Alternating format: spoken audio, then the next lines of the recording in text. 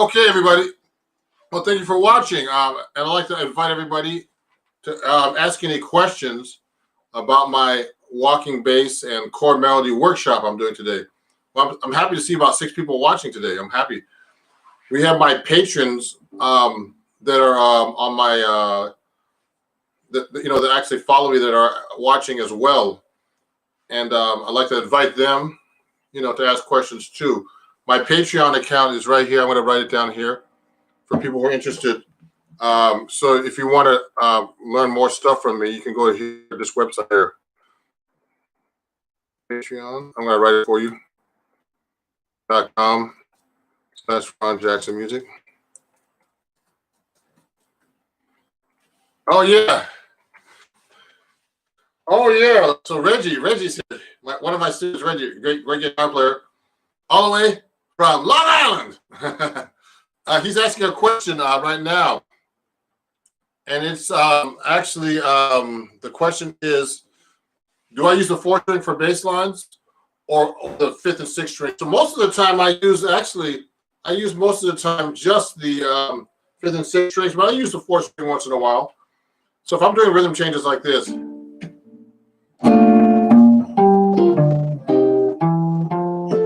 Now to use the 4th string sounds really thin, but I can do it.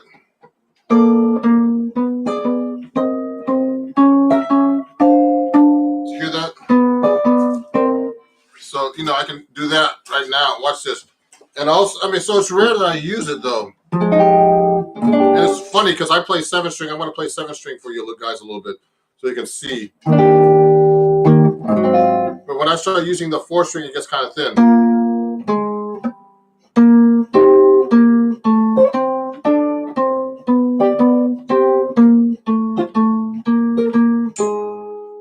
So I rarely use the 4th string for a bass line. That's a great question.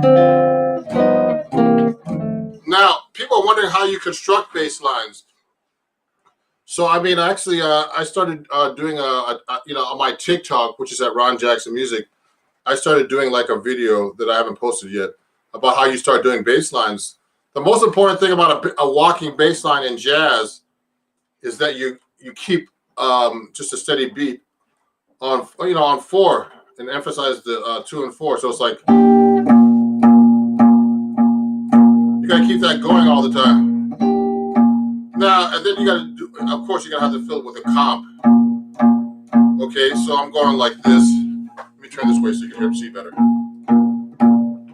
So I'm on the 5th fret. Oh, the 6th fret of a B flat chord.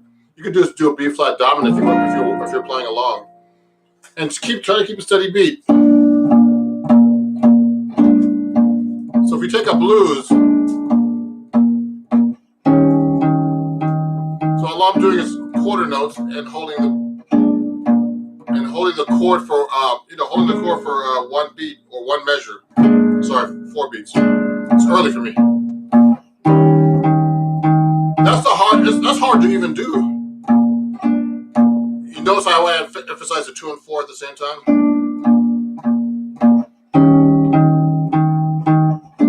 That's a very, very basic exercise. I'm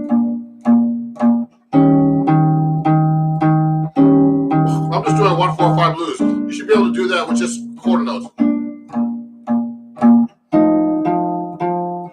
Now I can add. I can do it on the 1st string if I want. It sounds thin though. Sounds really thin to me.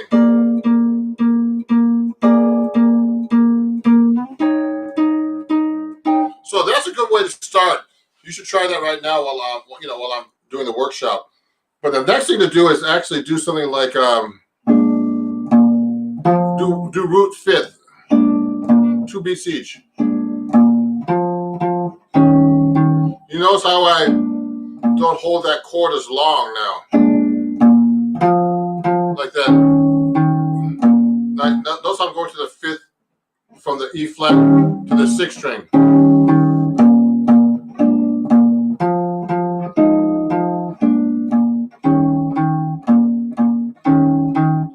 That's the next step.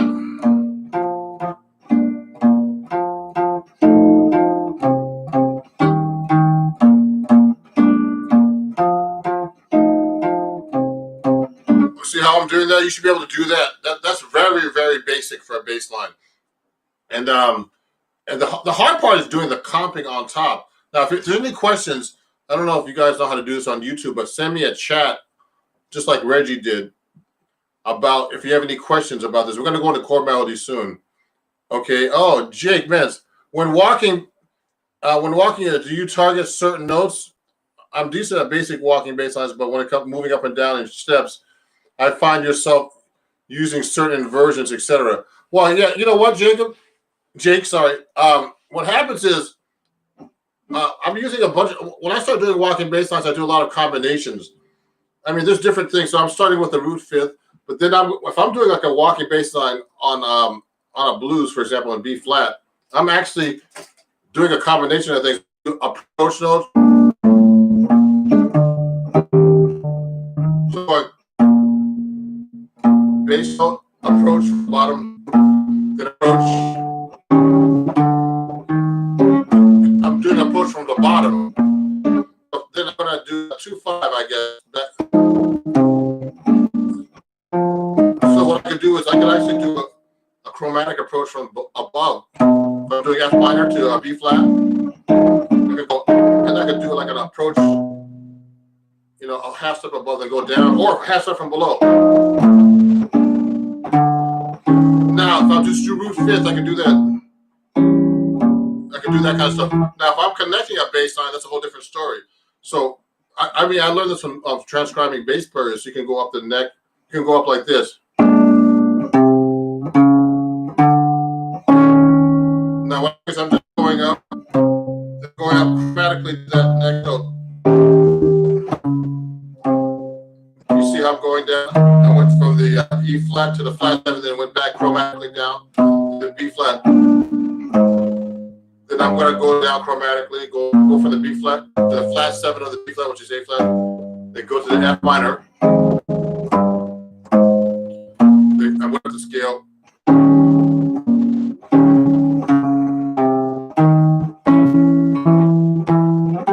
So I'm combining all kinds of different. Now I'm doing the half step approach.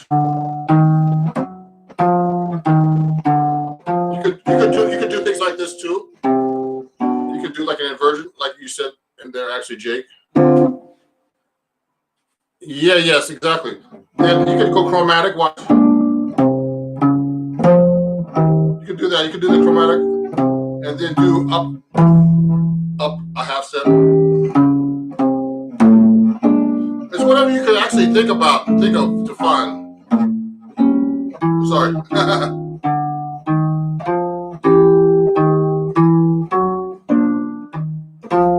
See,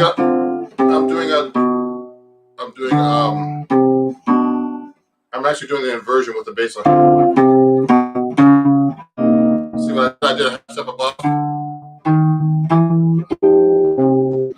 Now I combine fifth. What I do too is I do tritone substitution a lot.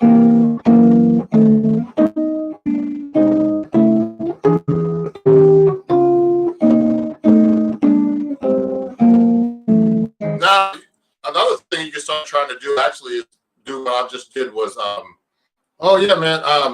So Jake asked another question. Great, man. If anybody has any questions, be like Jake and send some questions. Sounds great, man. Yeah, the tritone subs helped me with chromatic comping. Yeah, that's it. So we're just doing, you know, when you start doing chord changes that are more complicated. Federico. Oh yeah. So do you play the chord over the first beat? You don't have to, Federico, you could just go. Now, the hard part is doing a bass line with different comping rhythms. So if you're doing a basic comping rhythm, it's a Charleston like this. It's like Charleston. Charleston, Charleston. So it's like 1, 2, 3, 4. 1, 2. So it's on the first beat and then and of 2.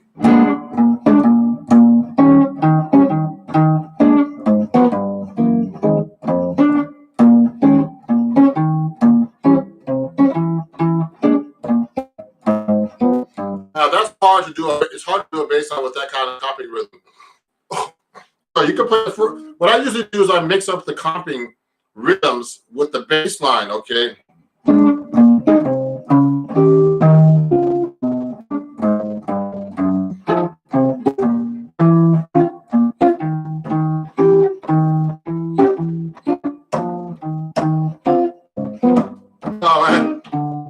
I do.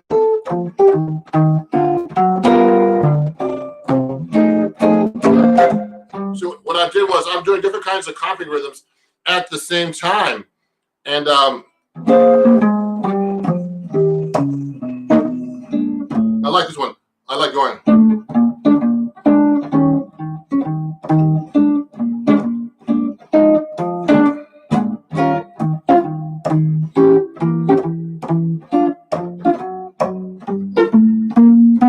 So you don't have to particularly play on the beat every time, but you can actually do different Charleston rhythms like that, syncopated rhythms.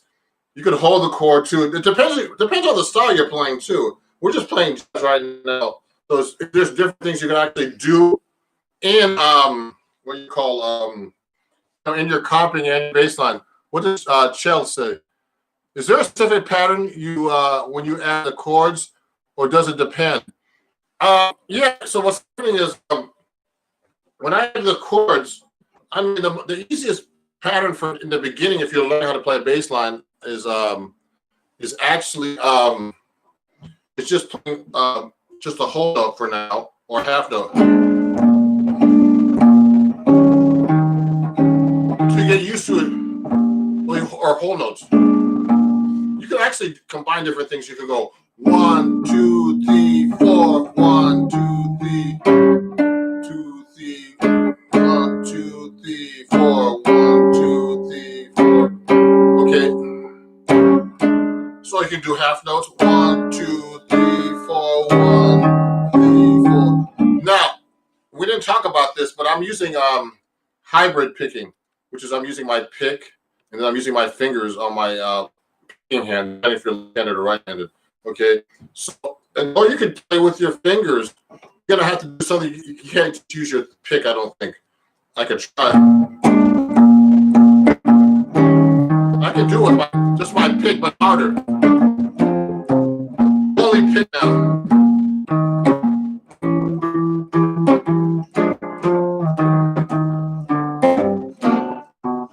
So see, so when I'm playing the chord, there's patterns I'm using, but you have to get used to doing them. So you can start off with easy patterns like whole notes, half notes.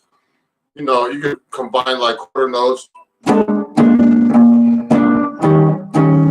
What I did was 1, 1, 2, 3, 4. So I went quarter note, then dotted half note.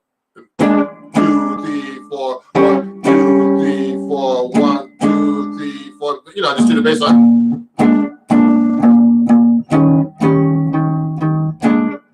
See, I'm only using my pick right now. I think it's better to combine your picking and and your fingers, hybrid picking, or just use all fingers.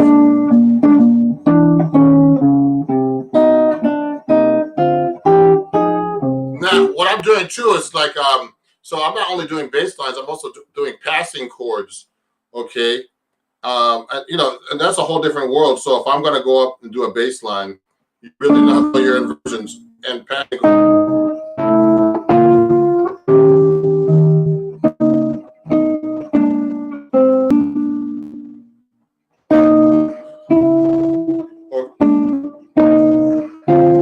Or going chromatic.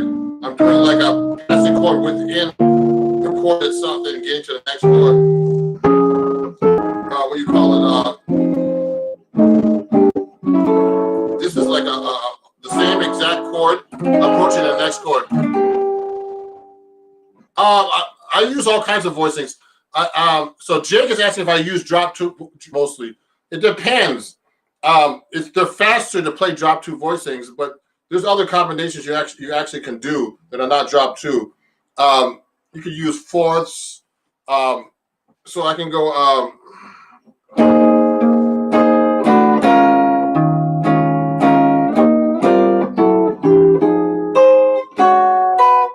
You know.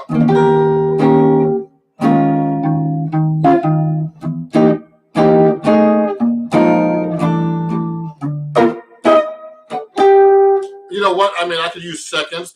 The thing is, it's hard to throw those bass lines.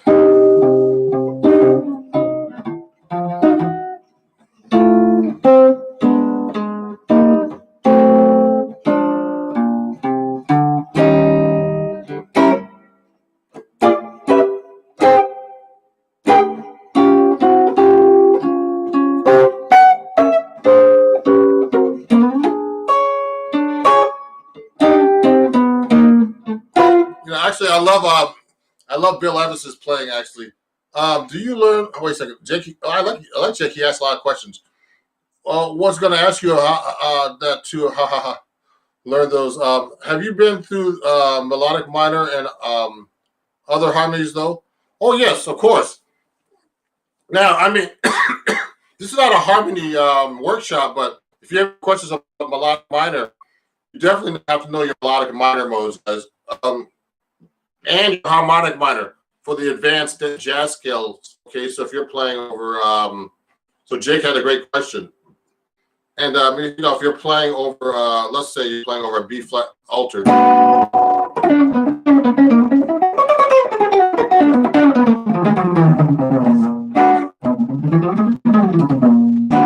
got to be able to play the. I'm playing the B altered scale, which is actually B flat melodic, B melodic minor.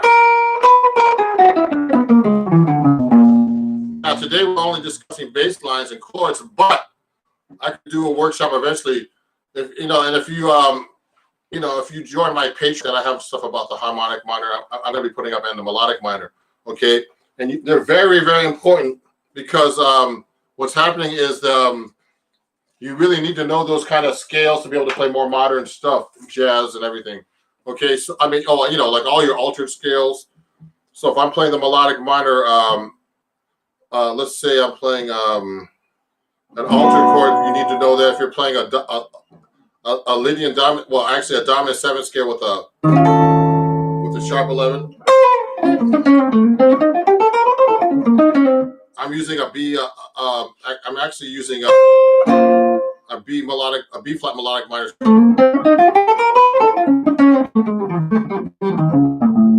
Okay, etc. Hold on. And also harmonic minor is very important too in jazz playing. But so that's a whole, that could be a whole lesson, a whole workshop. Let's try to do chord melody today though. So anybody, oh yeah, I'll be there for that. Thanks. I know the scales. I mean, with those stacked fourth, particularly, have you built those stacked fourths from melodic minor and and harmonic minor? Yeah, sure. So you can do that. What? Okay. You could do things like that with a melodic minor, etc. Okay. Okay.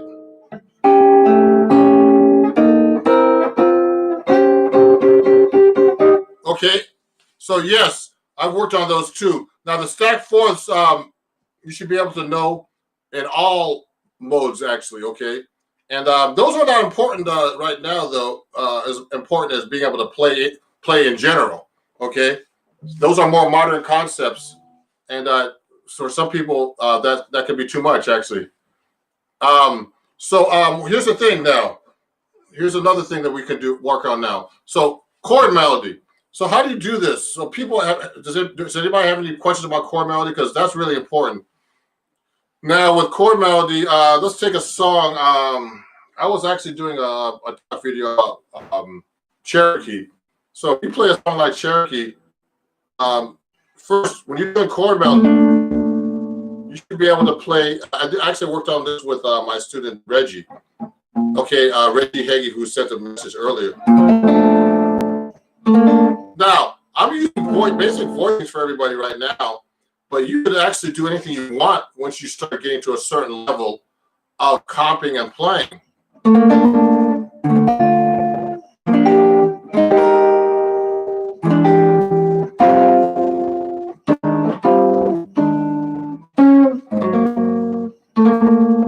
So I mean, I'm doing second, all that kind of fancy stuff, but you should be able to play basic inversions. So if I'm playing a song like Cherokee, I'll go.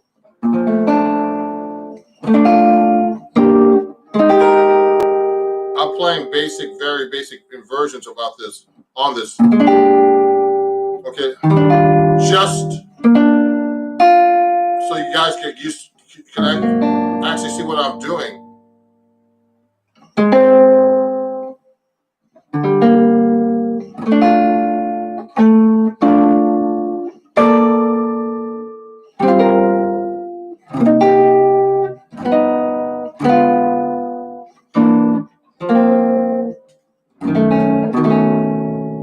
And now I can do more fancy stuff.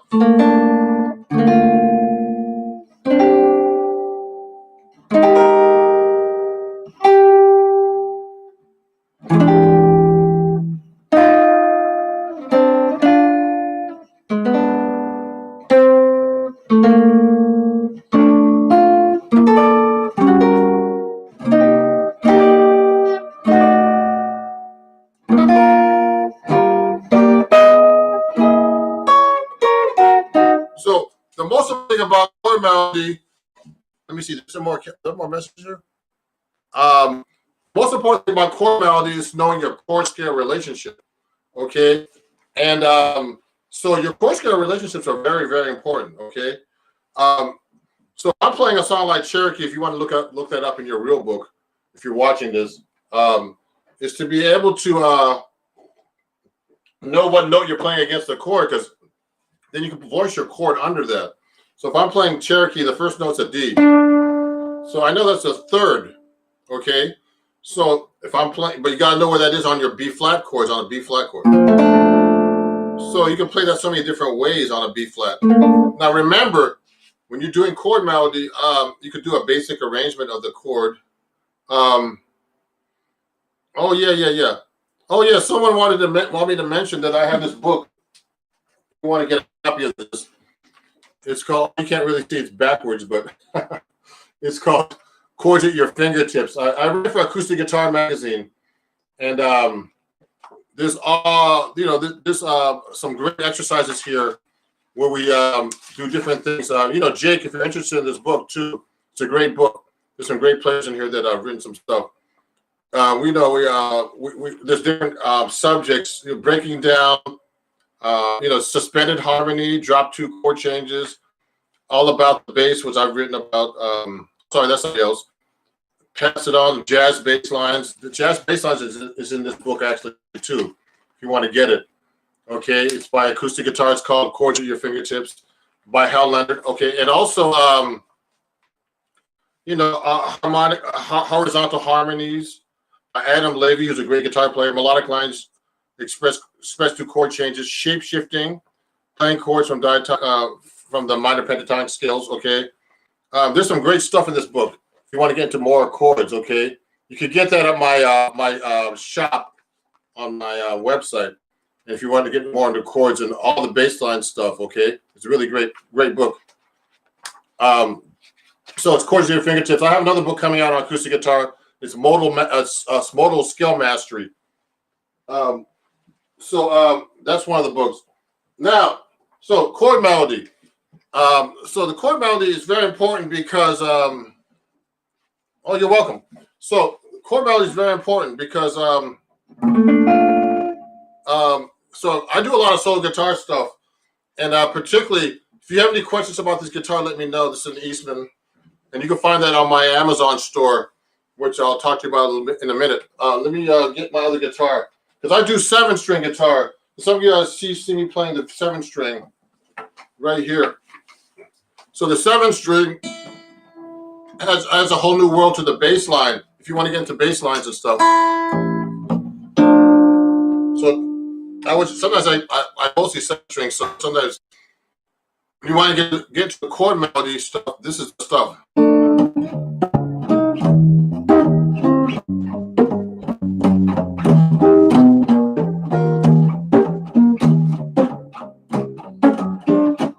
I'm doing stuff like that, okay?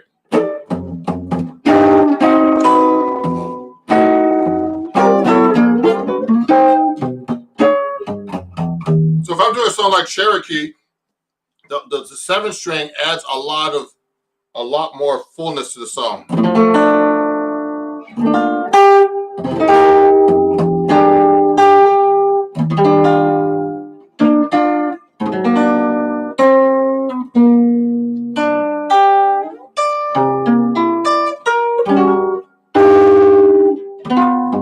So you can't do that on play that high on a 6-string and get those notes.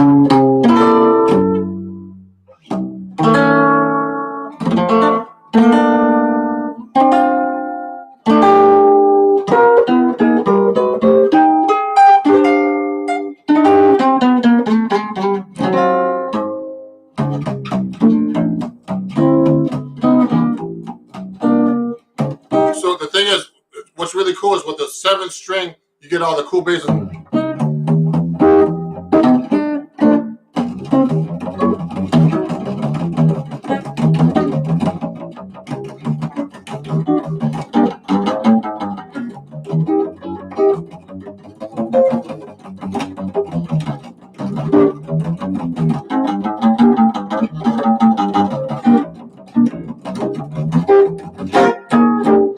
So the seventh string, it's a low A. So Jake, that's a low A string. Let me write that in for you. Low A. So I studied with a great guitar player named out here in New York called Bucky Pizzarelli, and he got me to playing the seventh string. So I tuned the seventh string. When I first started playing the seventh string about 7-8 years ago, Bucky said to me, unfortunately, Bucky passed away from COVID right at the beginning of the epidemic with his wife. They both died of COVID, unfortunately. But anyway, this is a low A. Okay. Now, jazz guys play a low A. Okay. Because Bucky, the guy that Bucky studied with was a guy named George Van Epps. Now, Jake was asking about these fancy chords. This is the guy who wrote all these great books. Van Epps, he was the monster of the chords. And Bucky was all into these harmonic mechanisms for the guitar. So George Van Epps is the guy, if you want to get into your chords, guys.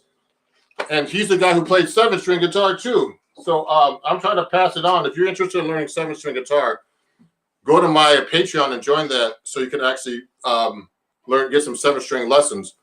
Okay, because I want people to learn seventh string because it's not done much in jazz. Only a handful of us, about 10 of us in the world, do that. Okay, and also, so we tune it to a low A. The rock guys like Steve Vai and those great guitar players, monster guitar players like Steve Vai, they play with a low B. And in Brazilian music, they use a low C. So, we get the lowest of them.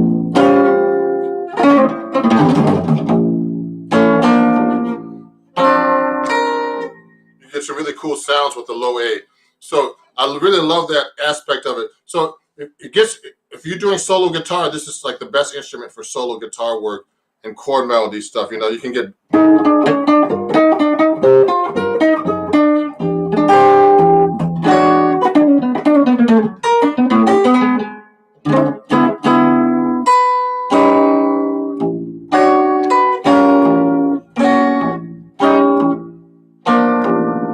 It's really great sound. So if you want to get to seventh string, let me know. And I teach seventh string guitar too. And wow. What is that? B flat? So geez, B flat, Okay. It's really a great sound.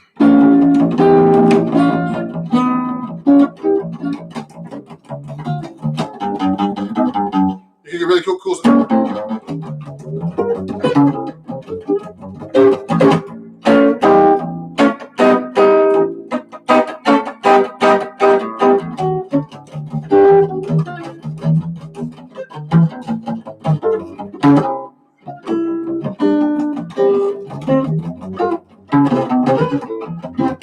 So you get really cool sounds with this thing. Yeah. So that means jazz needs to be a low A. Yes.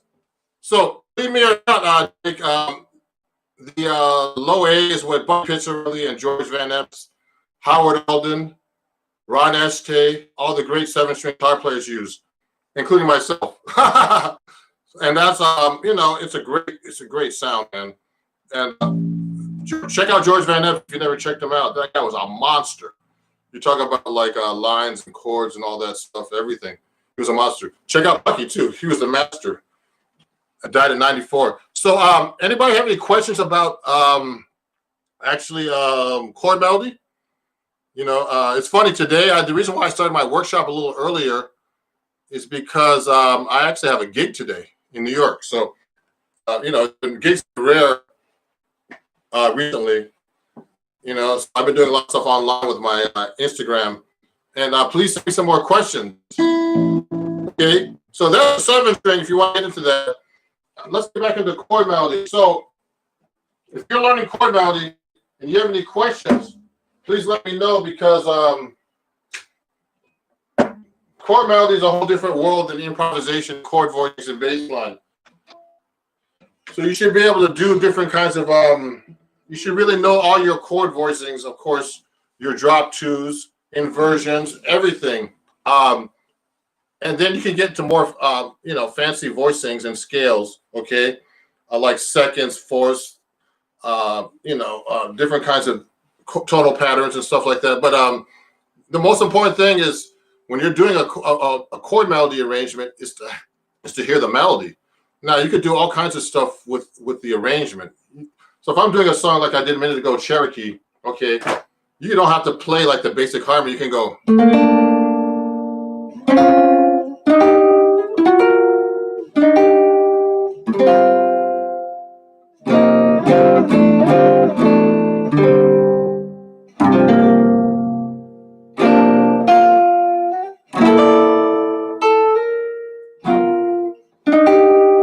See what I did? I just mixed up all kinds of different little weird, chordal harmony and seconds and fourths and dissonances and all kinds of stuff. You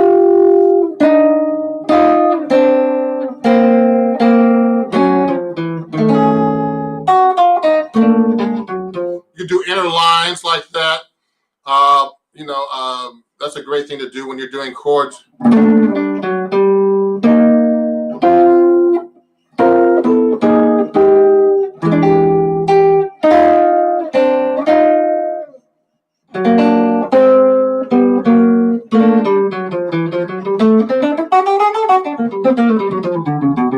You can fill in between the chords, etc.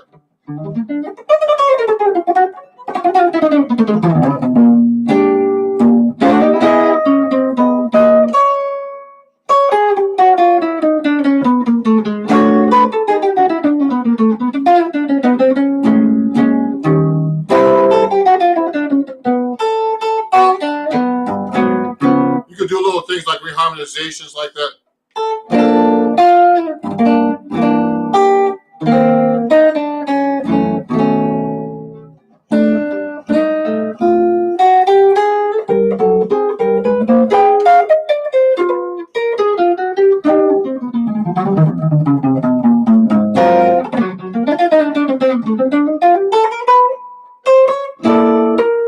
So what I did was, when I'm doing solo guitar, Jake, Jake, man, you have a lot of questions. I like this guy. Anybody else has questions? So, do you play just the chord scales for the fills? No, I'm doing line. Most of the time, actually, when I'm actually filling, just so you guys know, when I'm doing fills in general, they're based on chord scales, but they're actually mostly lines I know. So when I'm filling and doing different kinds of lines, I'm not playing scales really. But scales are what I teach everybody how to play scales in the beginning, because you have to know your scales. So if I'm doing like,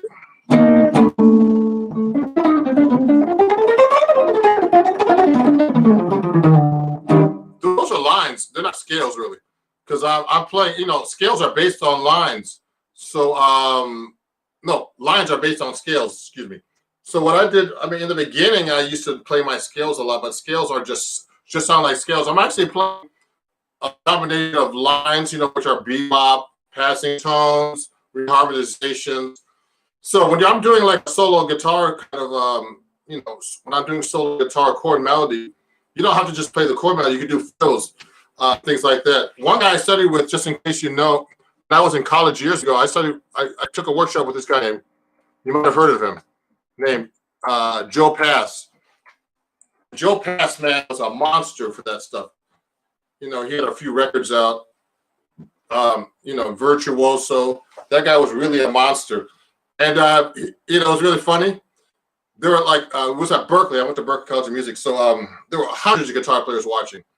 And oh yeah, okay, yes. So Federico, I saw Joe. So anyway, Joe Pass. There was a guy like you, Jake, in the class. He was asking like, Joe Pass, hey, can you play giant steps and all kinds of stuff? And he was like, I'm not here to prove anything, man. That's what he said.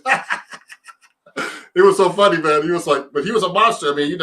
he didn't have anything to prove. He played and he talked about it. He said that there were some guitar players in the room that must be good, because if there's 100 guitar players, there's got to be at least 1 or 2 guitar players who are good.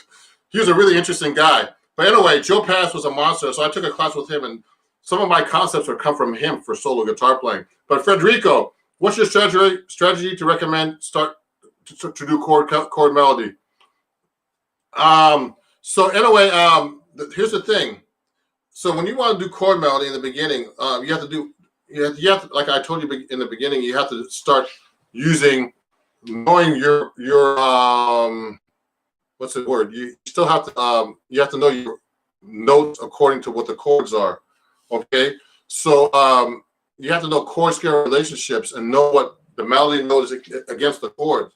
So when I was doing Cherokee, or any song that you look in the real book, or any song that you're learning, you have to know what the note you're playing against the chord is. Playing Cherokee, I know that D is the third of the B flat, but you have to know where the third is on the chord, so you have to know your inversion.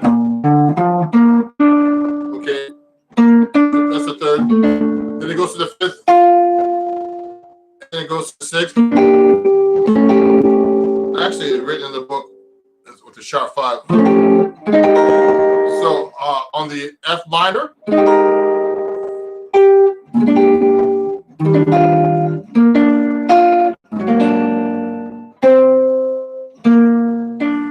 gotta plug my Wi-Fi in. Hold on 1 second, guys. my connection's not stable. I'm gonna plug in my. Okay, it's better now. I'm gonna plug in my direct line into the internet. Okay, so you got to know the chord scale relationship, and then you got to know your inversions of the chords. So if I'm playing another song, like a good example is this song called "Love Walked In." So "Love Walked In" goes in the key of F. It starts with the third on this F chord, then just goes up from the fifth to the 7. That's "Love Walked In." I'm playing "Love Walked In" so you guys know. Walked in. That's the jazz standard. So that song basically just does triads in the melody. So you have to know your inversions. So the melody goes.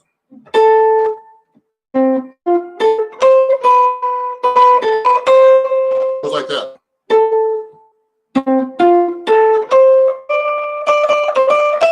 So I'm going to play that. I'm just going to go. The easiest thing for me to do is just go triads.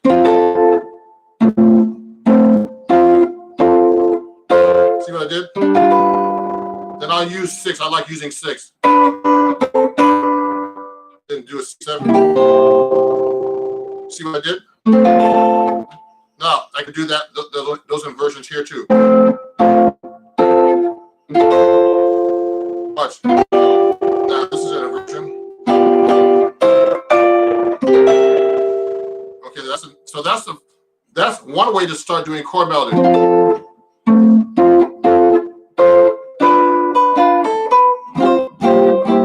See what I did?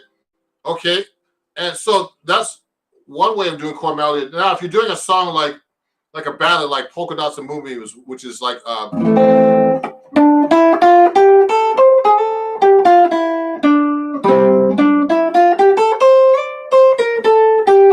so that melody is it's a ballad, okay, and that melody plays a scale through the chords.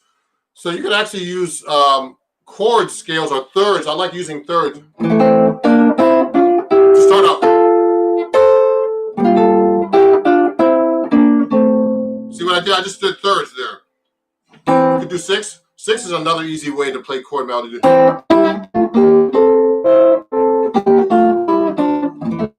is all diatonic too, I'm thinking.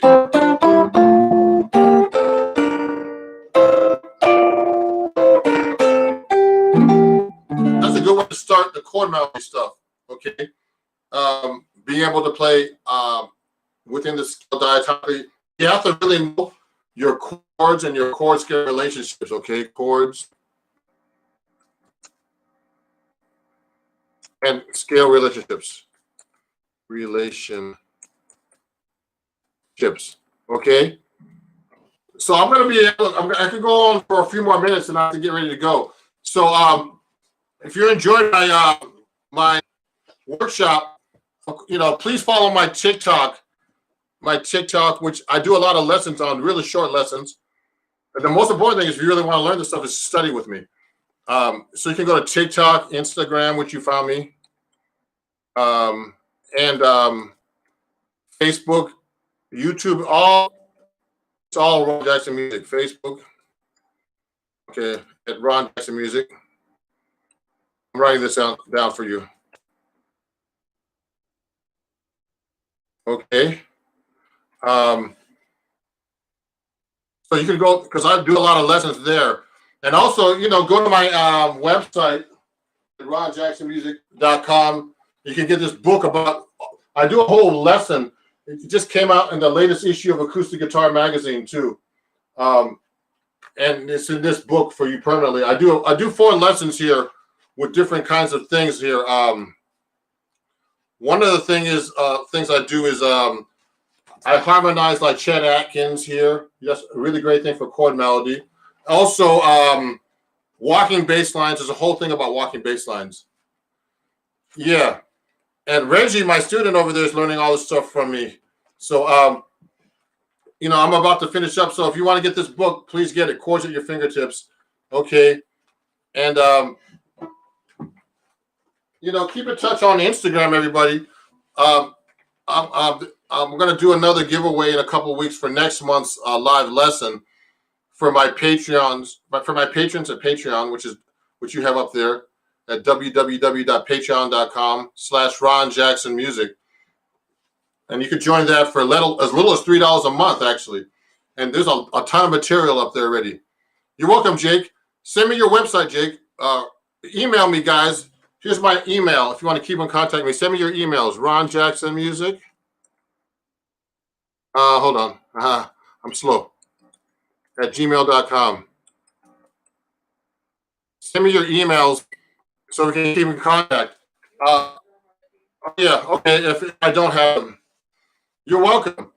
Yeah, so, there's a lot to cover in only 45 minutes or an hour. So I appreciate you guys coming on. I'll have tons of stuff. I also post stuff on Instagram, some of my lessons from TikTok, which are a minute long, but they're very effective lessons about basic skills, because a lot of people on TikTok are still learning too. Okay, so thank you, everybody. Keep in touch, and I'll see you guys soon on, in person, I hope, or online like we're doing right now. Thank you. Have a great day. Bye-bye. Thank you, guys. You're welcome. Thank you. Thank you. Welcome to America. Bye-bye.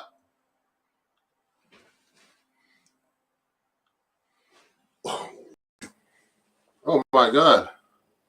I think there's a wrong camera here. Let me check this out. I'm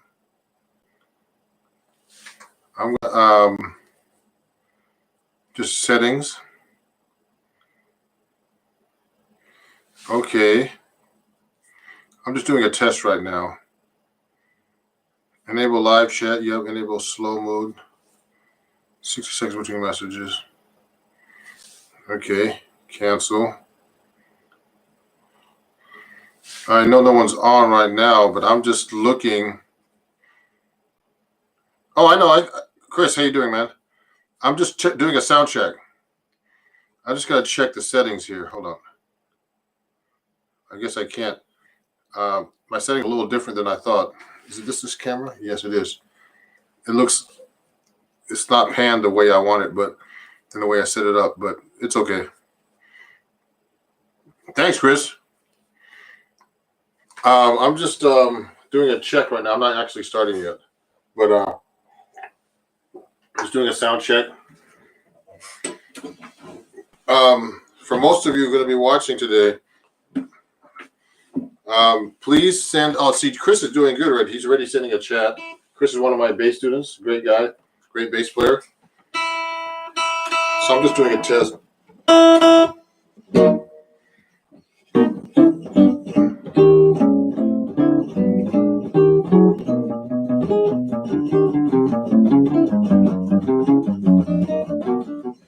Okay.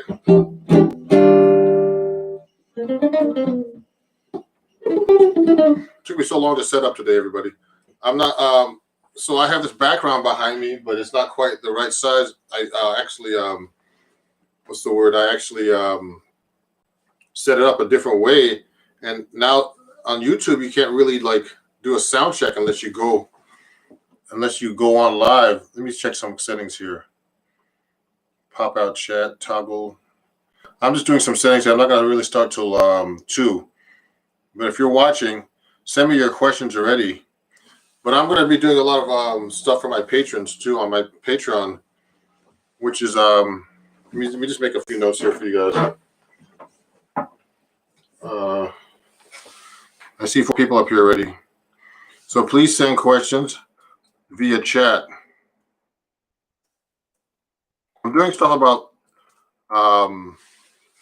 hybrid picking today. Okay.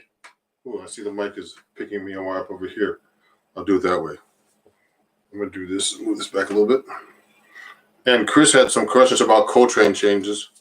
Let me see. Please send questions. Okay. Also, let me know who's participating. Hey. Hello, winner here. That's funny. Hey, Nathaniel. Where are you from, Nathaniel? Send me a message. Where do you live? I want to know where people are from here exactly. If I move back, you get a better sound because my mic is unidirectional. I don't want to pick up the computer. It's like making a lot of noise. So that's better. Also, this is for my patrons at this address, patreon.com. I'm going to write this down.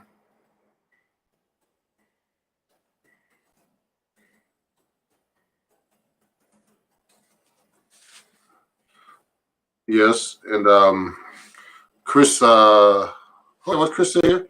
Yeah, I'd love to learn about playing over train changes and maybe playing over our waltz for Debbie. Okay. You're from Tanzania, but I'm currently living and studying in Newfoundland, Canada. Really?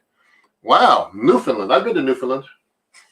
I passed through there on a boat, on a jazz cruise maybe about 15 years ago.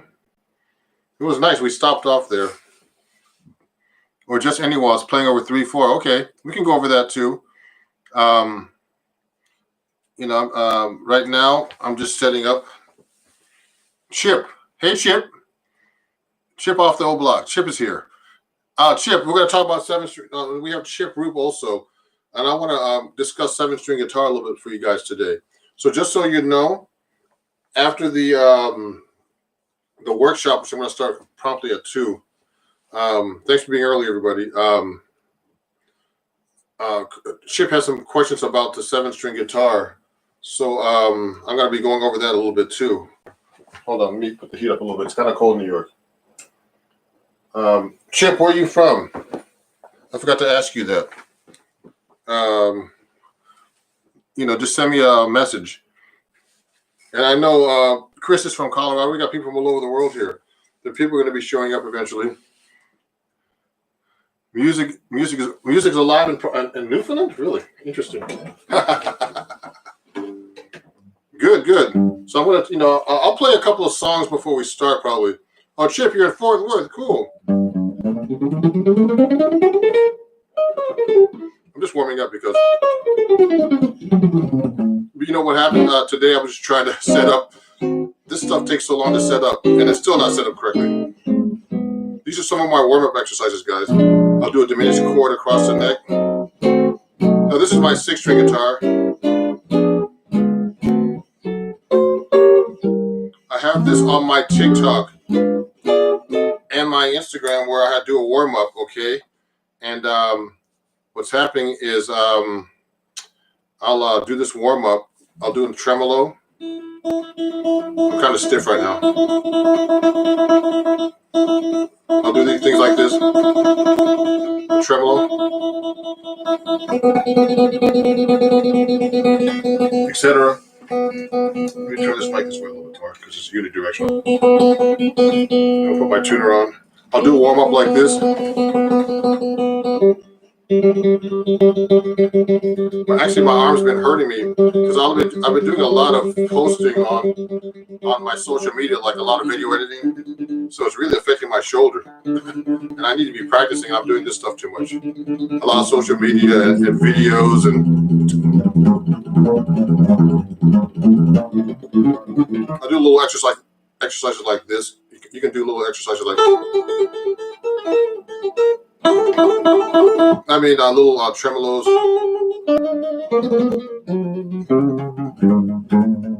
I used to practice these things all the time.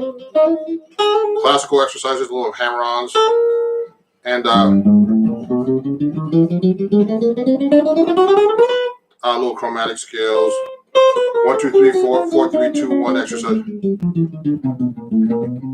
These are warm-ups. Oh, dude with the guitar pump. Thanks for having me.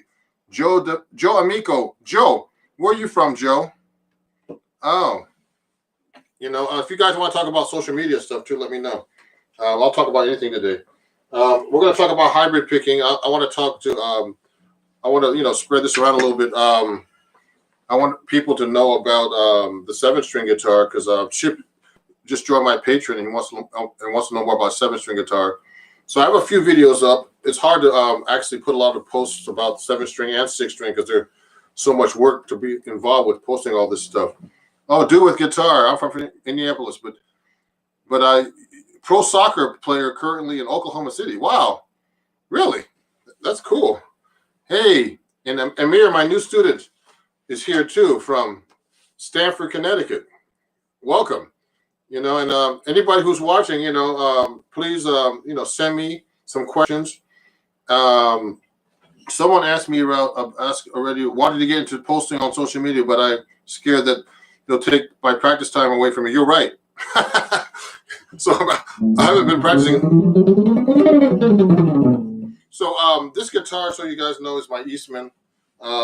It's the T49-V Amber guitar, and it's fairly easy for me to play because I usually use heavy strings. So these are actually 12 on top. Because if I put heavier strings on this, it will be too much for the guitar.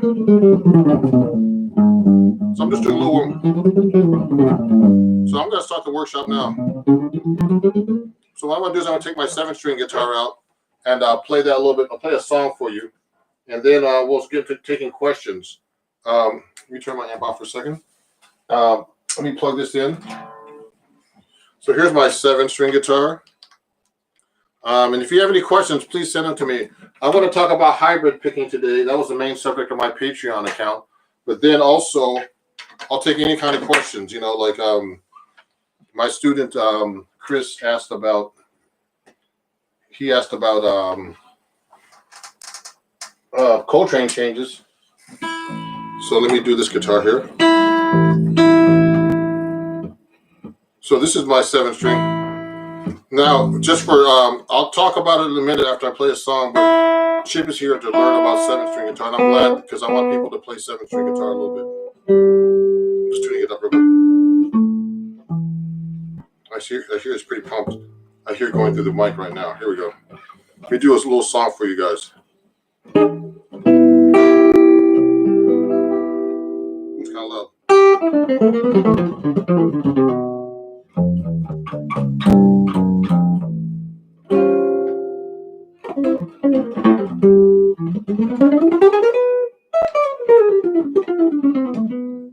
Turn that mic here a little bit.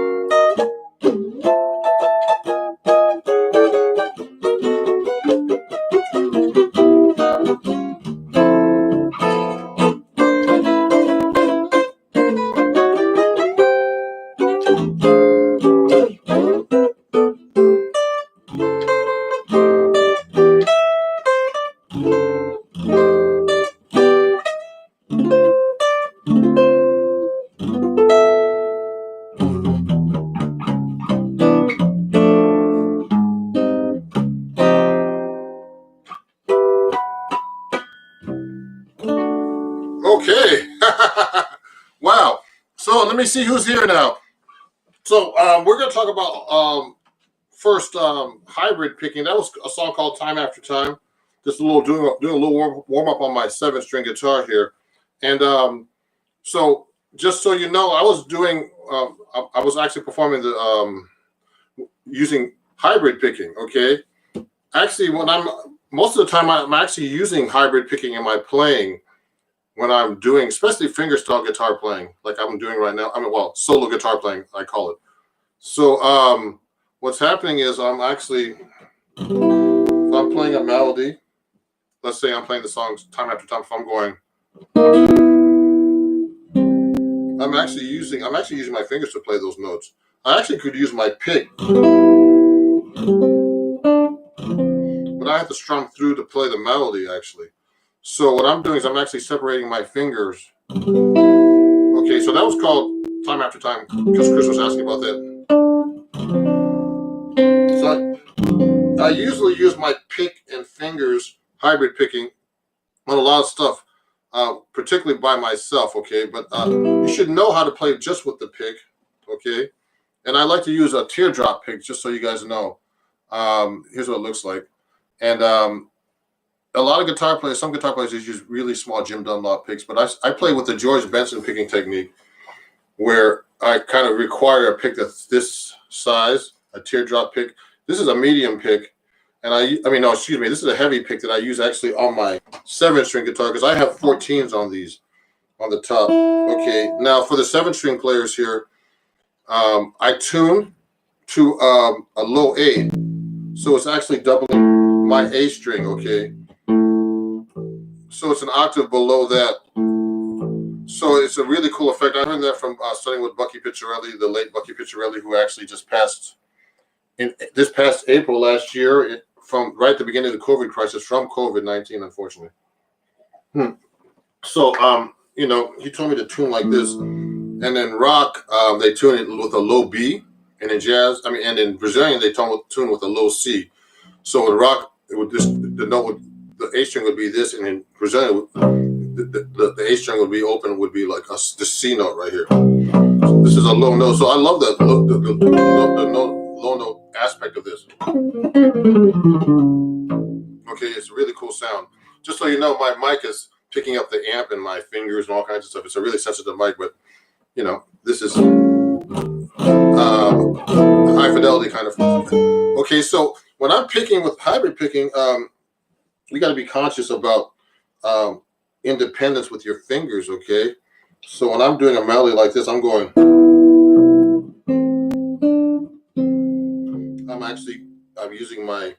I'm only using my third. My middle and ring finger of my picking hand. Now, I write for a magazine called Acoustic Guitar Magazine, and when we talk about people playing what's the word fretting hand or picking hand, because we don't want to box you into being left-handed or right-handed. Okay, so on my picking hand, I use my pick like this. Now, I usually hold my pick like this, just so you know. Some people hold their pick like this. I rule against playing like holding a pick like this, because what happens is you tend to hold the pick a lot tighter, and because it gives you a tighter sound. I learned from this great guitar player that I studied with out in New York here called Rodney Jones, and George Mention holds the pick like this too. You hold your pick just like this with your finger on top of your finger, and you hold it really loose, almost like it's falling off. Okay, and what I do is I just pick completely perpendicular to the string, like this. Okay, see if I can show you the camera. So it's like this basically, and but I turn it this way when I'm playing. So my pick is actually going at this angle, because that's how I learned how to play. It's the George Benson picking technique. Now, only way you can play like this with a pick is with your pick turned this way is actually using flat wound strings. So my strings are like, you don't hear any scratching here, do you? It's very little. If I hit my 7th string, that's wound. You hear the difference? So that string is wound, so I can't really play my pick sideways. I can only hit it straight there. But on other strings, I can hit it sideways, okay? Now, if there's any questions, let me know. I don't see many questions coming up here yet. Let me see. Oh, maybe it's up here. Okay, no, I'm just looking right here. Please send questions if you have any. Oh, do with the guitar. How do you hold the pick? Oh, I usually use fingers. Oh, okay, I just explained that, didn't I? So, yeah, I just hold the pick like I told you a minute ago. So, just like this. And I use like different gauge picks too. This is a medium, this green one. And I usually use that on lighter strings, because, when you start playing a heavy pick on a lighter string, to me it's too heavy. Okay, so I use a lighter pick. This is a medium pick. It's not too light. The ones that are too light are too flimsy. But if you play with fingers, that's cool too. I mean, I went, years ago, I went to see the master Joe Pass perform, and he plays great with his fingers and with his pick, so he does stuff like that too. And I think it's important to learn how to play with your fingers too. I studied classical guitar on and off for years, and I need to practice more, obviously, about classical guitar, but I love that music, and I love the discipline you need, and you really need to use your fingers, doing all the tremolos and stuff. But I never use my nails, so that's a whole different world. In classical, they actually use nails, and I have like my old teacher, who's actually a friend of mine, who's a really great classical flamenco guy. He has to use super glue on his nails and keep them up, really, So, but what today, so we're discussing using. You can talk about fingerstyle too. So I think every guitar player should know how to play with their fingers and hybrid picking, like I was showing you earlier. Mixing them up. And then with your pick, only with your pick too, just mixing them up depending on styles you play. So like when I like to play like Chet Atkins kind of stuff. It's one of my songs.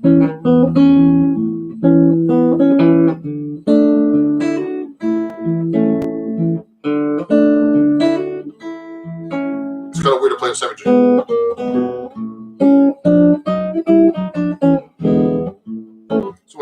kind of stuff, I'm using my fingers, but also I can do it with my pick too. It's different though.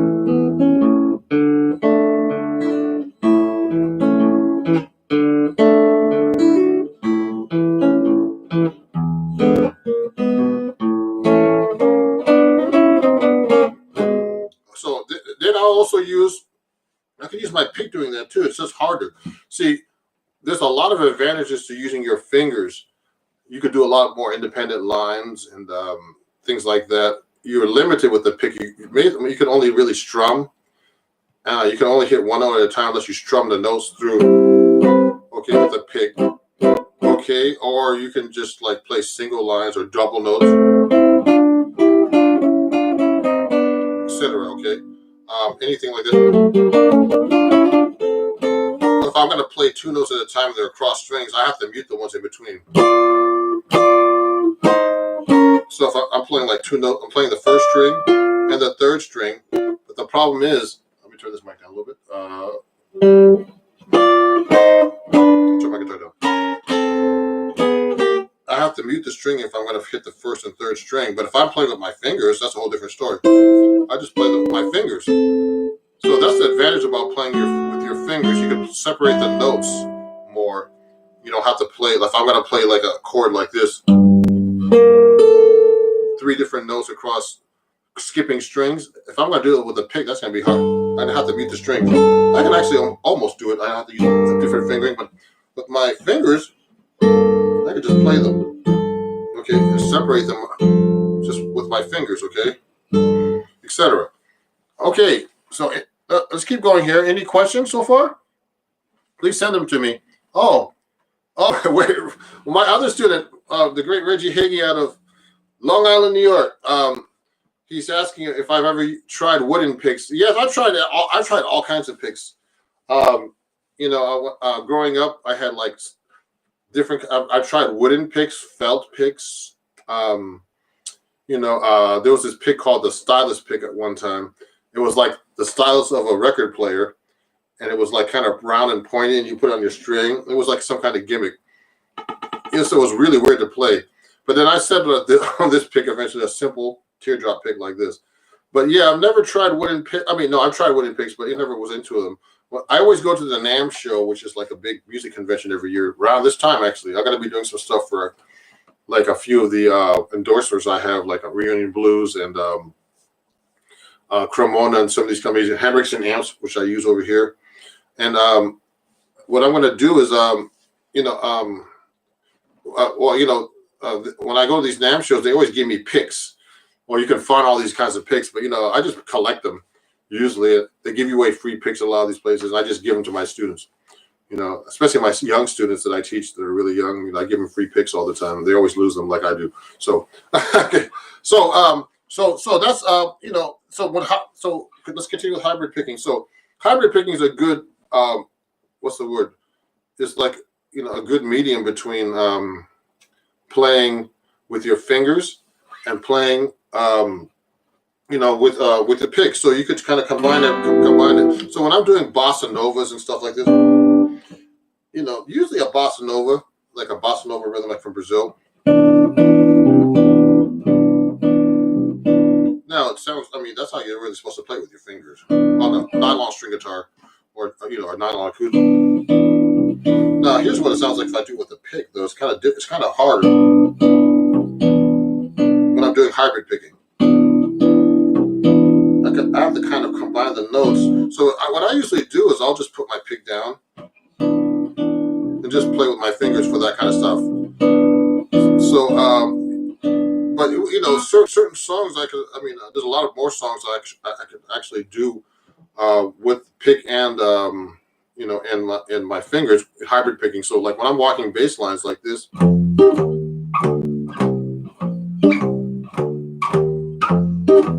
See, I'm doing the bass with the pick, and I'm doing the comping on top. So I'm doing like the comping rhythm.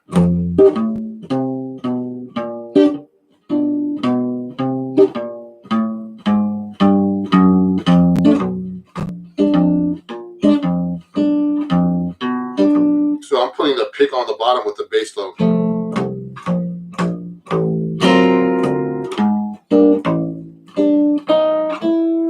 combining them with my fingers. So this is just a blues and F. So I like that independence, but you got to make sure that the pick is not too loud when you're actually doing the hybrid picking. Now I can actually play the same thing with all picking too, I think.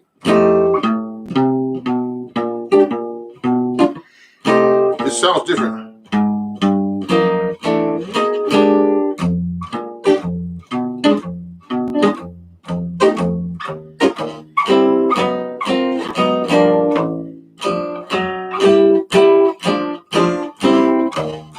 All picking now. So you hear the difference too? It's a little bit more trebly when you only use your pick, okay? Now if I use my fingers, it has a warmer sound.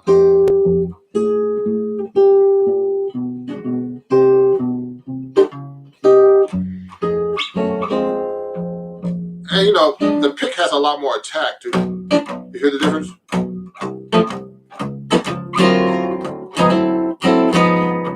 So you can really attack the strings with the pick a lot more. Okay, like that. So, I mean, so the pick, you know, there's a really great advantages to hybrid picking. And I suggest doing what I'm doing. So learn how to count, you know, how to, what's the word? You know, learn how to hold chords like this. And then, you know, hit the chord with your fingers, part of the chord at least, whatever you can hit with your fingers that are available. I only use these two fingers too when I'm hybrid picking, just so you know. I rarely use my fourth finger to do anything with, because that's the one that's the weakest finger on my picking hand. Now, I mean, I've developed my fourth finger a lot on my fretting hand, you know, so I try to use that a lot. You know, try to get that finger to really. I've been working on that finger for years, but on this hand, it's like the weakest finger of all my hands, you know. And I'm just, you know, I'm an okay finger picker, you know. I used to be better when I was studying classical, but I think in jazz, especially when you're doing solo guitar stuff. Let me see if there's any questions here. Nobody yet? Okay. If there's any questions, please send them to me. And also, I'd like to thank. Oh, let me see. Dude with the guitar. Hey, dude. Wait a second. Dude with the guitar. Oh, Joe. It's Joe. Oh, dude with the guitar. Where are you from? I'm just wondering. Where are you from? Actually, where do you live? Just send me a message too right now. My finger. Okay, he says my finger ends up hitting my pointer finger with hybrid picking. Oh, so this finger? You're saying this finger? No, the middle finger hits your pointer finger when you're picking. I need to keep working on that. Yeah, I mean, you know how I'm picking too. Look at this, Joe. Just so you know. Oh, Indianapolis. Oh, the home of West Montgomery. You know, West Montgomery. They call me Les Montgomery, everybody, just so you know. I used to be roommates with Buddy Montgomery. That's just you know, like some trivia.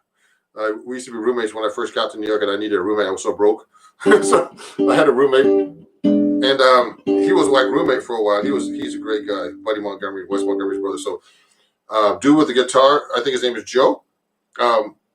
Lives in Indianapolis, man. Cool, man. So what happens is when I'm picking hybrid picking, when I hit the string, make sure you clear the notes like this. Don't hit this way. Do you understand? Don't hit toward your ring finger. I mean your pointer finger, or your first finger. Hit this way. Okay, you have to get used to it. So I'm actually hitting out like this and missing this finger. Okay, so be careful not to hit that.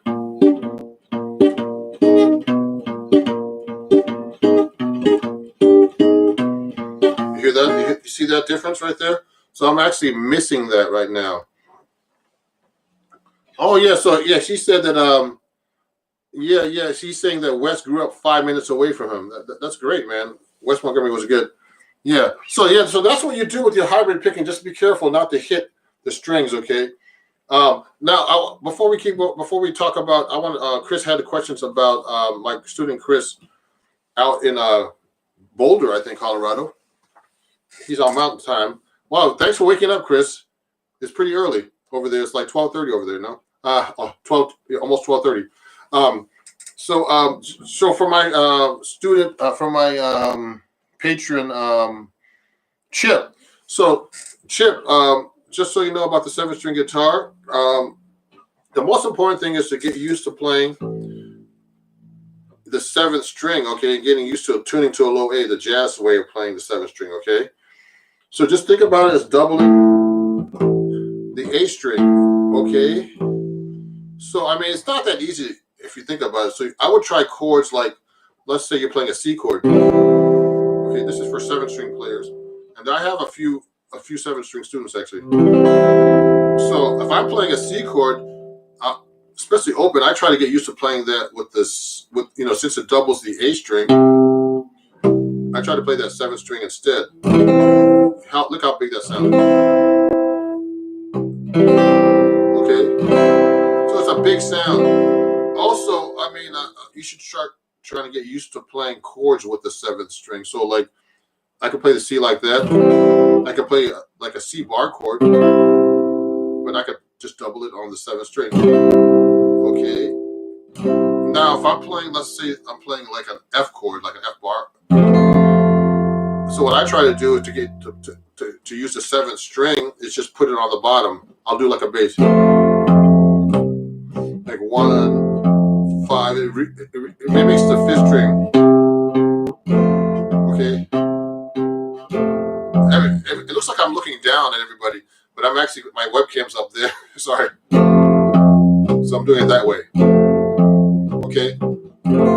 So I'm doing like, and also, it's good for so whatever chord that uses like a 5th string root, when you're playing a 7th string, just double it. I mean, it's just double it with the 7th string. So here's like D minor bar chord, just double the 7th string. D minor 8, D major 7, double it. D minor 7 flat 5, double it. And that's how you get your cool bass lines. If I'm doing a bass line.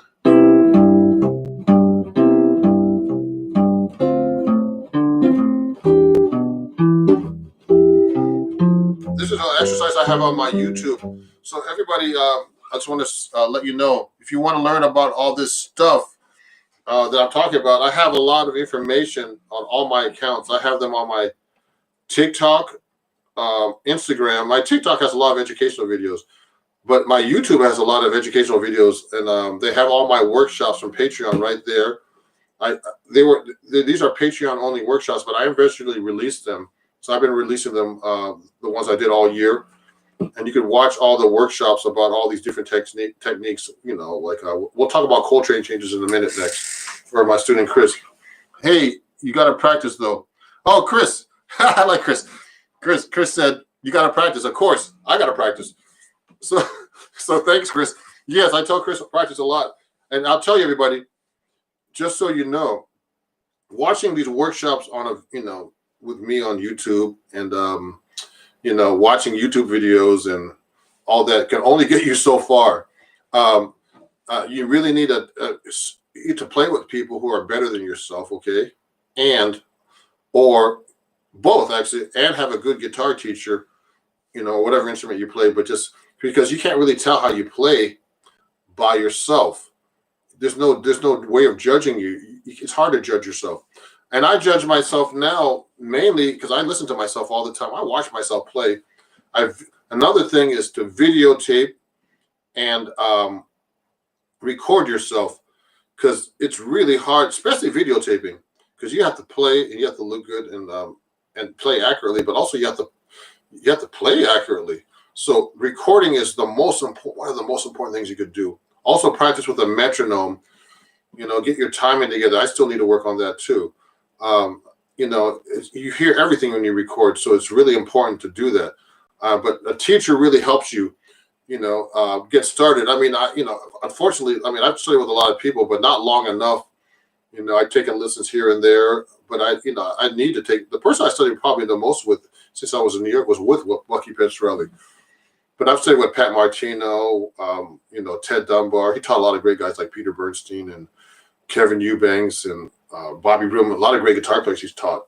And he passed away quite a long time ago when I first went to New York. And it's very important to have a teacher help you to guide you in the beginning, at least, until you get your stuff together. But recording is very important, everybody. So let me see. Let's talk about. Let me move to my 6-string guitar. Okay, everybody. I'm gonna unplug this. Get to my 6-string. I'm gonna talk about Coltrane changes next. So if you have any questions about the 7-string or anything else, picking technique, anything, playing changes, bebop, let me know. Okay. Let me see. Oh, I got to turn the amp up. Sorry. So let's talk about Coltrane changes. So John Coltrane, created a revolution, a harmonic revolution, with giant steps. Okay. Now, giant steps came out. I'm looking at this book right now. Okay, let me answer this question first. In jazz improvisation, how do you go about playing what you hear in your head into your instrument? Well, like I mentioned before, like my Chris said, you have to practice. But here's what happens, okay? The way you learn how to play jazz, when I was studying in college, I was 18. I thought I knew how to play jazz. I really didn't know anything. So what happened was they always kept telling me, you've got to actually, you've got to listen to jazz all the time. You've got to learn the tunes. You've got to learn the scales. You've got to transcribe solos, okay? And you've got to practice all this stuff. It's so important to learn tunes, chord progressions. You have to train your ears. But one of the most important things is actually learning other people's solos, okay? So because that's the language. You're actually learning a language. Jazz is actually a language. And the language is actually playing over changes. So what I mean by playing over changes is this. So I'm playing a C major 7 or a B flat. Let's change keys. You should know the scale for this. Now on the guitar, you should be able to play that all over the neck, every finger.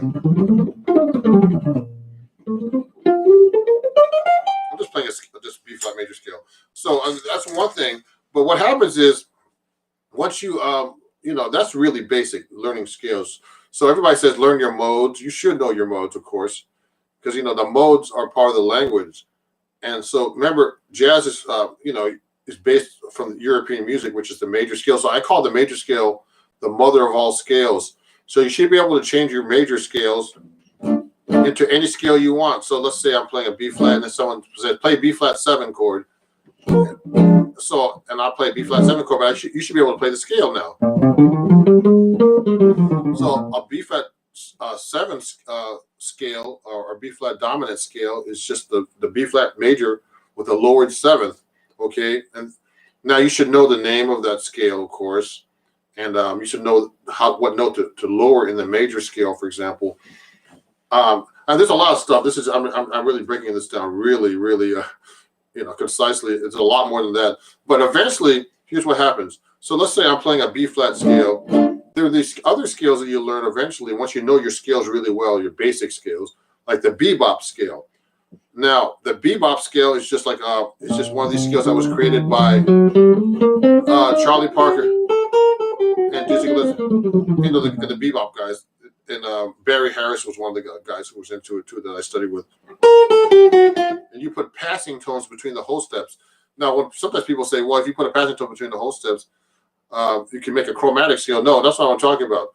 Like the major scale has whole. If I'm playing a B flat, it's whole, half, whole, half. So you can't just, you have to be able to play those passing tones between the whole steps within that scale. Now, when you get to the half step in between, then you use these different techniques like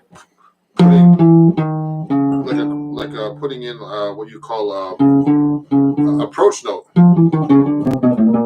See what I did? So basically, I learned all these licks from transcribing solos. So I would learn trumpet solos, guitar solos. I transcribed George Benson, Wes Montgomery, Django Reinhardt. Oh man, Pat Martino. I used to do piano solos. I can't remember. I used to do trumpet solos, Charlie Parker licks. You have to learn licks, okay, too, if you want to get into jazz. And what happens is when you're doing this over and over and you practice all the time and you're playing with people, you have to go through trial and error, I call it. So if I'm playing and I'm playing, like, let's say I'm playing this like song, just a 1-6-2-5 or anything, whatever. I try to find out I try to practice my licks, like I'll do arpeggios, etc. Then I start. Eventually, you have to be able to time this stuff right and hear the timing.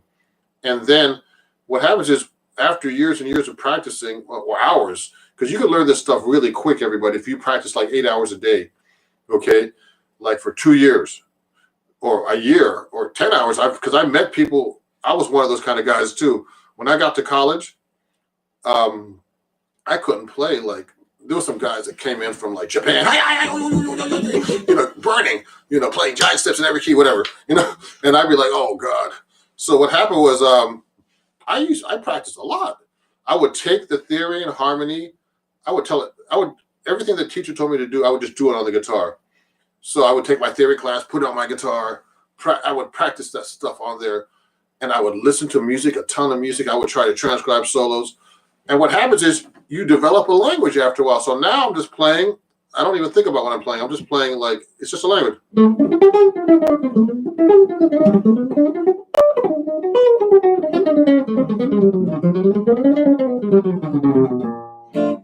I'm just playing kind of on B flat there.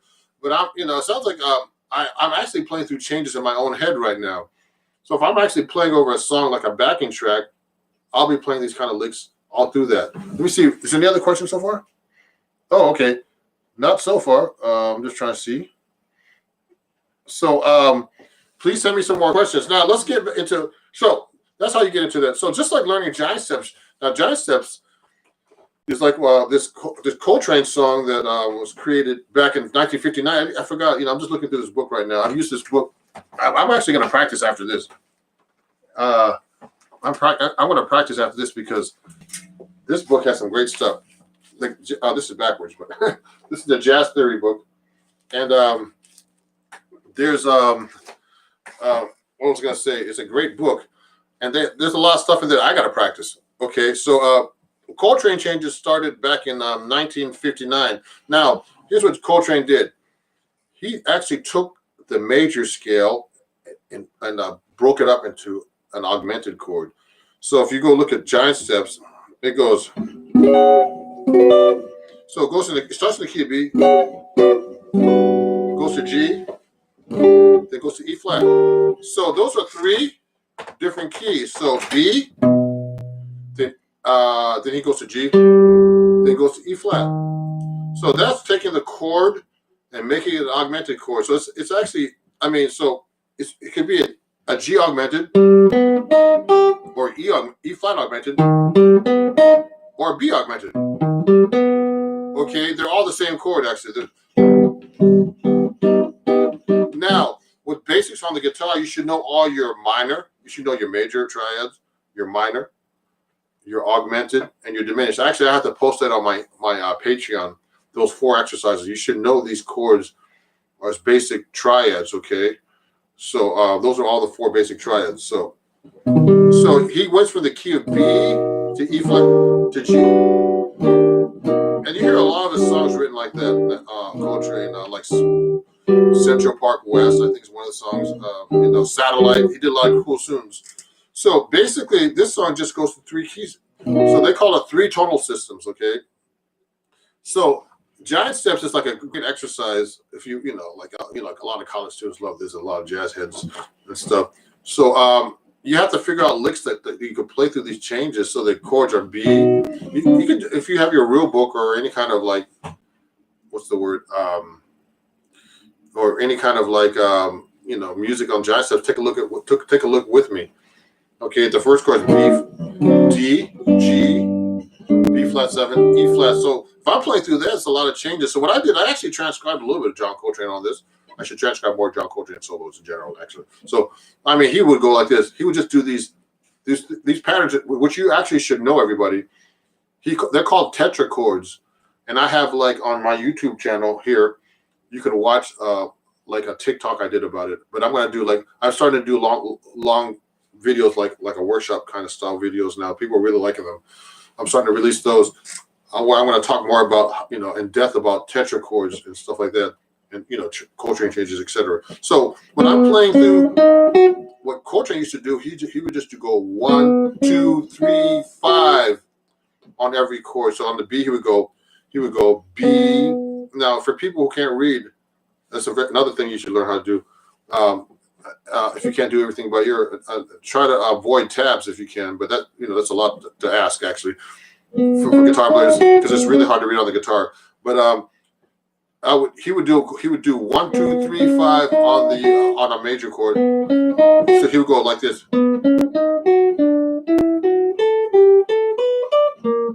So he's playing through the changes like that, the Coltrane changes like this. So you got to be able to play that everywhere. So one of the things about guitar or bass or any instrument that you play, well, especially guitar and bass, because you can play some of the same stuff over with different fingerings. I would play this lick everywhere. See that lick? I just play this like a B lick, a tetrachord lick, or 1, 2, 3, 5. Okay, for people who don't know what 1, 2, 3, 5 is, it's like the first degree of the scale, then second, third, fourth, fifth, sixth, seventh, going up the scale. Okay, so it goes. So I'm just playing through the chords: B, D7, G, major 7, B flat dominant 7, then E flat major 7. That's what Coltrane actually did to get through this. He would go 1, 2, 3, 4.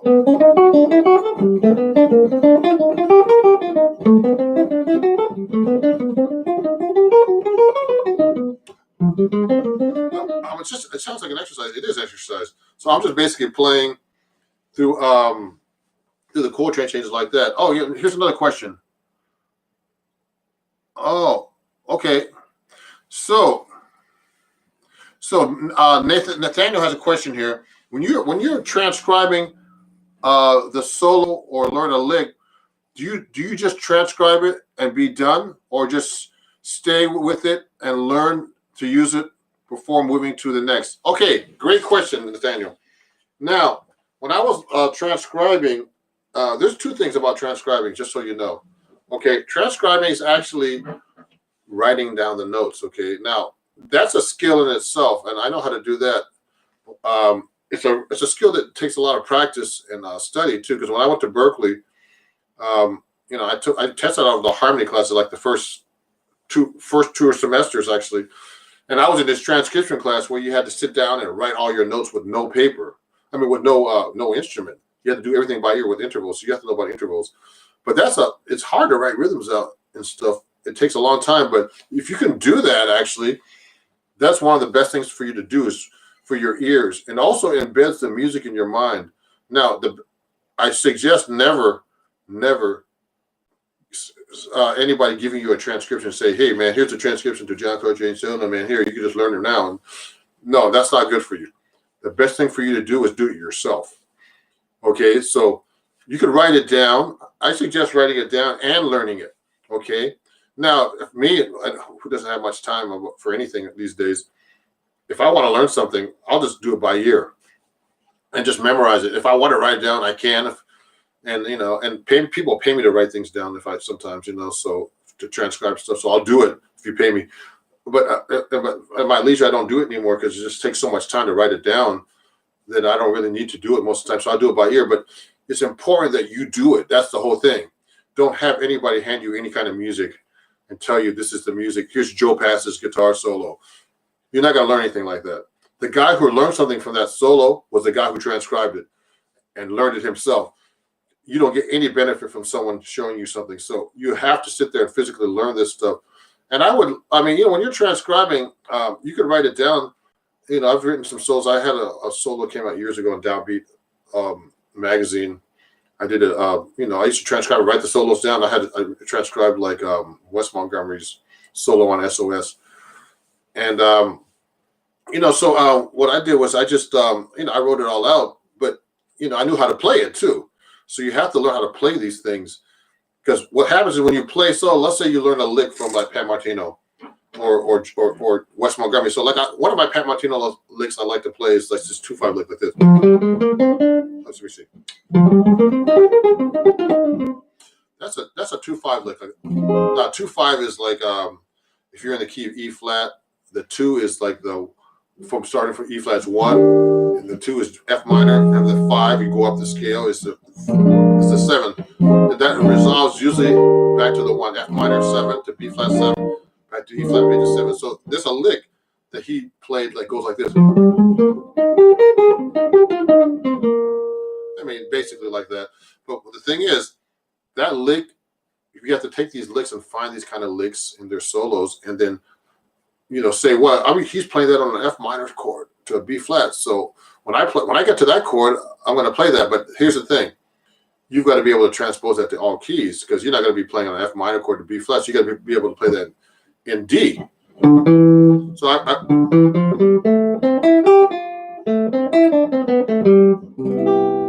So see what I just did though?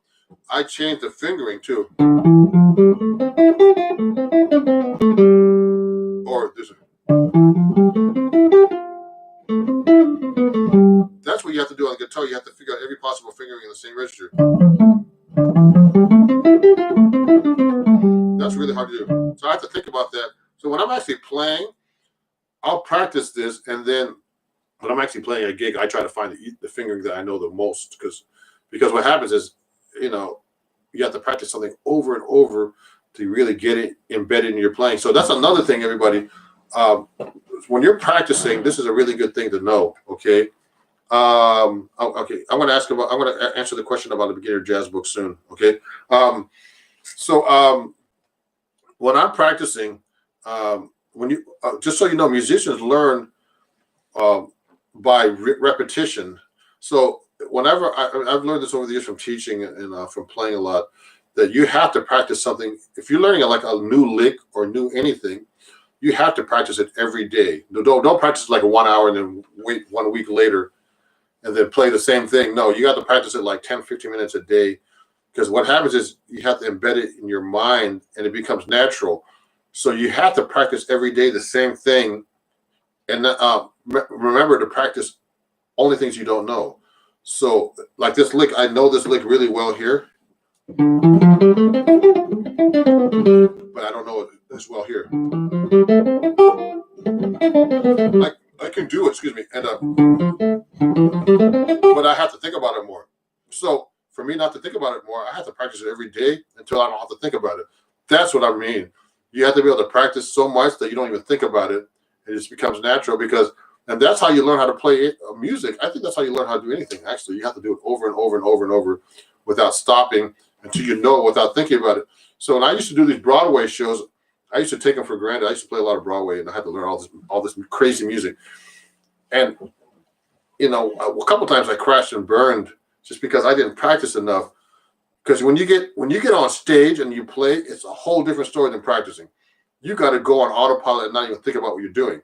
You just got to know it so well. You practice it so I would practice these shows every day for 2 weeks. I would go in and watch the guy. I would sub. Okay, subbing is when you replace the guy on a Broadway show and you just play. You have to basically play like him.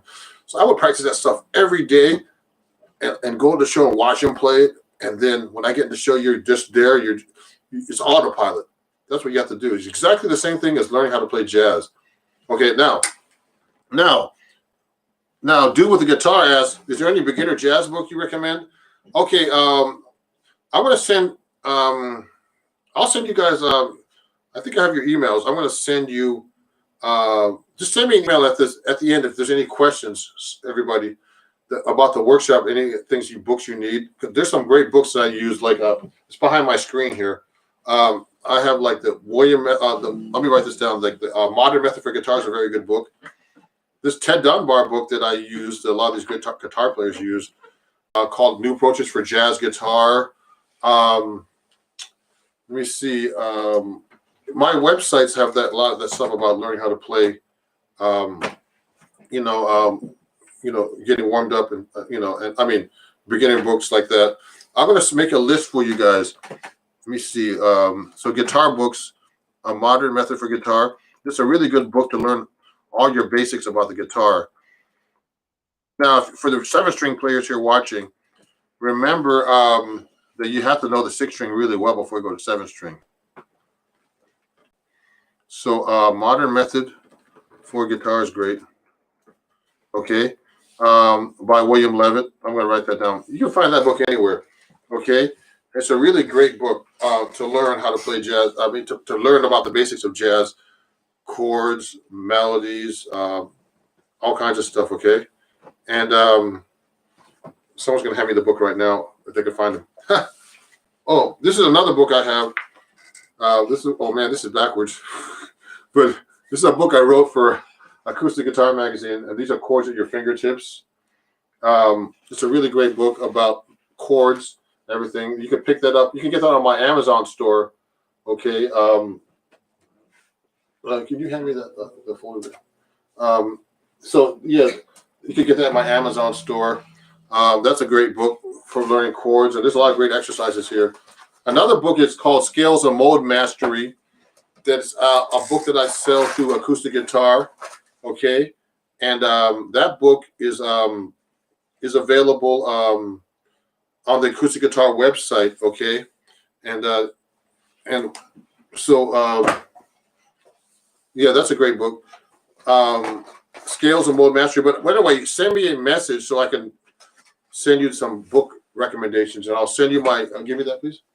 Yes. I want to show you this. If you go to my Amazon store, let me show you this right now.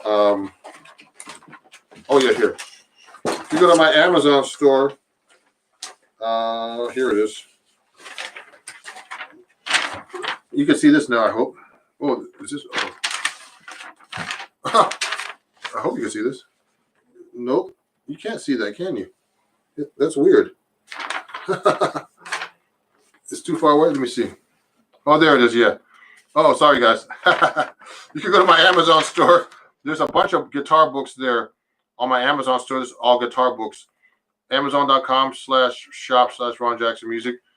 And there's a ton of books there for beginners, and books that I have sell too. Yeah. That's a magic trick. Thanks, Chip. Okay. Yeah. So in the last 10 minutes, is there any questions before we finish up? I went through a lot of subjects today. Oh, okay. Before we keep going, so email me about books, guys. Go to my YouTube for some of this stuff is on my YouTube channel here. A lot of my lessons are up here. I cross-posted from TikTok now. TikTok, I have tons of educational videos, and that page is doing really well with. I talk about all kinds of things: bass lines, picking, all kinds of stuff. Let me see. Oh, thank you. Someone put the website there. Great, thank you. Also, give them my website and etc. So let's just continue really quick with giant steps. Okay, so the easiest way to play through giant steps is using the 1, 2, 3, 5 patterns on texture chords,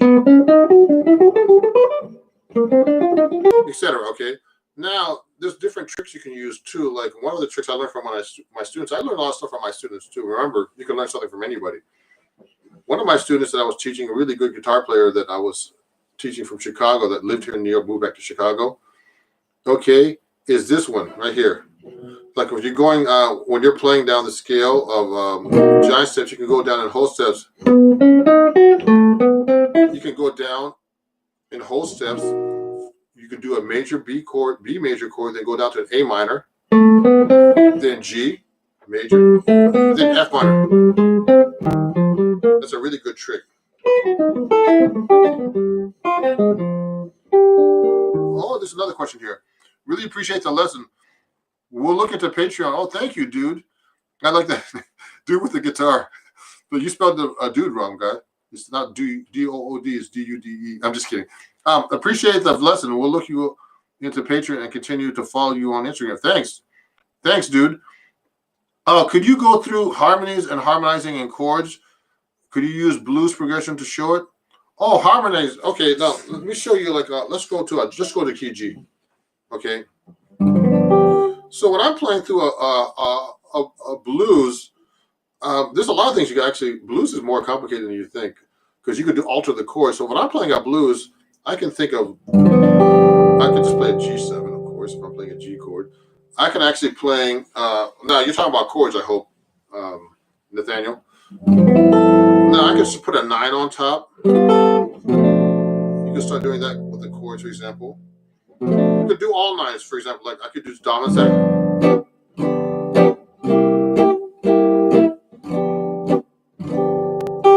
Okay, now you could do. Next thing I would do is make it into a 9 chord.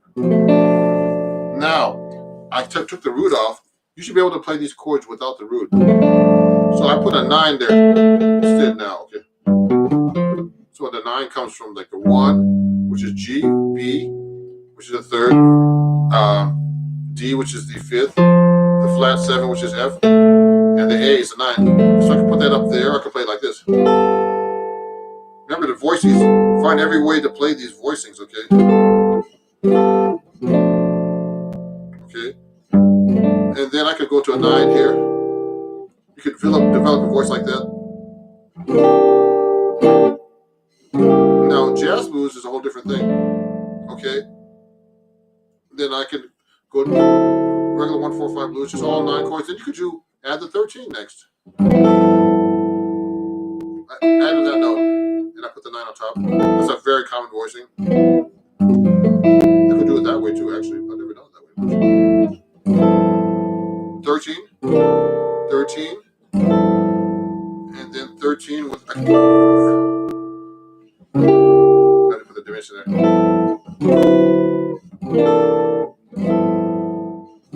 Now you could make it altered now. So you could put sharp 9 like Jimi Hendrix. I put sharp 9 chords.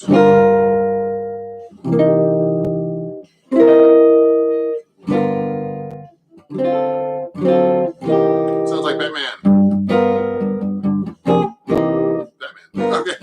Yeah. So I'm going through the chords like that. Now you can start doing things like this too, everybody.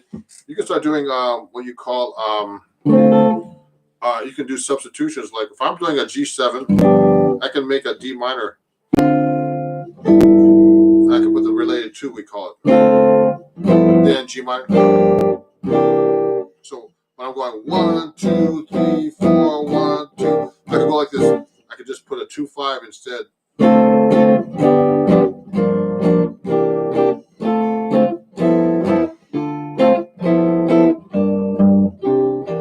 Now that's what we call. We didn't get to reharmonization too much today. That's called substitutions. Okay.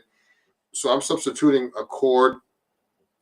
I'm thinking of a different chord while you're playing something else. That's what substitution is.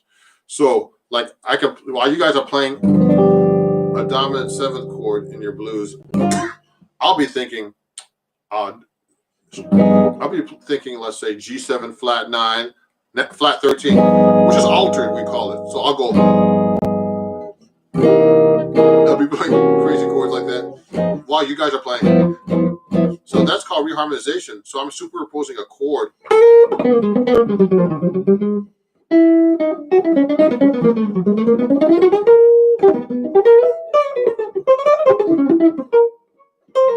What I'm doing right there is I'm just basically playing altered on over everything. So I'm actually substituting a lot. So that's another thing you could actually do in a blues or any kind of progression. So remember, when you're harmonizing, it depends on your harmonic knowledge, at what level you are, of sophistication. So if I'm playing, let's say I'm playing like just over a regular, let me pick a different key. Let's say I'm playing over a regular E flat major 7 chord. I can actually go. You can play the regular major scale, but I can actually do all kinds of scales. I can go. I can play a Lydian, even though they're playing like a regular major scale or major chord. I can actually play. I can superimpose a Lydian in my solo, and it will still sound good because I'm forcing it in there. I can make a Lydian sharp 5. That comes from a melodic minor, so that's it's a major 7 with a sharp 5. Okay, and I can actually go. I could do Ionian sharp 5, which comes from melodic minor.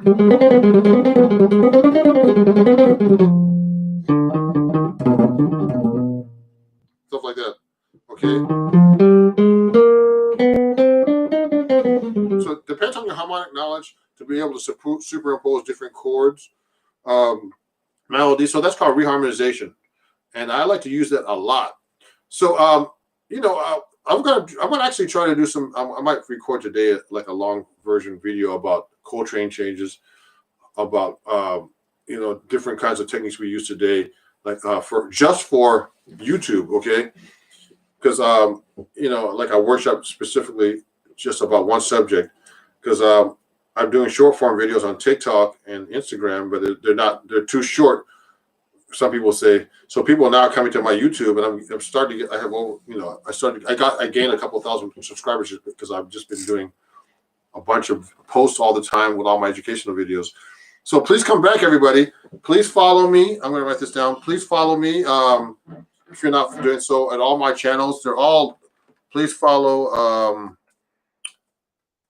I'm going to end this now. Me at Ron Jackson Music. On all channels, on all platforms, all social media. Okay, they're all the same name. Oops, I spelled social media wrong. Okay, please follow me at Ron Jackson on all social media. If there's any questions, everybody, you're welcome, Chris. I'll see you Tuesday for your lesson. And what was I going to say? Send me an email if there's any questions about books, anything, and if there's any questions about anything, let me know. I'll send you the information, links, etc. We talked about a lot of stuff. There's a lot more to talk about. Now I'm getting tired. So and hungry. So thank you, everybody. Ashante. Oh, that's cool. That's great, man. That's where Ashante comes from. I like that word. Yeah, thank you everybody for watching. And I'll just show you. If you want to check out my Patreon page, it's right here. Oh, I got magic. That's why my Patreon page. Quite a few of my patrons are watching, and here we go. And she also put my link tree with all my links there, and all my links are at my link tree right there that we just put up there. And thank you everybody. I appreciate you watching. We had a great crowd today, and something was backwards? Oh, okay. Sorry about that, guys. So you can just go to my Patreon, which is also Ron Jackson Music. Patreon.com/Ron Jackson Music, and that was my Patreon live lesson that I do once a month. It's called Second Saturdays, and I appreciate you guys watching, and I hope you learned a lot today about different styles and techniques about playing guitar, jazz, 7-string, etc. And I hope to see you guys very soon. And keep following keep checking out my Patreon and all that. I mean, my TikTok and Instagram, because I have always these videos coming out that I'm posting about different, techniques you could learn on guitar, comping, improvisation, etc. Okay, so we'll see you guys very soon. And I'm gonna say bye-bye and have a great day. And we'll see you guys at the next live lesson or a lesson going to be taking with me in person, etc.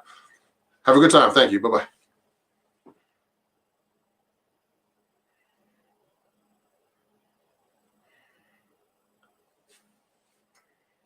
Oh, thanks. Oh, yeah, thanks. Okay, hold on. Oh, Chip. Okay, Chip, thank you, man. You're welcome. Also, Chip, just so you know, go to my, I sent you the links already, but there's an introduction to a 7-string guitar long form video on YouTube. It's pretty long. And I talk about how the 7-string guitar works, etc. Okay. I want people to play 7-string guitar. We need more 7-string jazz guitar players. There's a lot of rock guys, which is cool too. I love rock, and a lot of Brazilian guys, but not many jazz guys who use the 7th string as the as the bass note. Okay, so please check that out on my YouTube, and we'll see you guys soon. Thanks, guys. Thanks for watching. I appreciate you guys. Bye bye. Thank you. Oh, I forgot to mention a shout out to Umir. my student. Umir Abela, he's a new student too. Sorry, Umir, I forgot about you. You're one of the beginning guys that came in. I appreciate Umir. He just started studying with me, and thank you, Umir. Abela. Okay, I have a hard time saying your name. There's some funny names here today. So, thanks, Umir, for watching, and he's a great new guitar player. Oh yeah, I mentioned you earlier. Sorry about that. Okay, I'm losing my mind now. Bye bye.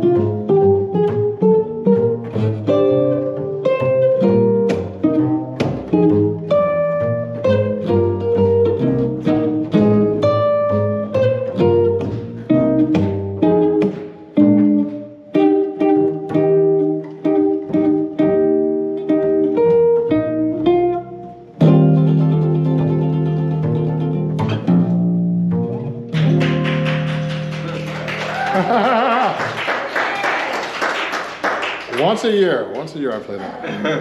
I have to remember that song. That's a great tune. Mel Torme.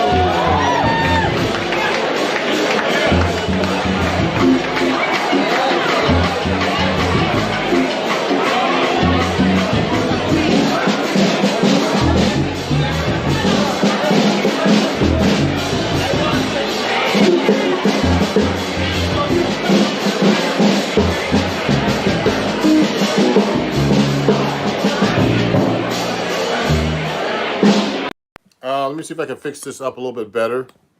I'm doing my live stream here. I'm trying to make sure the camera looks good, and I go back a little bit. And, you know, waiting for people to join me. I know this is very last minute, no impromptu kind of, you know, fast-paced live here. I'm going to be talking about the 7-string guitar and how it's used in jazz. And, you know, people are asking me these questions all the time about, let me make sure my seat's correctly put up here, because I have all this crazy stuff here. People are always asking me about the 7-string guitar and why I use it. So just so you know, if you have any questions or anything, please send me a chat. Also, let me see what the chat relay is here. I want to see what the messages are, if there's any questions. I know this is like really last minute and people are just like checking me out. I'm going to put this up a little bit higher. See if I can turn this a little bit so it stays up here. Good. So I'm going to just show you how I warm up on the 7-string, if you have any questions like that. So for example, I was trying to C major scale. I mean, what's happening is I'm trying to really learn the 7-string instead of using it. It's just a low note that accompanies me. I'm trying to really use it in my soloing. So if I'm playing a C major scale, so you got that low A note string here, and I'm trying to play it up the scale. So there's a big space between when I go down to the G, F, and E. E is here. So it's a big jump. So to get to the D, it's here.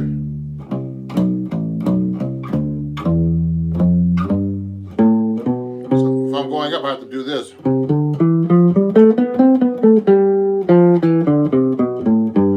So I have a choice of going this way. I can hit that F or this F. So I have to really think about that still. So that's a real pain. So, but you know, this is just the key of C. So I'm trying to do that in different keys. It can be really, really kind of difficult, you know. So if I'm the key of F, so I'm going to go F. So the F has a B flat in it. F, G, A, B flat, C, D, E, F. So that's an E, then I have to hit the D. Then I have to hit that B flat there. See that? So I have to do that.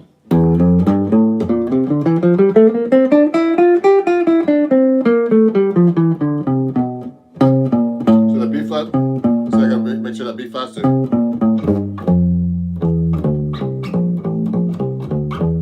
So this can be confusing if you're not a 7-string player.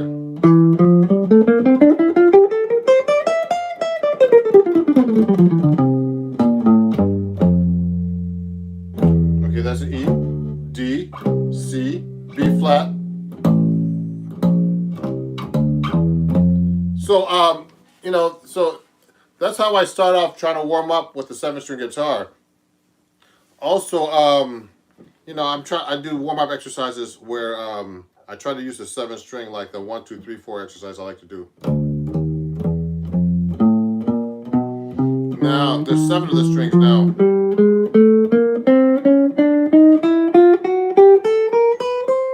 Then backwards. Now what's confusing is when you start doing the different patterns. So when I'm doing a pattern going up across, I can actually change that up and go 1, 2, 3, 4, 2, 3, 4, 1, etc. 1, 2, 3, 4, 2, 3, 4, 1, 3, 4, 1, 2, 4, 1, 2, 3, and go across. It's much harder on the 7th string.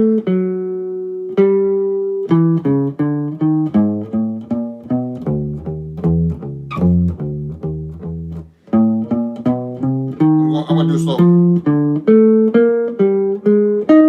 It's easier for me to play it on 6th string.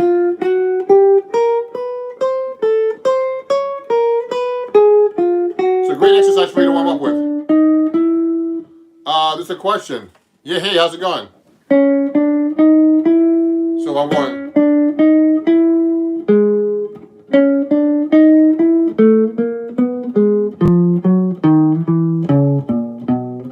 So this pattern is really good.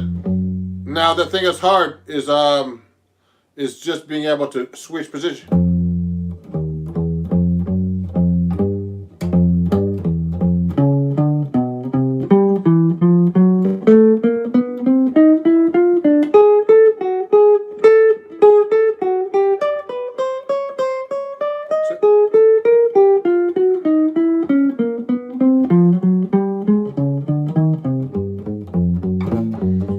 See, now I'm using the 7th string with that kind of pattern, but it's really, I have to think twice as hard because that extra string I'm not used to yet, like I'd like to be. Good afternoon. Thank you for your sharing. You're welcome. You're welcome, Teddy. If you have any questions, let me know. But this is about the 7th string guitar particularly. So I'm doing a warm up that I usually do on 4th string, but it's confusing me because I'm not used to 7 strings, and for most people, they're not used to it either. So these are great warm-up exercises actually for any guitar. So I'm doing the 4, 3, 2, 1, and then I'm switching the fingers in every time. Then I'm doing for the 3, 2, 1.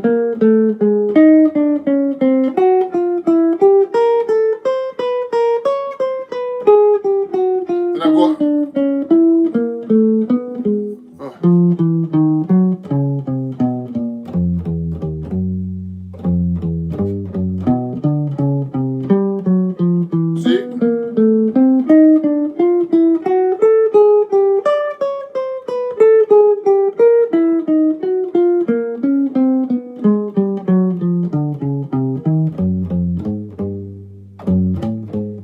Etc. I'm doing that as a warm-up because I haven't touched the guitar all day.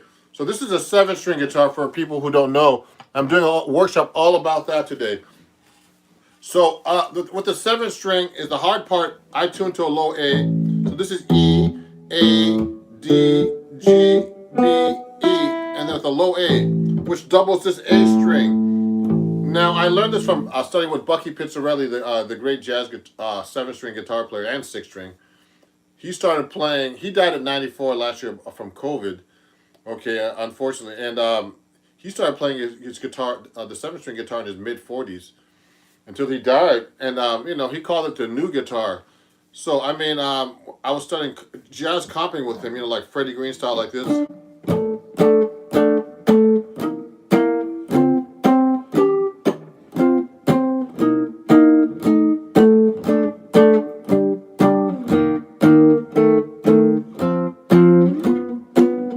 That kind of stuff. But you know what? The whole time I was studying with him, he was trying to convince me to play 7-string guitar. So what I did was about 9 years ago, I switched, not switched, but I started playing 7-string guitar, and it's a big learning curve still. So when I started playing it, he told me that I was tuning it to a low B. This is an A string, and Bucky told me double your A string. So that's what I'm doing. I'm doubling the A string. So what's really cool about that, well, is that you get low notes lower than any 7-string player. Brazilians play with a low C. Rock guys, rock musicians, progressive rock, they play with a low B, and jazz people play with a low A. And I get those really cool.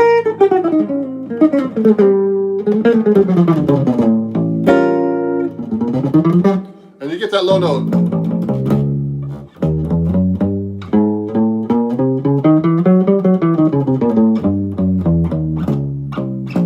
That really note. Pause. Okay? So you get that really low A note, and it's really cool for certain things, like really.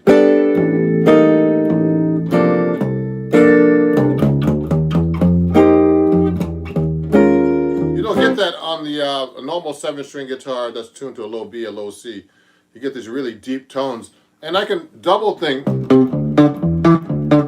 the octave with the A.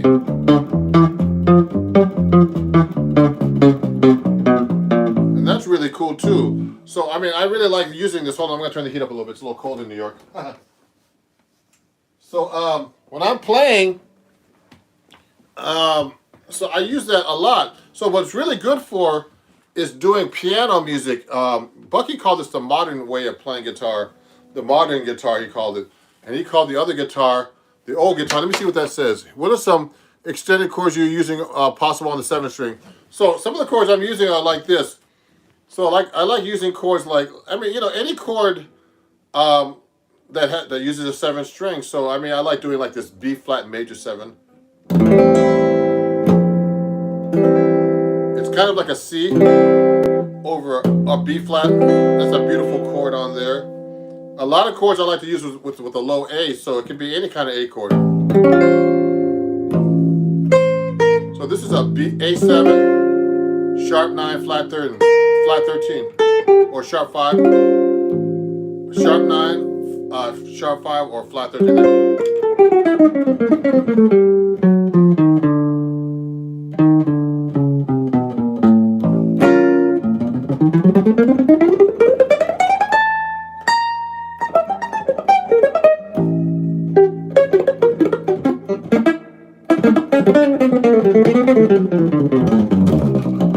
So I like using that low string, do the chromatics.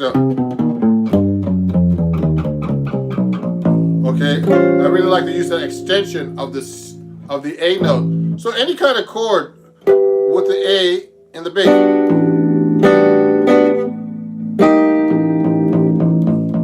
I'm just doing an A suspended 13, for example. It's a cool one.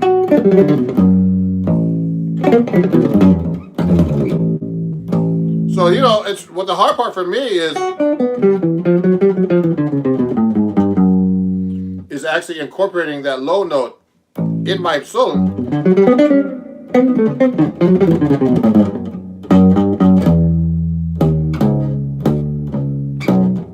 Throwing that note in there.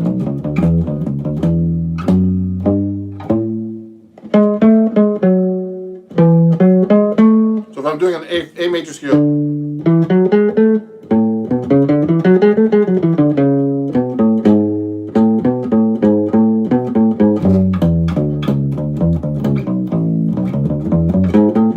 Throwing it in there.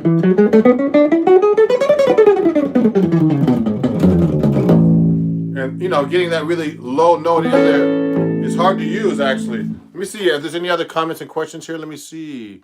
Thank you, everybody, for watching. Let me see. I'm trying to see what all the messages are. Yeah, so, yeah, thank you. Good afternoon, and thank you for sharing. You're welcome.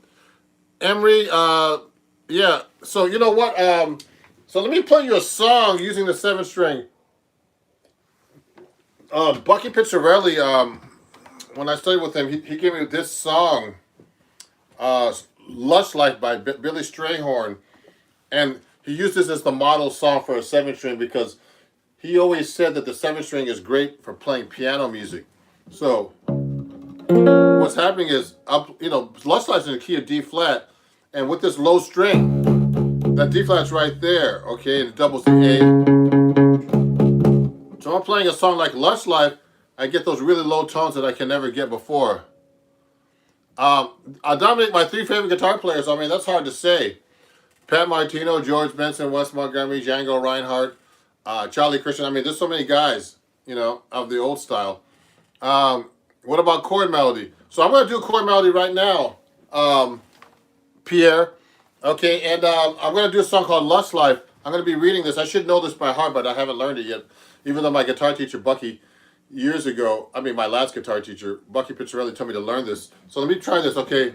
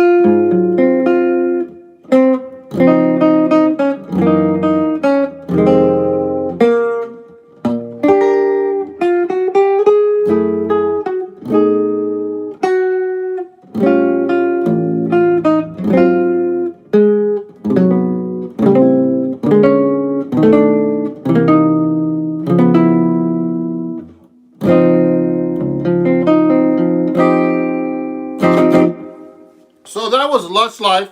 I was basically sight reading that. Yeah, this is a 17-inch guitar right here. Okay, what can I learn if my guitar is not for me? For example, my friend is hold on, let me see that chat right there. Let me see. I gotta see that one. If my friend is borrowing my guitar, something that doesn't involve guitar. Let me see what you mean by that. I'm just trying to answer that question. Let me go to the chats here. So, what can you play on Done by Guess Who? I don't know that one, but I'll try to answer some questions if I know them. What can I learn if guitar is not with me? Something that doesn't involve guitar, but in my hand, but useful for guitar playing. You can do little finger exercises, but there's nothing like, you can't really do anything unless you have a guitar in your hand, really. So that's a good question. So let me see. I'm just trying to see what other people are saying here. It's a big body guitar. Do you plan to come back to Montreal to perform? I'll buy you a smoked meat sandwich. Okay, I'll go up there, Dave. Thank you. Yeah, great, Dominique. Thank you. So I'm doing chord melody right now. So I was trying to do Lush Life. So what's happening is I'm just doing a little workshop. So Bucky had me doing these real low chords like this. And with these real big stretches, this is hard to do on the 17. That part in the introduction. Then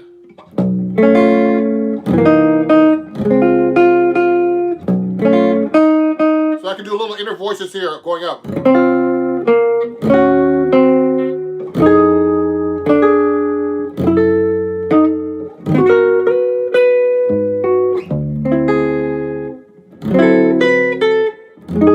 See how I play all those low notes? The hard part is keeping that low string there. So now I'll do it again. So this is a big stretch right here. Usually you do a 6 chord like this, a D flat like this. But I'm doing it with this string, and that's really hard to get. And also I'm in a weird position. I'm trying to show you in the camera. So it's hard to, it's hard to do this stuff live. And, and no edits. See that?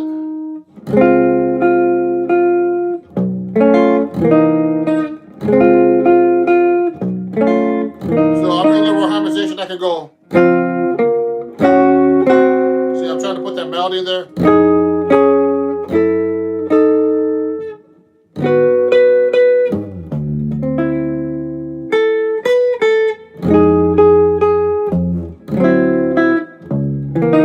See? Now I'll do a bass line here. Okay. And then I'm going to the key of F minor, so I'm doing a little line cliche. So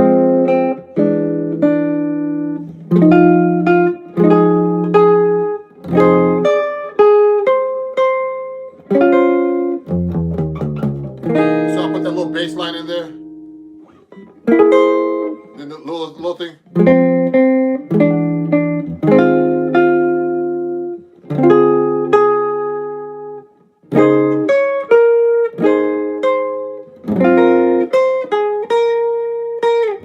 I'm trying to throw that little bass note in there.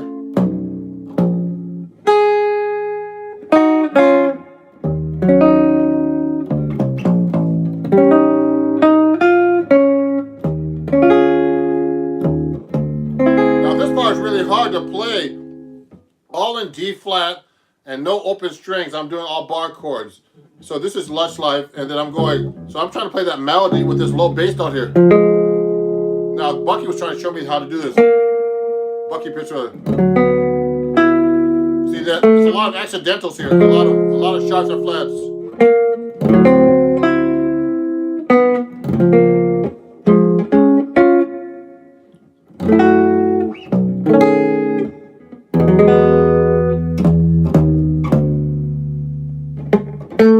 Then that.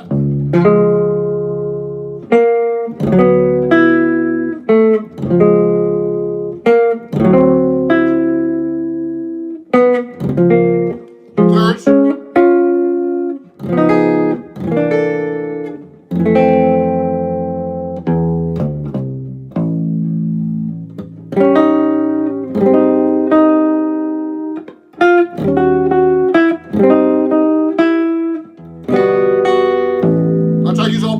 much I can. A, low A.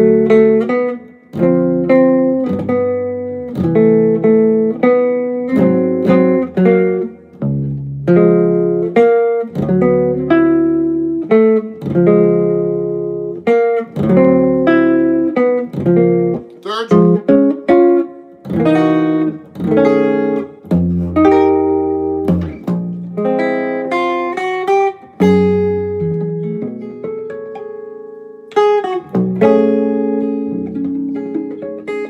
Octaves, harmonics.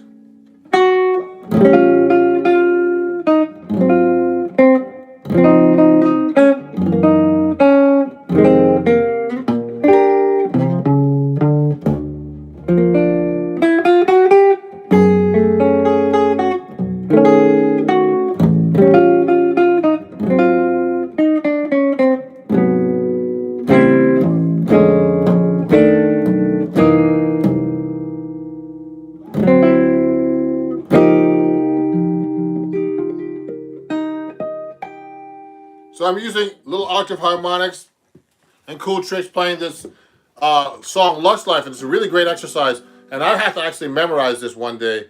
So I need to practice this kind of stuff all the time. Now the 7th string, if you have any questions, that's what we're doing. A topic today is the 7th string. So let me see my live top chat here. How do you apply blues notes into your playing? Oh, so blue notes, you have to know you really have to know your minor pentatonic scales. So I'm not really talking about that today, but just so you know, to play minor pentatonic scales, I mean, there's 5 fingerings. Now, you can go to my website, ronjacksonmusic.com, okay, and there you can find some printable music for only $2 about all the 5 fingerings of the minor pentatonic. Actually, you know what? You reminded me. Thank you for asking the question. I have to put like a series, like a printable lesson that's only for a couple of bucks about adding 1 note to the minor pentatonic. Wow. Yeah, wrist fatigue. Well, my wrist is hurting me right now because I'm playing 7th string, so it's much harder. Plus, everybody, I'm playing a 14 on top, just so you know. And these are heavy strings, guys. Let me show you what these strings look like. I have the pack right here, just to show everybody. Where's that pack of strings? Here. So I'm playing these strings right here. These are jazz tapes on this guitar. And I use 14 to a 79. So I call those the man string. So a lot of people play light strings with low action, but that's not a really good method to play guitar. You should learn how to play with heavy strings. You get more sound out of the guitar. You need to rely less on the amplifier to get your sound. So, I haven't been practicing for a couple of days. I've just been playing and doing some recording work. But so I haven't touched the 7th string in a couple of days. So this is really hard. So let me answer a couple more questions here. Let me see. There was a question. Let me go to the top. Yeah, so what about Charlie Hunter, Jazz Funk Style? I love Charlie Hunter. Have you ever tried Elixir Strings? Actually, I endorse Elixir Strings too. So that's Elixir Strings. I use them on my Sala body, actually. These are like 10, these are 7-string sets from my Sala body PRS 7-string. So yes, I use Elixir Strings too. And I actually won the Elixir Performer Magazine contest a couple of years ago. I sent one of my songs in called One for Melvin. So you guys, if you want to check out my music, please do. Let me see if I can send a chat here for you guys. Let me see. Oh, yeah. Elixirs are great. Let me see. I'm just trying to see what else. Oh, okay. I was just trying to see what other options here. Because you know what? I'm just trying to figure out how to use the chat on my phone because I decided not to use my computer. It was making so much noise. So I use Elixir Strings. And if you guys are enjoying this, please send me a comment or anything. And any of these tips help. On the link, I'm actually, there's a link if you want to donate to my show here, and it's right here. And you can PayPal me if you're enjoying what you're doing. You don't have to donate at all. if you feel like in your heart you like to, you can donate to PayPal at Ron Jackson Music, Venmo, Cash App, and Zelle. Yeah. So and all at Ron Jackson Music. Okay, just like my YouTube channel. And please, definitely subscribe if you're learning a lot of cool things from me. Let me see what some of these other questions are. Live chat, top chat. Let me see. Have you ever tried Trainer Amp? No, I never tried that. You're dope. Keep being dope. Thank you. I've never tried that. I love electric strings. They're great for certain things. Have you had problems with wrist changing technique, less strumming and more doodling? Yes, I've had fatigue and all kinds of stuff. I mean, I've even had problems. Yeah, and thank you for this, for listening to this Octave Harmonics. You know, Randy Bachman did a jazz album. Have you heard of him? A couple of jazzy songs. Looking out. Oh yeah, no, I never heard that album. I'll check it out. Tommy Emmanuel, I know Tommy Emmanuel actually. He's a great guitar player, and I know him from hanging out with Les Paul here in New York. I knew Les Paul, and he was a great guy too. And let me just keep going here and answer some questions. What can I learn of guitar? Okay, good. Well, thanks for asking the questions, everybody. So we're talking about 7-string here, and this is like a kind of like a 7-string workshop. So another thing I like to do, so the chord melody is really great with 7-string. Also, I like to use the bass line. So I'm just getting warmed up here. Lush Life, that last song I played was really kind of hard to play. PlayStation Gypsy Jazz. Oh, yeah, great. So, you know what? I like to use the 7-string also for like bass lines. So, I mean, I'm really into playing bass lines on the guitar. I've been doing that anyway in general for years and years. So let's take a typical jazz standard. It could be anything. Let me see. Let me pick a jazz standard. You guys pick a jazz standard for me. Send me a text. Well, do you have a gospel background? No, I don't have a gospel background.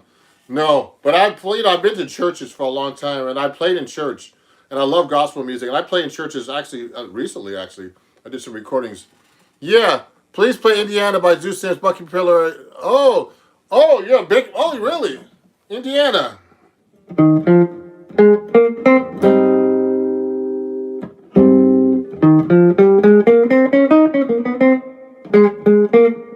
Oh yeah. Oh, Indiana's based on is based on Donald. I could do that for you.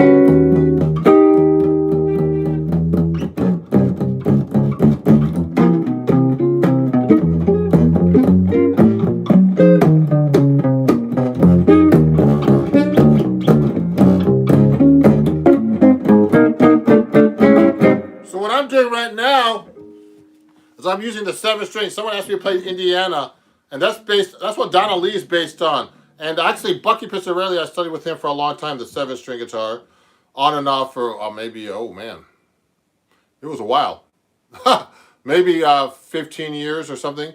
But, like every once in a while, getting into 7-string guitar. So what happened was, the 7-string is great for playing like accompaniment with bass line. So like now, if I'm taking a solo, like let's say when I'm playing live or when I'm doing a lot of like this live streaming now, I'll play just instead of playing with a backing track, I try to be like a one-man band. So it's great with a 7-string. You can go.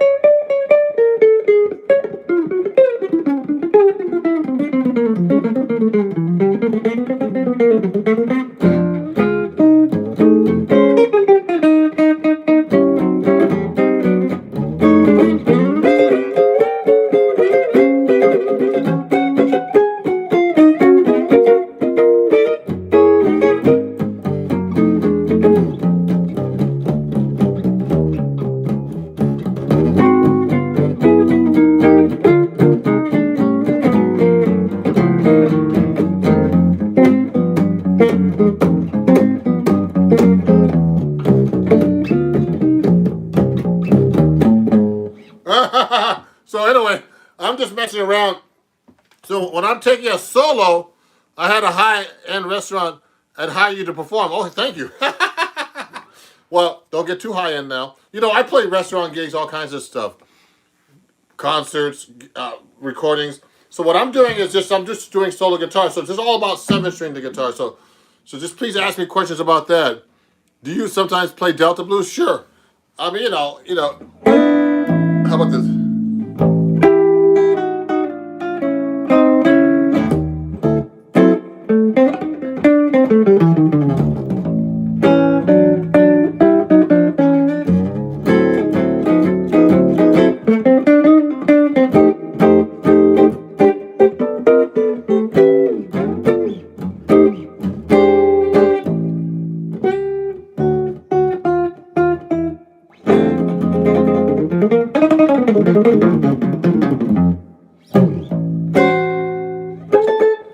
I'm just messing around, guys. Yeah, thank you everybody for watching. I know it's in the afternoon, but I'm trying to actually do more live sessions here because sometimes I don't have time actually to like edit all these videos. Sometimes it's just great to go live and answer some questions and talk about some subjects. Thank you. Oh, thank you. Ron's my favorite. What's your favorite thing to utilize with a 7-string? So I like to do all kinds of things with the 7-string. Like particularly using the 7-string, and you could do some cool soloing stuff too. So let me think about that. I'm kind of half asleep today.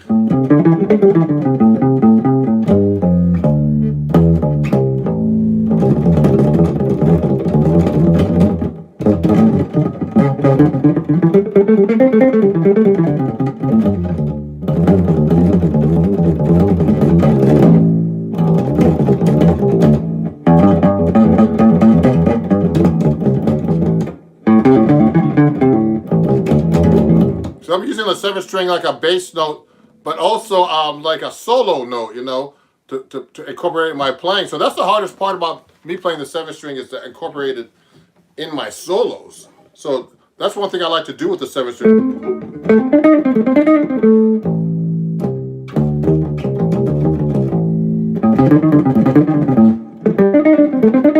So I can do all these octaves. So I'm using the 7-string like a solo thing. Let me see. Someone had some questions here. And that's a really cool thing to do, actually. Let me see. Oh, hey, man. Hey, Australia. How you doing, man? Great. Thank you, guys. Oh, man. What's your favorite thing? Oh, Ron is my favorite. Thank you. Do you have a low B? Oh, no, this is a low A. So everybody keeps asking me the same question. This is actually a low A. So this doubles my A string here. So I learned that, I got that from George Van Epps, actually from Bucky Pizzarelli, who I was studying guitar with. And George Van Epps actually tuned his guitar just like that, okay, with a low A string, okay? So that's kind of cool, isn't it? Let me center this a little bit better. Okay, so that low A string is a really cool thing to use. Let me put my head up a little bit so you don't cut my head off. So yeah, so the A string is really cool. And it's the lowest note, on the 7th string you can get. So the thing that's confusing is it doubles the A. So I can do.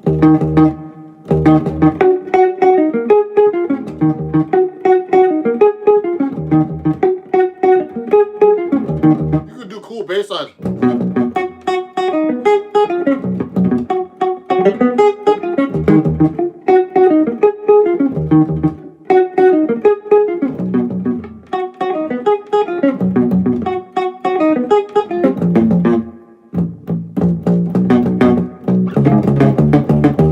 You can do really cool bass lines like that, like I do a little pop stuff too.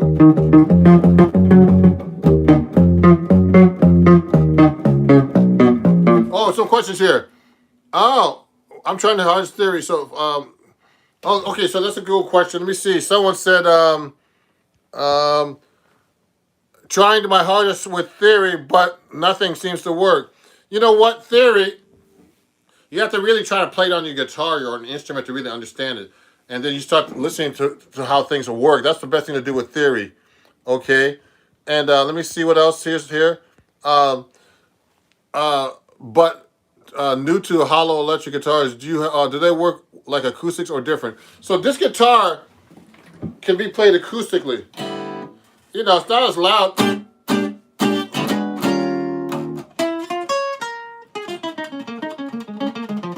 It's a pretty big guitar. Look how wide this is. It's like, oh man, probably 5 inches deep or 4 inches or 6 inches actually. It's a 17 inch wide guitar. So it has a pretty acoustic guitar. I have it all hollow. When I play live gigs with this though, I have to put foam because it feeds back. But you can play it acoustically pretty good, you know what I mean?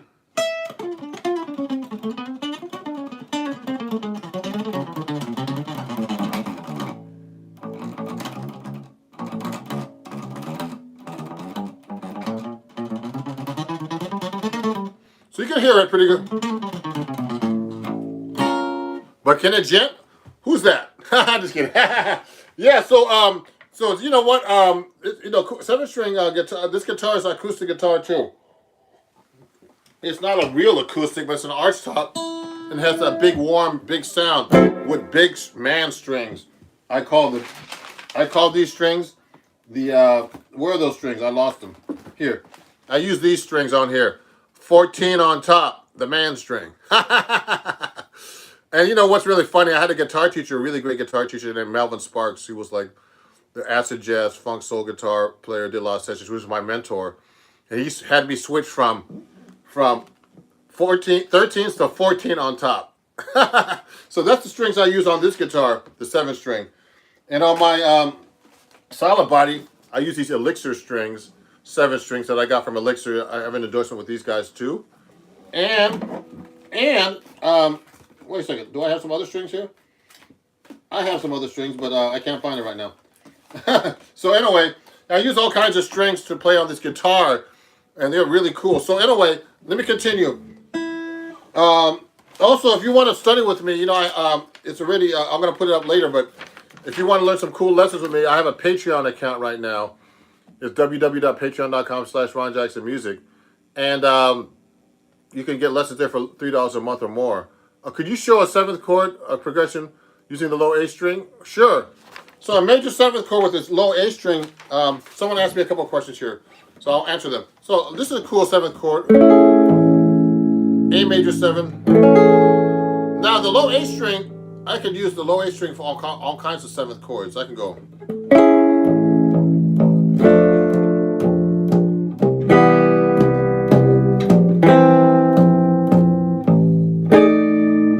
Sorry. No, that's minor. Sorry about that.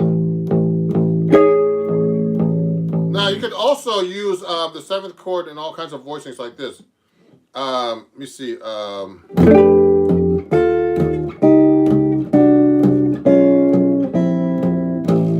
I'm using seventh chords here.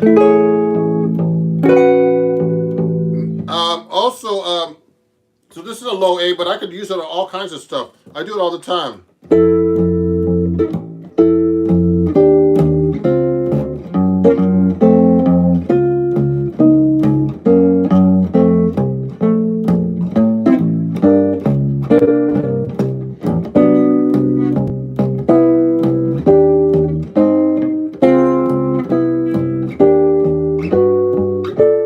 So I'm just using seventh chords here, just as an example. I mean, there's all kinds of things I could do with the seventh string and seventh chords and other kinds of stuff, you know. But there's what I like about the seventh string is that it gives me that possibility of playing all those cool low notes that you can never do on a sixth string. So there's an advantage to that. And thank you. Sorry, thanks. Oh, that's beautiful. Thank you very much. So when I'm playing seventh string, I like to throw it right in there. So I'm doing some.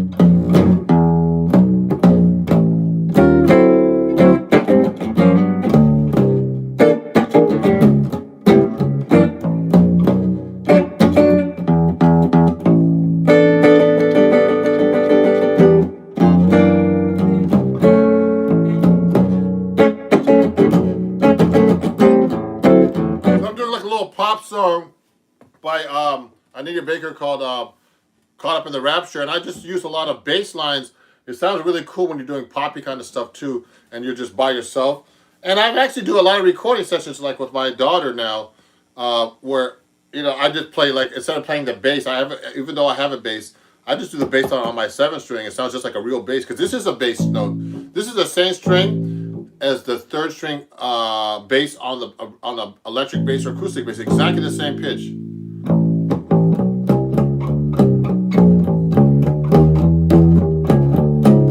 Another cool effect you can use actually on the seventh string is actually the Slam Stewart sound. I learned this from Bucky. So when you play the seventh and the sixth string together, it makes a cool Slam Stewart sound, like it's a fifth. So this is actually A to E. So you get.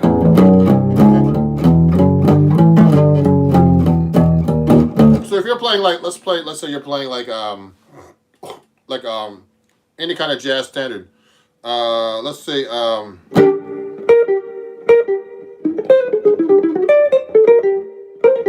I'm going.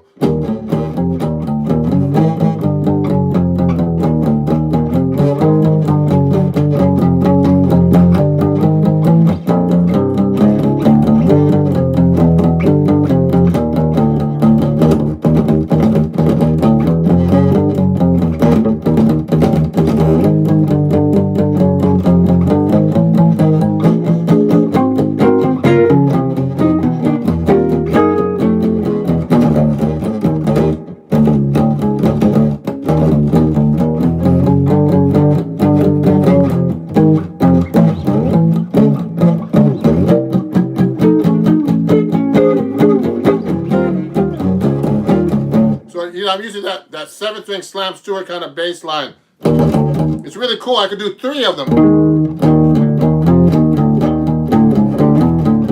Sounds like I'm singing with it, but I'm not really singing. I'm just going.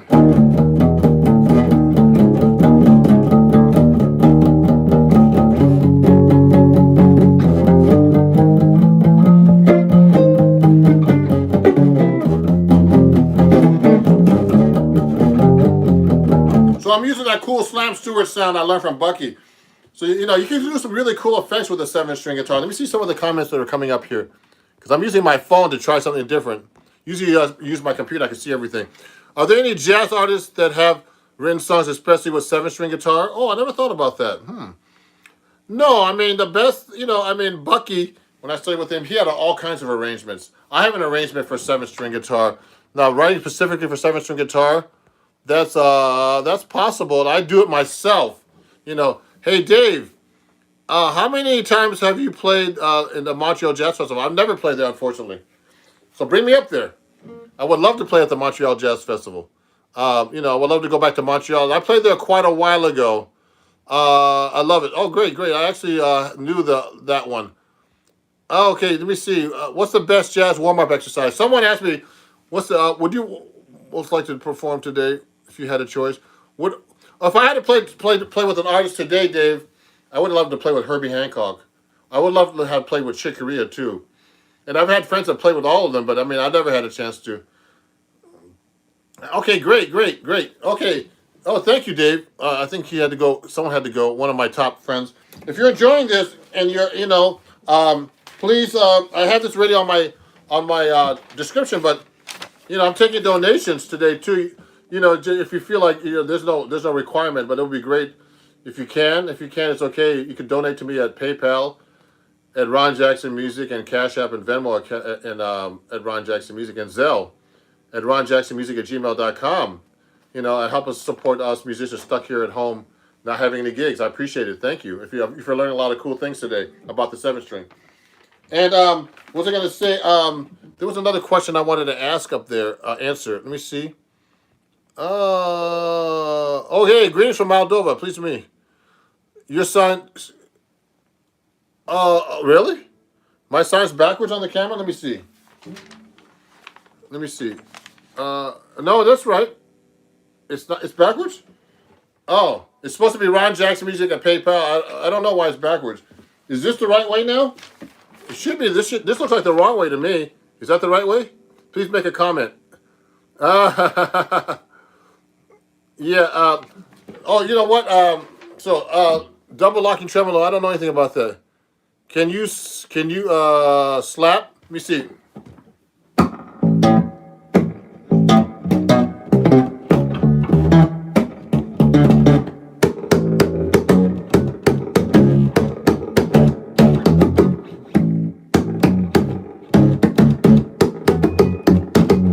Yeah. What's that? It's right now. What's that? It's right now. Let me see. Let me see. I'm trying to see what people are saying here. Top chat. Oh. I'm trying to see what all these people are playing. I played the New Orleans Jazz Festival before, just so you know. Haven't been there in a while. Let me see. Let me see. Nice. Thank you. Thank you. Oh, cool. So anyway, let me continue here and maybe play a couple more songs before I finish up. I got to eat lunch soon. But you know, if you're enjoying this, you know, please subscribe, of course, and you know, send me an email at ronjacksonmusic@gmail.com if you have any questions about the 7-string guitar. You know, I want people to learn how to play this because not enough people play 7-string in jazz. They play it in other styles, but not in jazz. Okay, and you know, if you want to follow me, please follow me everywhere at Ron Jackson Music on TikTok, Instagram. You know what?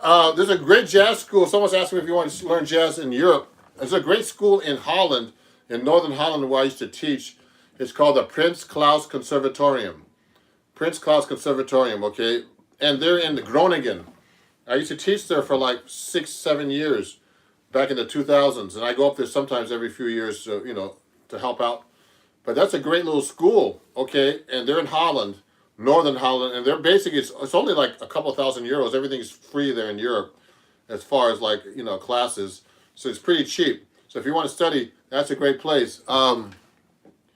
What about Guildhall? I don't know Guildhall, but that, you know, you can go there to Guildhall, any place in Europe where there's It's much cheaper than coming to the States to study. I'm even expensive to study with. But if you want to study with me, please contact me. I have some new printables on my website too, with all these little lessons about 7-string, jazz guitar, scales, everything. Go to my website at ronjacksonmusic.com, ronjacksonmusic.com. Okay, and you can learn some cool things from me there. Okay, so let me play one more song or two, and if there's any more questions, please send me them. What about Amsterdam and Maastricht? Oh, those are some good schools in Amsterdam too. I heard that conservatory is really good there. You know, he just asked me if I knew those. You know what? If you're a beginner guitarist, 7-string guitar, man, would really make easy 7-string, 6-string look easy. Oh, Dublin. Oh, there's a place in Dublin. Cool. You're in Dublin. Yeah, you know what? One of my good friends well, I haven't seen him in years. When I went to Berklee College of Music years ago, there's this guy named Mike Nielsen who's in Dublin, who's a really great guitar player that I haven't seen in years that lives in Dublin. He does odd meters, all kinds of crazy stuff on the guitar, but he was a great guitar player, and I haven't seen him in years. But Dublin's cool. I would love to go to Dublin. I've never been there. And of course, you went to Berklee. Yeah, Berklee. Take your money, Berklee. So anyway, so let me play one more song before I finish up. Let me see if I can think of something really good.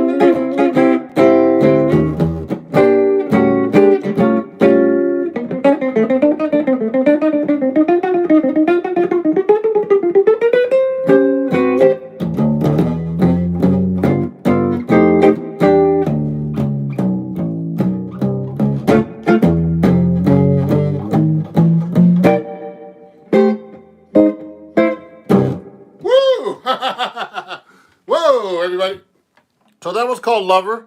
That's a lot of hard work there. Again, thank you, everybody. Let me see. Frank Gambale is the best. I love Frank Gambale, actually. Seymour Duncan Pickups. Never heard of them. Seymour Duncan, man, I endorsed those guys, actually. That's why I'm wearing the hat. They gave me this hat. I'm good friends with Seymour, actually. Really nice guy. Lives out in the beach in California somewhere. And these are actually a Seymour Duncan Benedetto pickup on this thing.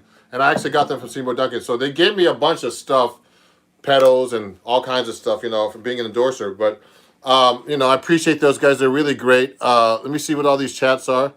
That's fire. Thank you. Frank Gambale, I love him. I brought a 7-string to his metal class. Oh, yeah, cool. What do you think about Julian? Oh, Julian Lodge's a bad dude. I love Julian. There's so many great guitar players, man. He's really great, Julian Lodge. Amazing. He actually writes. They feature him a lot in my magazine that I work for. I write for Acoustic Guitar Magazine. And is this backwards or not? I can't tell. It looks like it's backwards on my screen, but I don't know about you guys. So Julian Lodge is featured in this. So I have a new article on acoustic guitar if you want to read it. It's in page 50 here, and it's all about the harmonic and melodic minor, which I need to practice today. There's an article in that magazine with me about talking about cool chords there. So if you want to learn about harmonic, entry-level 7-string guitar is like an Eastman is a good one, okay? And that's a great guitar to have to get into, if you want to get to an Eastman guitar, and they're not expensive. These are only a couple of $1,000s. What are the theory requirements in hollow? I don't really know. It's been a while. But you have to know basic theory to get into that college. So everybody, please follow me. Thanks for watching. When you showed your website, was it backwards? I don't know. Let me see. Let me show you something. So this is my Patreon account. Can you see this? Does it look backwards? Send me a message. So you can follow. This will look backwards here. This is like mirror image. So you can join my Patreon if you want to study with me. 6 and 7-string lessons. I start at $3. Yeah, okay. And it's www.patreon.com/Ron Jackson Music.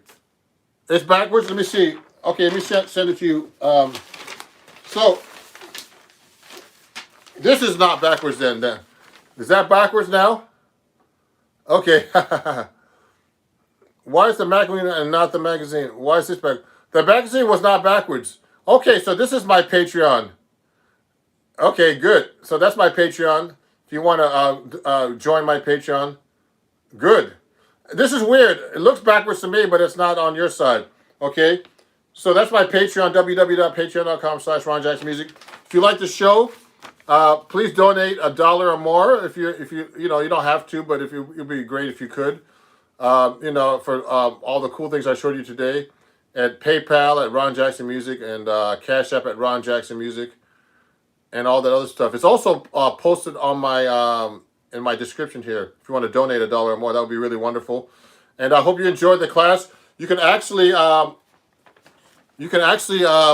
watch the playback of this after if I might check it out myself for this live stream. And I really appreciate you guys watching. I'm gonna go eat lunch now here in New York, and thank you very much for supporting my page.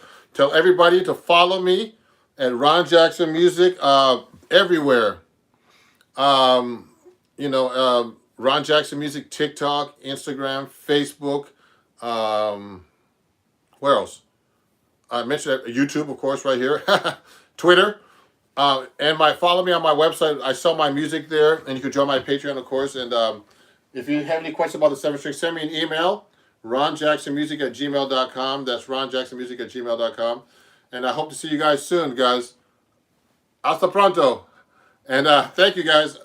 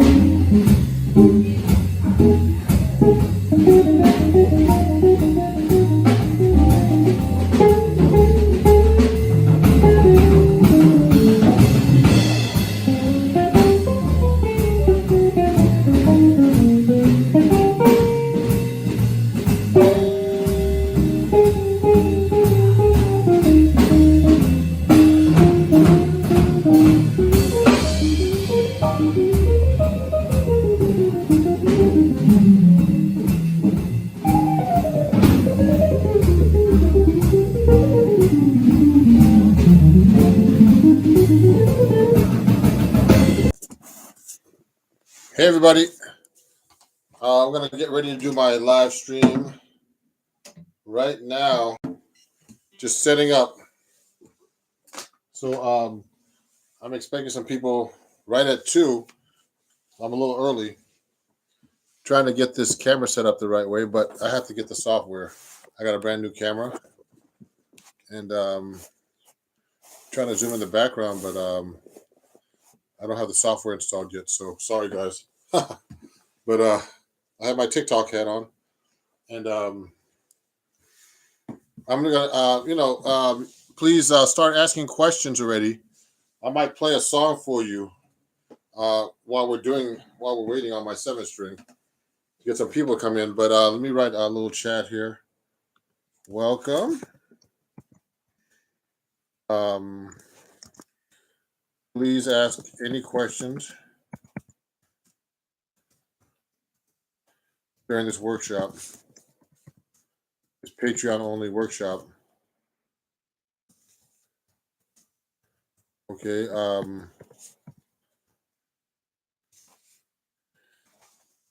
If you haven't done so yet, okay. I'm gonna play something for now and get going here. Let me see if I can do this song. I haven't done it in a while.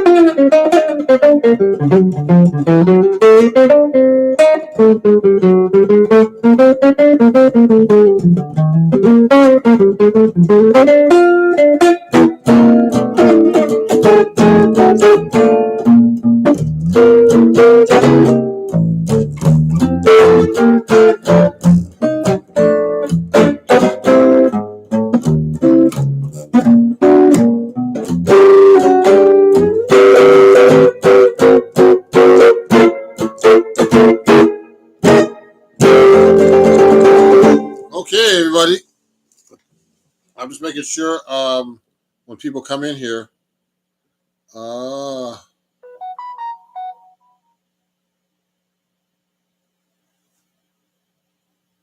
Oh, really? Okay, hold on. Let me see what's going on here. I gotta resend the link and make sure this is working. Hold on, guys. Let me go.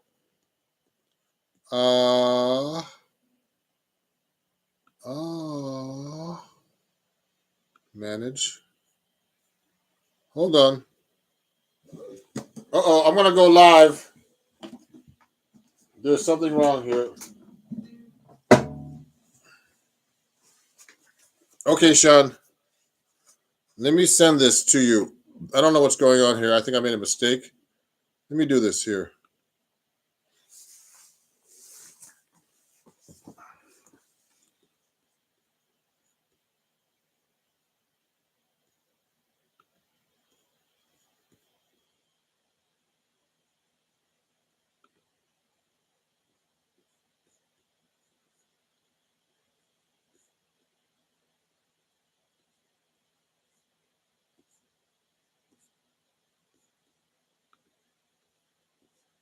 Hold on here. Did I make a mistake? Uh, let me see if there's a mistake here. I'm gonna have to go live again.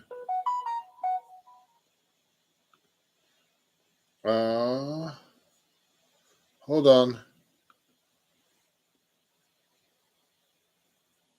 That's why there's no one here.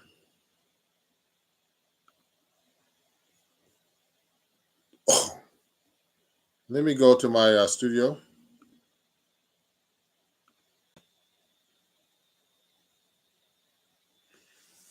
Okay, I made a little mistake. Let me see what's going on here.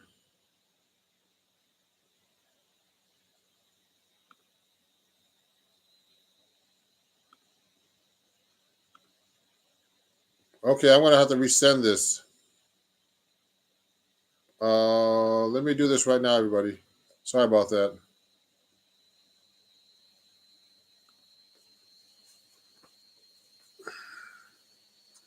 Okay, here.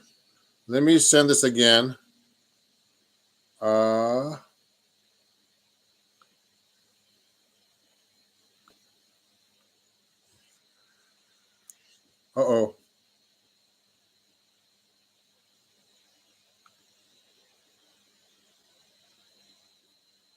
Uh,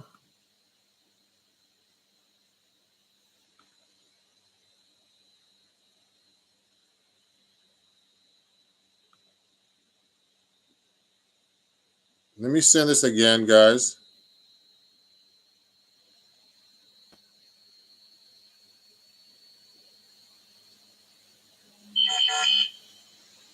Hold on.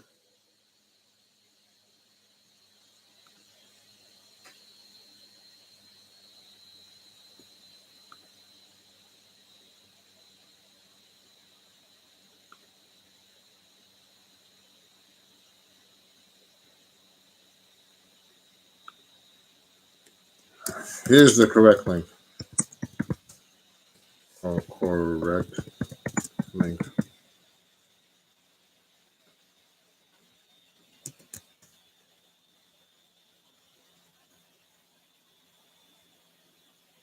That's correct.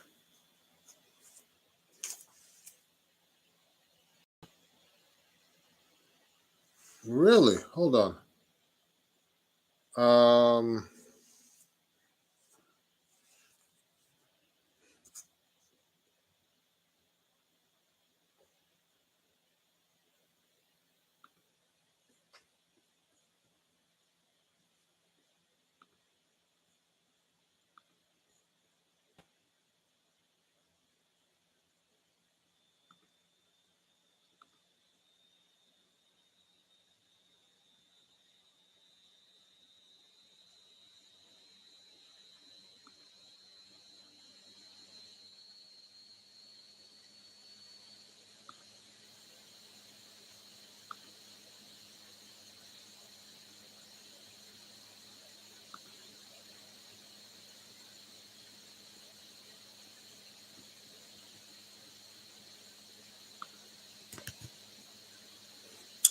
Okay, I'm gonna have to go live.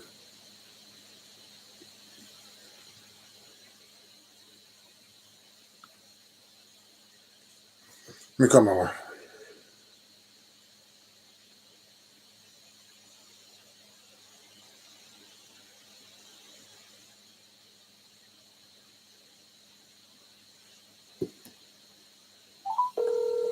Someone's watching me, but I don't know who. I don't know why, but the link is not working. Can you do me a favor? Could you just text people on Patreon real quick? I'm gonna go live from my YouTube channel, like public, because I don't know why people aren't. The link I shared the link. It's the right link, but it's not. Doesn't seem to be. People can't seem to see it. Did you make it unlisted? Yes, it's unlisted. Okay. All right. I don't know why either. All right. You gotta text me the link. Did you do that? No. I'm just gonna go live. I'm just gonna go live. You're just gonna go live publicly. Yeah, from YouTube. Okay, I gotta email these two guys right now. Bye bye. They're my okay. All right. Bye. Bye.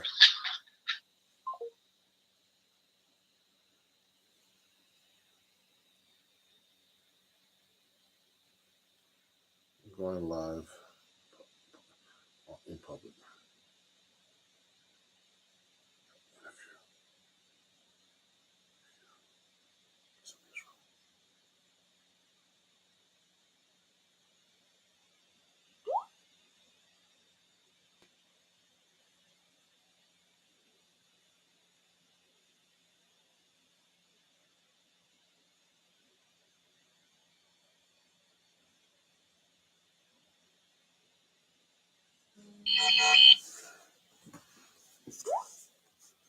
There's something wrong here. I gotta end this. So let me do this right now.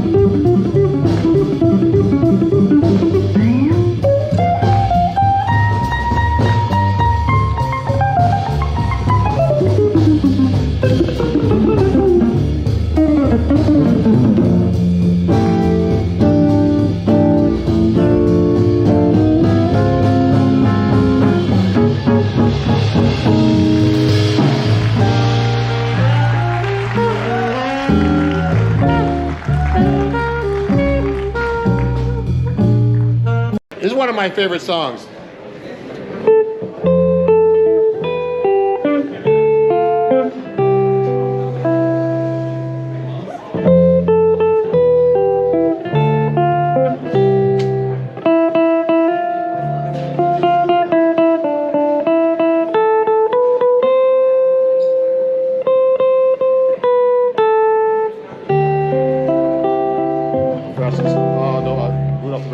One, two, three, four.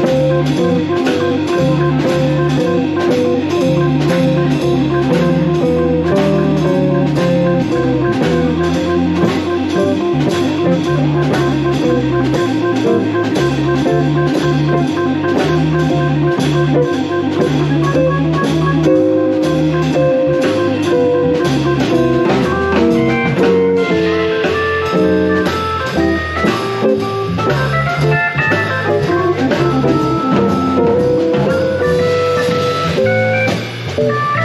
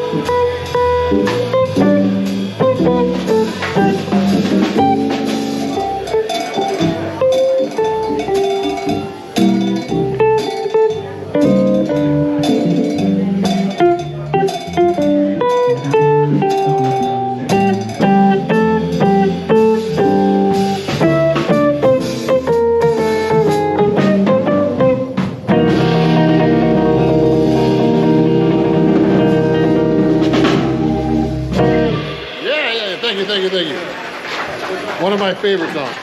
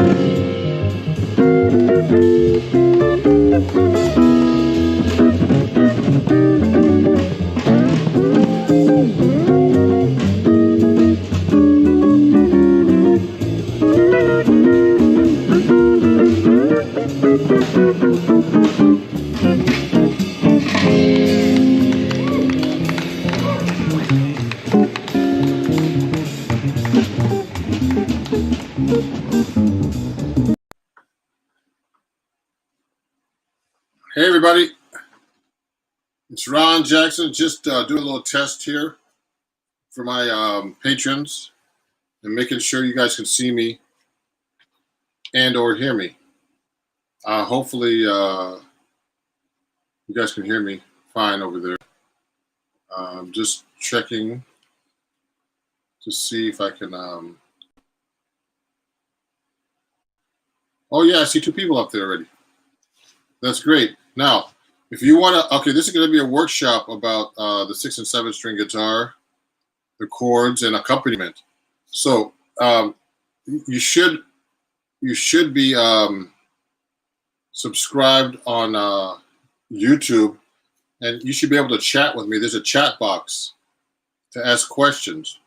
Okay, so let me say that right now.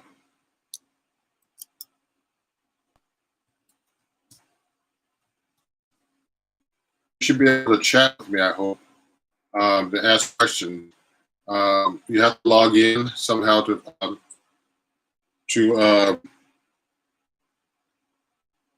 hello, are you there? Okay, you should be able to log in and hear me. Hold on.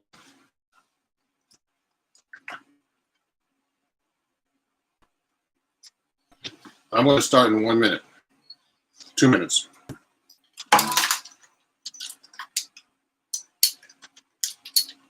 A lot of technology here.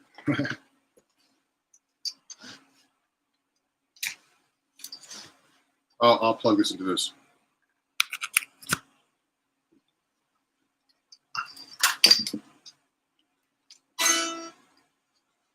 I'm going to make sure also that I'm plugged directly into the internet. And if you guys ever, start studying with me in person and it's long distance, you could actually use this program called Jamkazam, where you could actually play with me at the same time. I'm trying to figure out how to do that and actually try to stream from there for my. I might actually try to do that next, try to do a Jamkazam, but everybody has to have the same setup.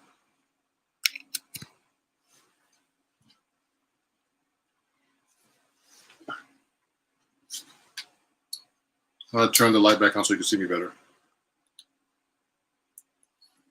That's good. So if you have any questions, please. Oh, yeah. Oh, okay. Reggie, just making sure you can you hear me clearly? Send me a message. Reggie Hagee is one of my students, a great guitar player who's in Long Island, New York. If you can hear me, just actually let me know that you can see me and hear me. Yes, great.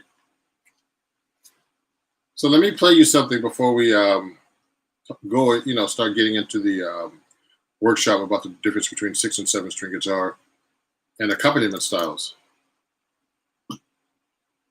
Here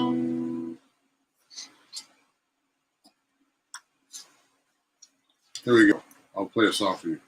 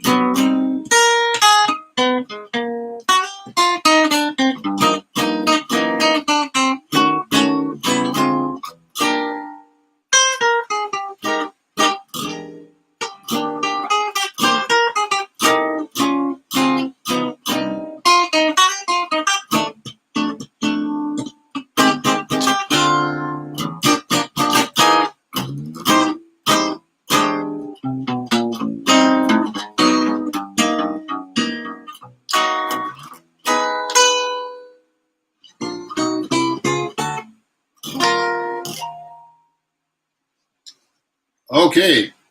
I don't know who else is watching. I know I see 2 people watching, but I hope you can figure out how to chat with me on the live chat. So I just played that song, Will You Still Be Mine? And in the key of E flat. And I did a bunch of stuff in there to show you how to, accompaniment styles and comping styles. Now, I mean, the most important thing for me in jazz, and actually for everybody, is not only to play the melody, but is also know your chords and your harmony, as well as a bunch of other stuff. But the most important thing about jazz is actually improvisation at the end. So my goal really is to teach 6- and 7-string guitar players how to actually improvise. But today we'll talk about accompaniment styles and the difference between a 6-string and 7-string guitar. So this is a 7-string Eastman AR model here, AE 810 CE7. It's a great guitar that I got directly from the company. I have a Seymour Duncan pickup on it, and I have these Labella jazz tape strings on it. I'll show you what it looks like. Hold on. Oh yeah, this is backwards. The camera's backwards, but it's okay. So they're pretty heavy strings, and the guitar is pretty a beast to play. It's a 17-inch guitar. So obviously, I think most of you who are on my Patreon tune your guitar to the low 7th string. I learned that from studying with Bucky Pizzarelli. He just said to me, tune it to an A. Make sure you have a low A on there. So I mean, the easiest thing about the 7th string, about this tuning of the 7th string, is that you do have a doubled A. This one. So any chord that has a A string in it, the 5th string A, you could just double, like a C chord. Just play it, double it there. I mean, it's simple, but not that simple when you start playing, actually. So you could, if you do like a 1-6-2-5 in A minor and C major, excuse me. C, A minor, D minor, G7. You could do half of that with the 7th string. Just replace the 5th string with the 7th string. Now you get to this thin sounding 4th string. So that's when you're going to have a problem. That's when you're going to have to use the 7th string again. So you're going to have to go. Now I would have to use a bar D minor chord to get that 7th string and get that full sound of the 7th string on a 1-6-2-5. I'm going to turn my guitar down a little bit. I know it was overdriving a little bit when I was playing.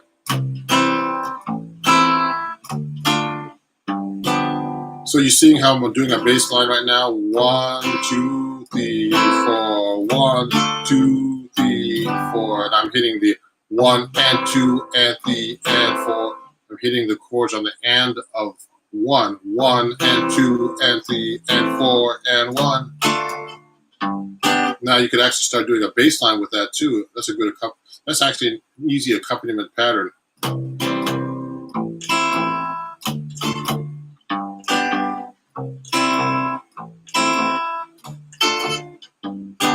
So that's a 1-6-2-5 pattern using the 7th string of the 7th string guitar, replacing the 5th string. So that's the easiest thing to actually do. So when you're actually playing a 7th string, just replace this 5th string with the 7th string, and you can do all kinds of wonderful things. So if I'm doing the same pattern in a higher register, where I'm using the 6th string,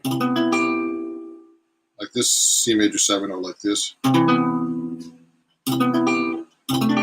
Okay, any kind of C chord. Okay, welcome a third person that joined my chat. To the level. And if you have any questions, please do me a favor and try to join the chat box. Or if you want to text me, actually, I'm going to write this down. I'm going to check my text. If you have any questions, let me check my text right now.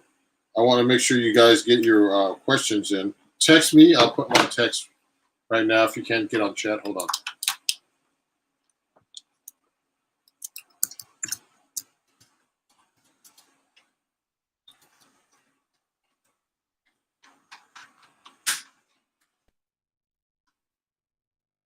You can also text me your questions. I'm going to have my phone on. I'll turn the ringer on to make sure you text me. And so you could ask questions about anything.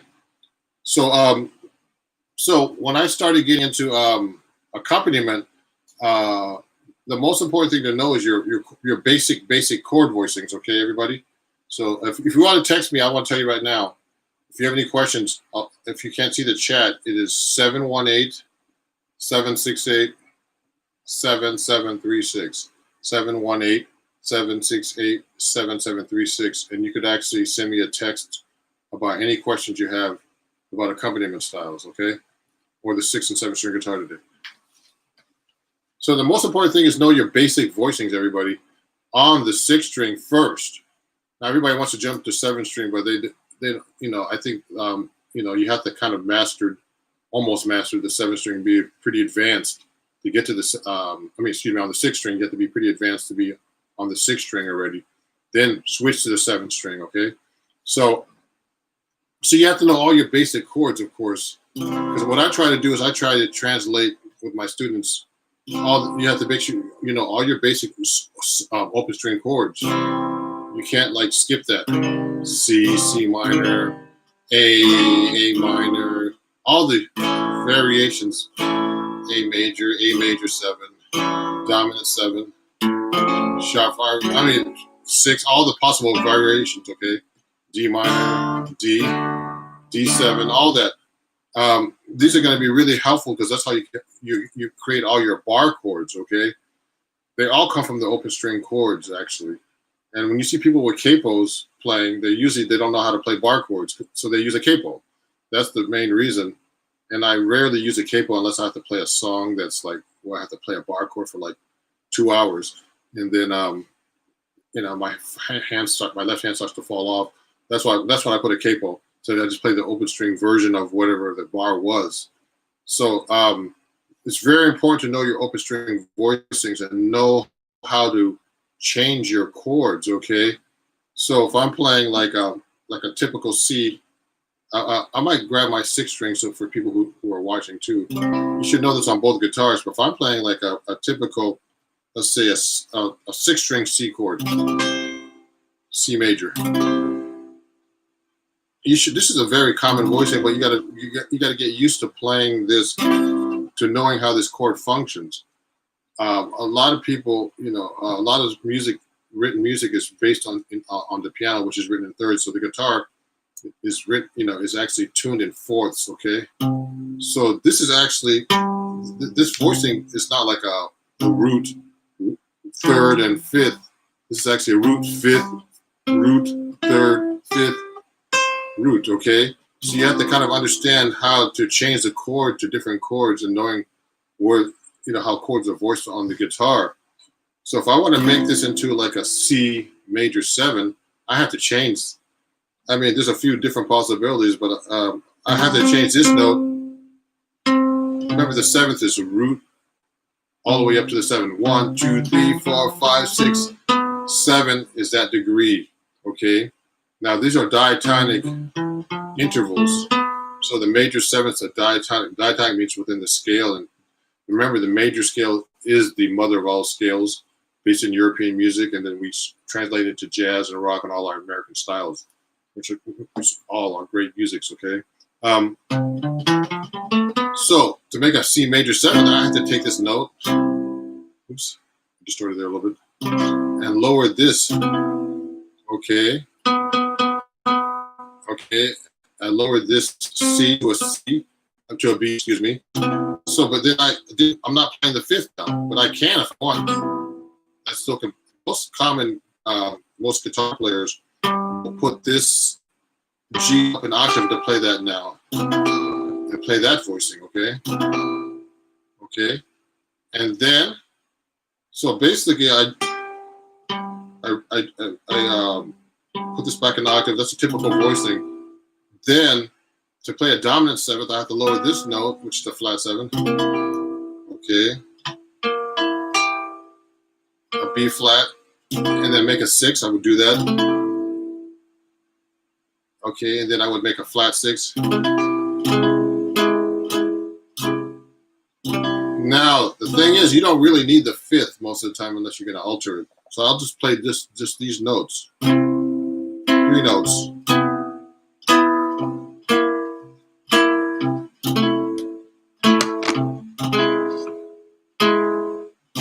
It's a very common thing that I play.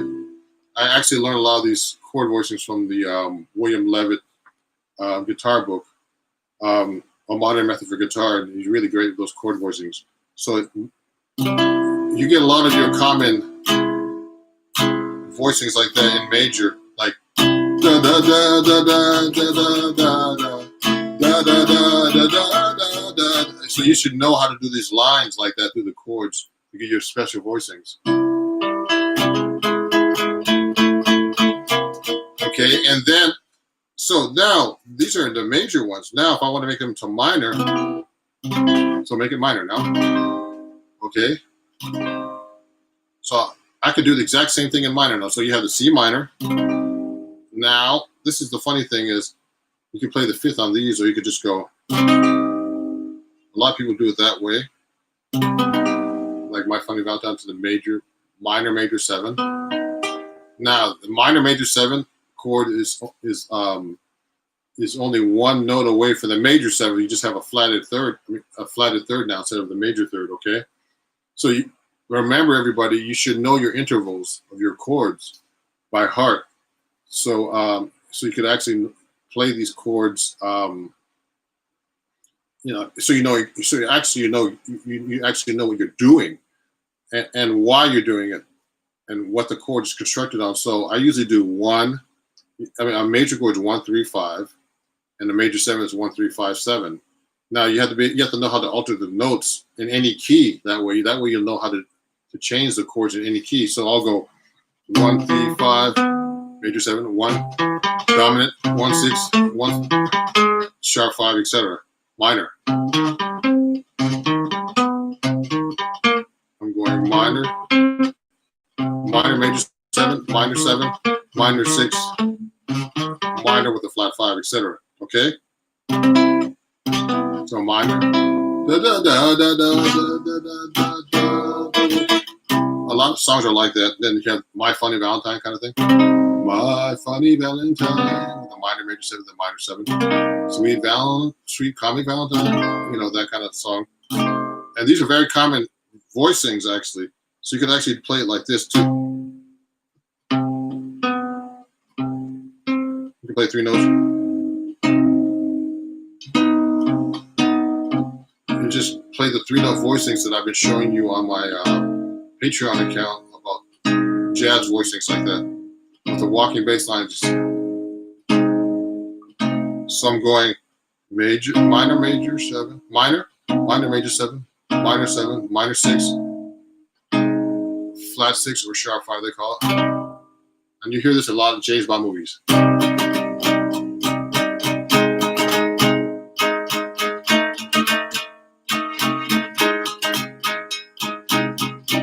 Oh, thank you, Biker Chick, for saying that it looks and sounds good.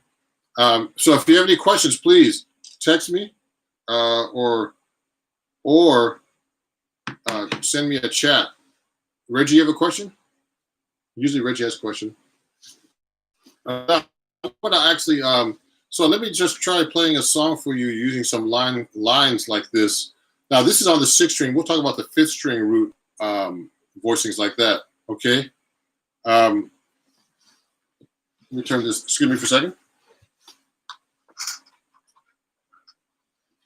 Now, let me play you a song that uses like a line cliche.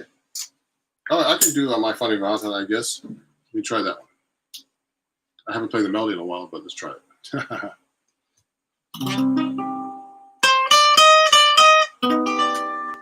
I'm going to do a little voicing octavier.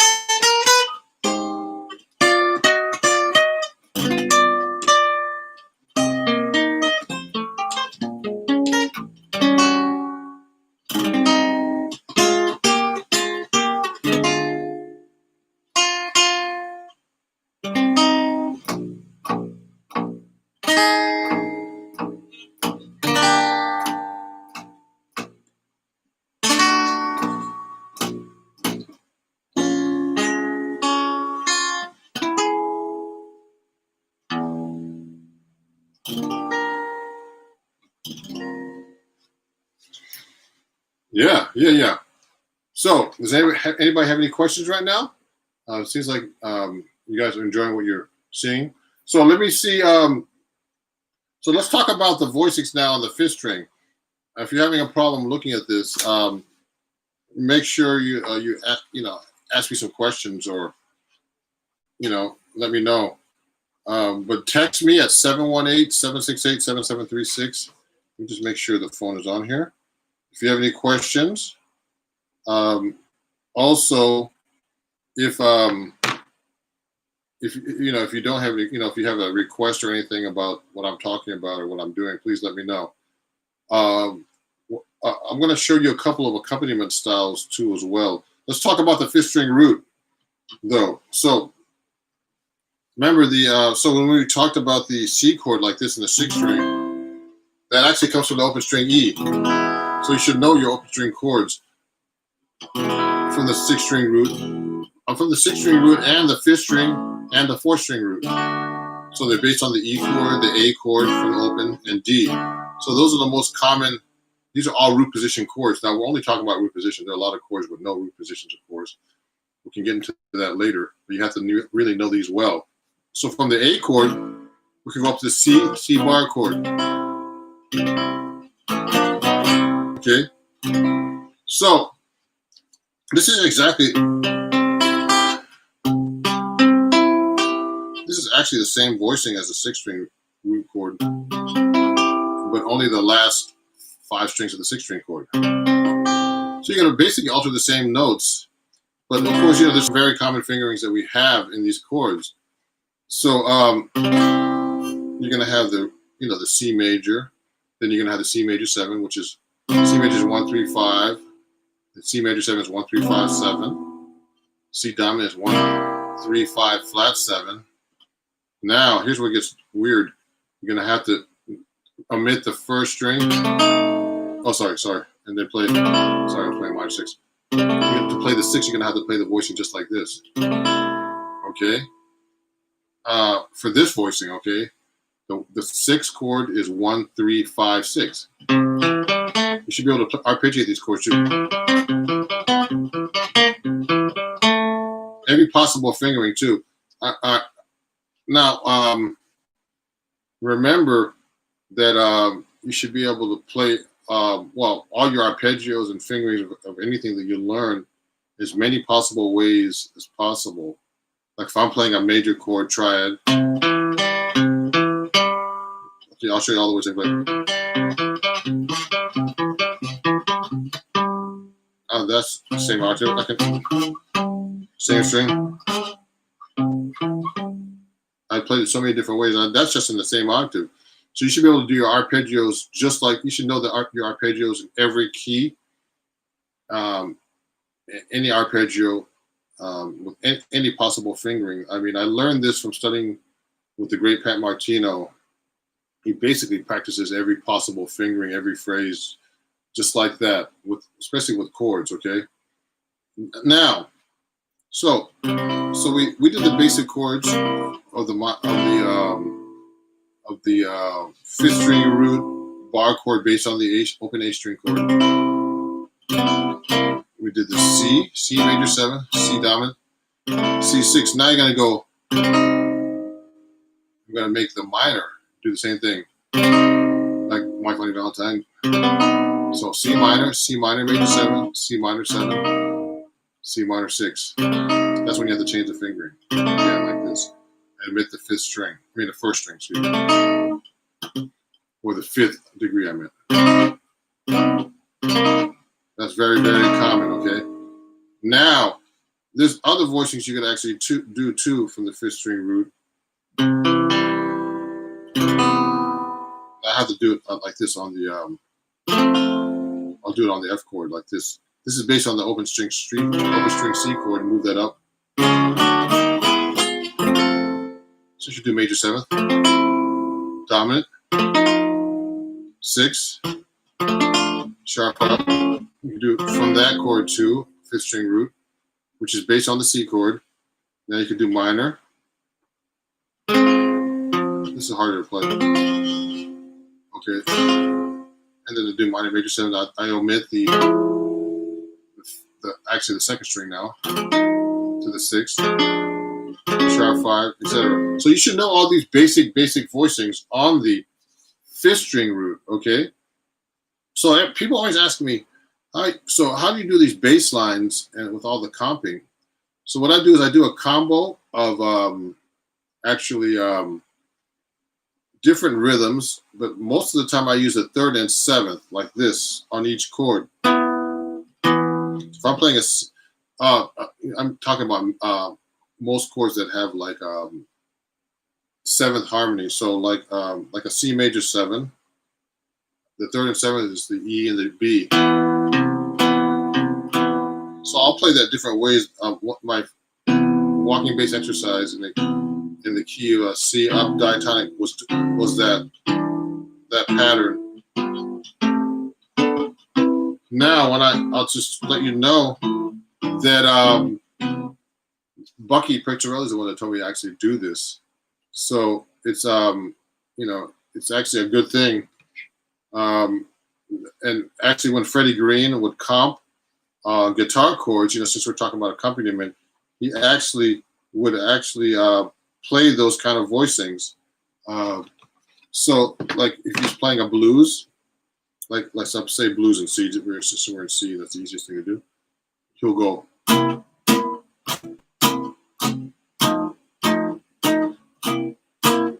Now this is a jazz blues. Now the best way to play this actually is to play it acoustically as possible.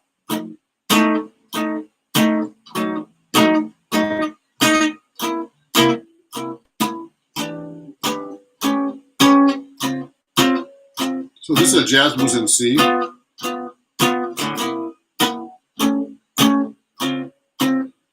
So this is a very common comping pattern in jazz, which you should know really inside out. It's the Freddie Green comping style, which looks easy, but it's not very easy. I worked on it for years with Bucky Picciarelli.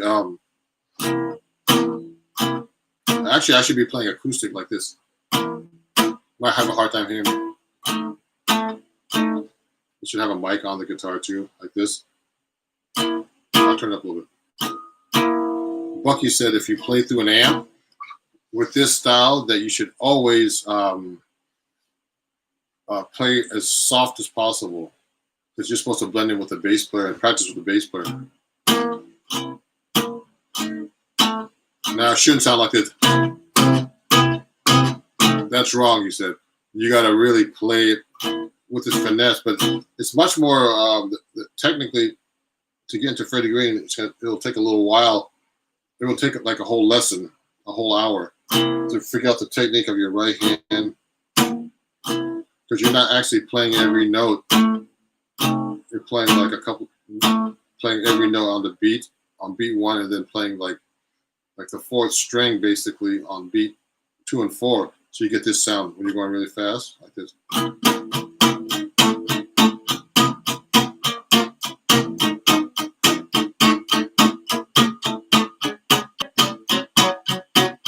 So that sounds simple, but it's not easy to do. So that's the Freddie Green style. And what happens usually too is, like, for example, if you're playing a blues, one technique is to always keep this, no matter what chord you're going to, keep playing the 6th string. And that's the one thing I learned from Bucky. So if I'm going from a C7, I'm going to keep the C in the bass when I get to C7. So it sounds like this. So this is C root position, then C7. Actually, 2nd inversion with the 5th in the bass, which is a C. So I'm going to play the whole blues right now, keeping the 6th string. Depending on the chord I'm playing, keeping the 6th string on the bottom. So it's going to be like this: 1, 2, 3, 4.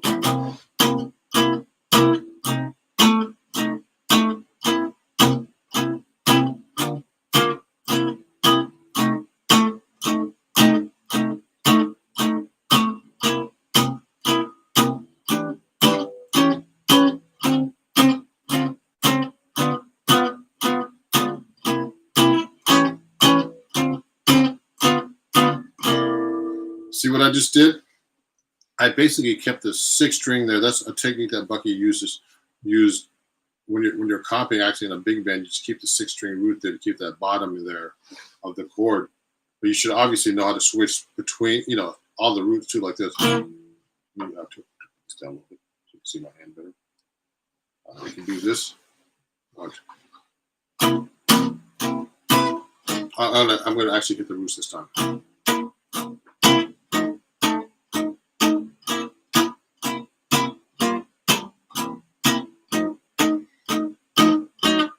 Remember, I'm only playing the first 6 strings of the guitar.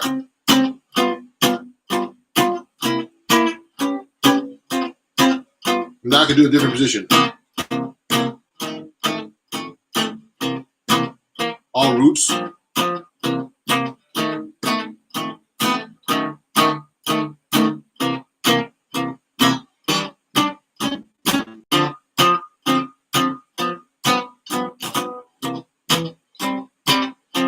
Now, if I'm going to play this on the 7th string,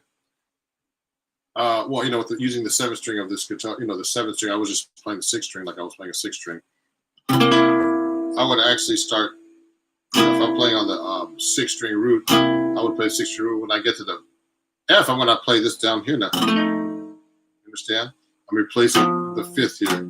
The 5th string for the 7th. So let me play you any chord that has a 5th string root now, or voicing, I'm going to play on the 7th string. So watch this. You see? Oh, it's a little dark on the right hand side of the guitar. Okay. So watch this. Here we go. 1, 2. 1, 2, 3, 4.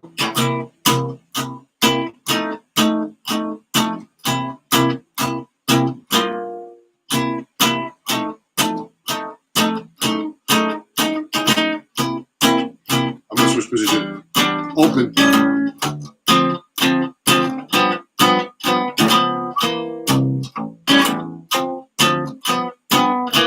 Now, do you notice every time I get a chance to play that open A string, I will.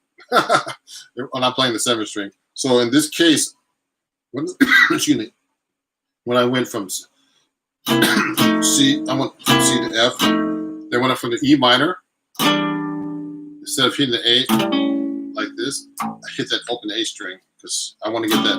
I want to get that low note. Now this is really unique. Okay.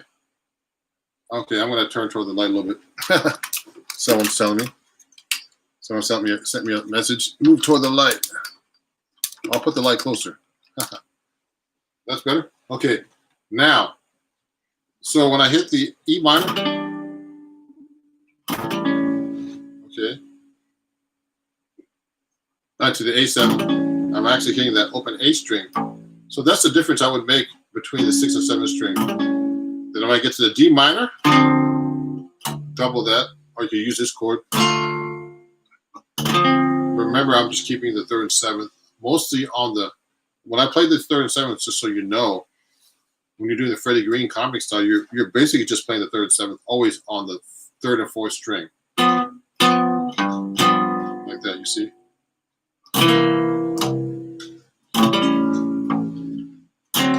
Now with accompaniment styles too, you don't have to stick exactly to the chord progression. I do a lot of things like tritone substitutions. Now, what is a tritone substitution? If I'm playing like a C7, instead of playing C7 for like if I'm playing C7, I'm approaching the F7 chord. What I'll do is I'll play a half step above the target chord, which is the F. So I'm going to play an F sharp or G flat, and then go to the F. So that way it makes the song sound more interesting. And also I'm not playing the same harmony out, so I'll go like this instead of going like this. For the first 2 bars, I'll go. I could go a half step below and approach the chord back to C7. I could go, when I do the 2-5 to the G minor to C7, go back to the F, I could just go instead. So that's a tritone substitution. So the tritone substitution for a C is an F sharp or a G flat.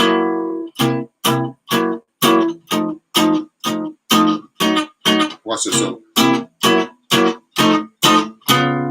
did tritone substitution of the C, which is a D flat. It's kind of like a G7.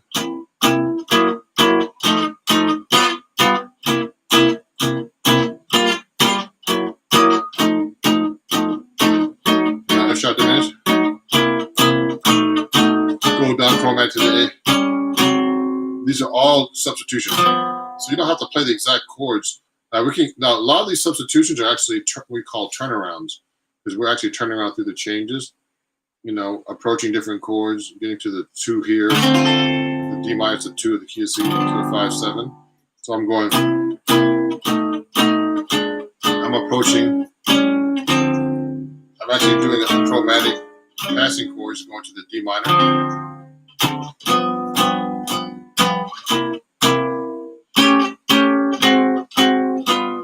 So I like doing these different reharmonizations that are very common when you're actually playing, so that you don't sound, because bass players are actually doing that all the time. They're going.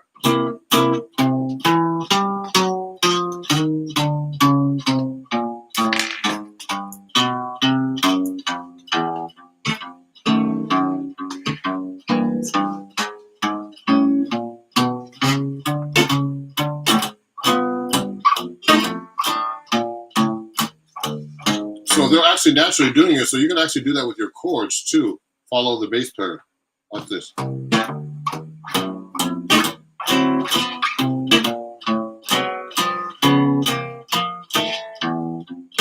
Now, we can get to this whole thing about walking bass lines as well. Now, I gave you an exercise on my on the Patreon account about walking bass lines, and they're really basic skills that I gave you, just root and third, just root and fifth basically, or just roots. The best way to really play bass lines and do them well is actually to what's the word? Learn bass lines from other bass players, because that's the best way to actually play the bass line. And so I'm actually a bass player too, so I would actually transcribe these kind of things. Let me move this back a little bit so you can see me better, my face. Kind of weird, huh? So, that's that's what I actually try to do. Is what I would actually advise you to do is learn bass lines. So we've been talking mostly about swing kind of patterns, comping patterns, and chord voicings. Now, please, if you have any questions, I know there's only a few people watching. It's about a third of my patrons on Patreon, but I'm glad that you're watching, because you can actually go back and look at this video stream. So I'll have the link up on my Patreon if you missed this. Okay. And also, if there's any questions, please let me know. So another, there's some other styles that I like to get into with comping. I mean, there's bossa nova style. Okay. So you saw me playing today, okay? Oh yeah, Reggie has a question here before I keep going. Learn a bass line, then harmonize them. Yeah, you could actually. So if I'm playing, like, let's say a blues.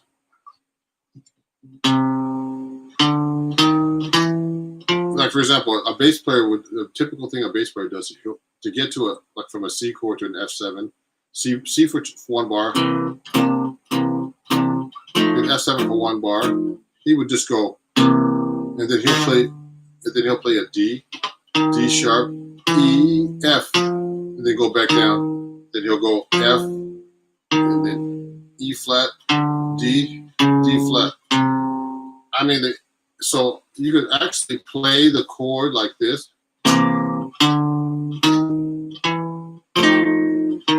What I did was I just played the very beginning. I just played the chord on the beat and then stopped it to do the rest of the bass line. Do it again. I mean, that's very common, but you can actually harmonize that too. You can actually go up diatonically. What's that? Also, I could just take the same chord and just slide it up there.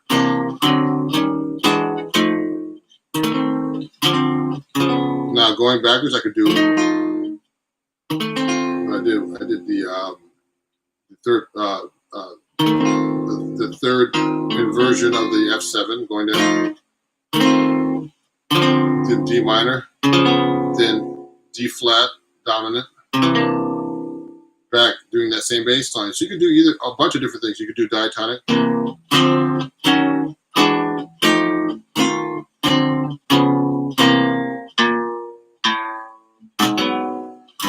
What I do too is I do a lot of parallel motion. Parallel motion is actually this is for Reggie and everybody else. You could take the same chord and just slide it, approach another chord. It's very common in big bands. And like, I just took the same chord, slide it up a half step or up a half step. I mean, a half step from below or half step from above. So if I'm doing a bass line and I'm going, I can slide that whole thing up. Sounds good. Then when I get to the G minor, I just go up a half step from that G minor.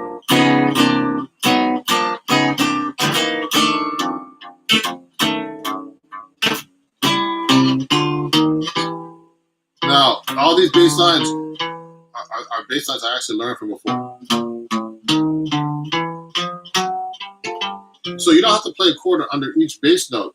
You can actually, you can actually hit the first beat and then continue.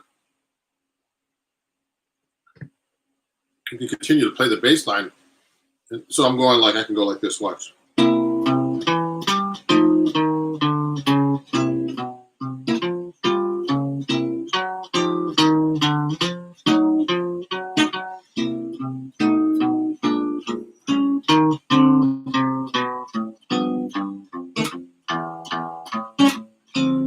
Now you see how I'm holding the notes sometimes, and sometimes I'm actually not playing the chord at all. You don't have to play the chords all the time when you're doing the bass line. It'd be like too much if you just went.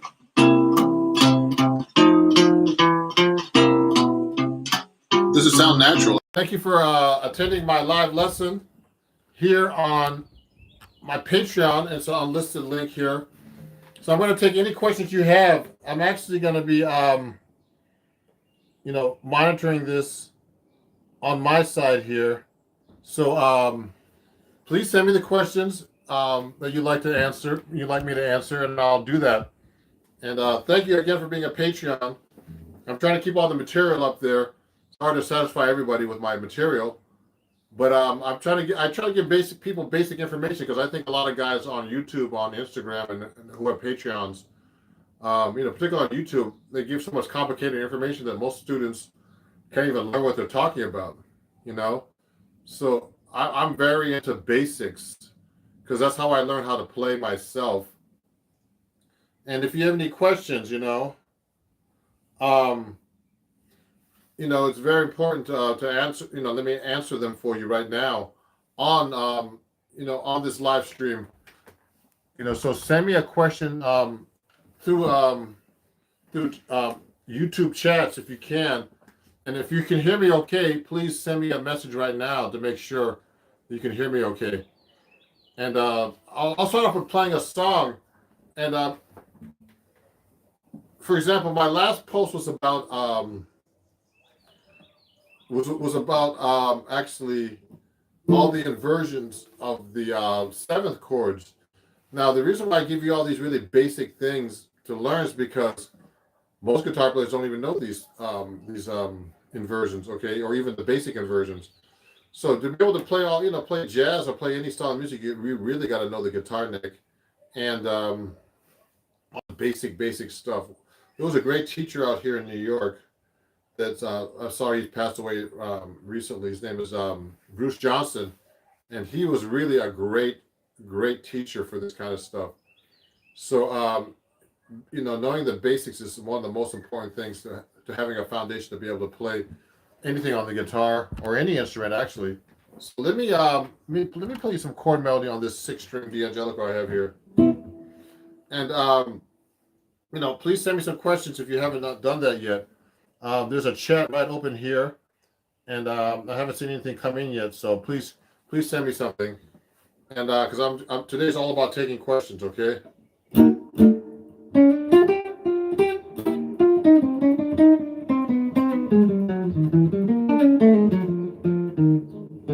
Oh, good, Sean.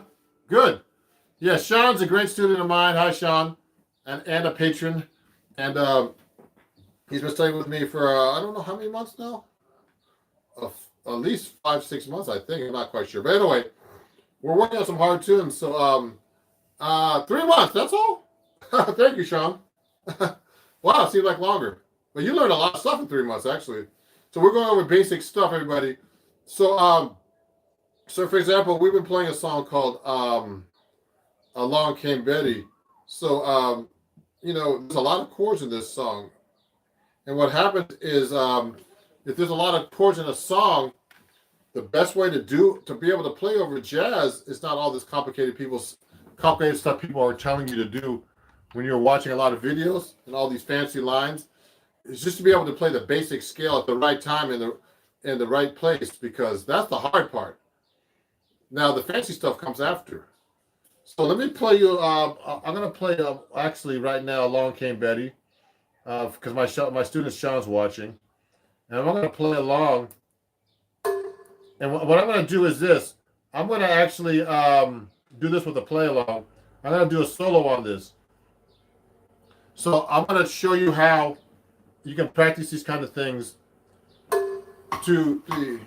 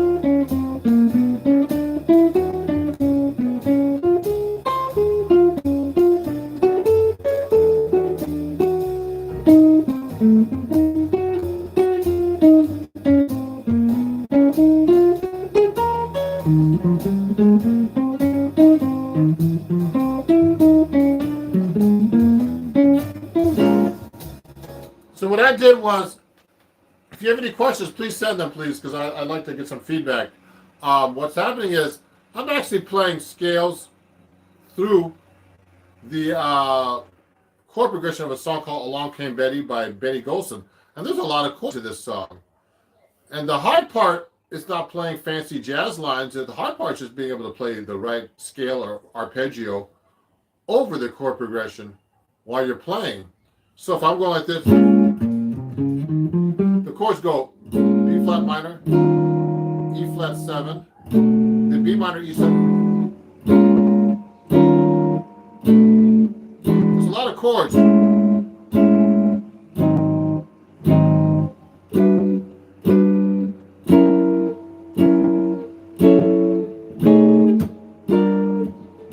Now these are a lot of 2/5 progressions. They call them.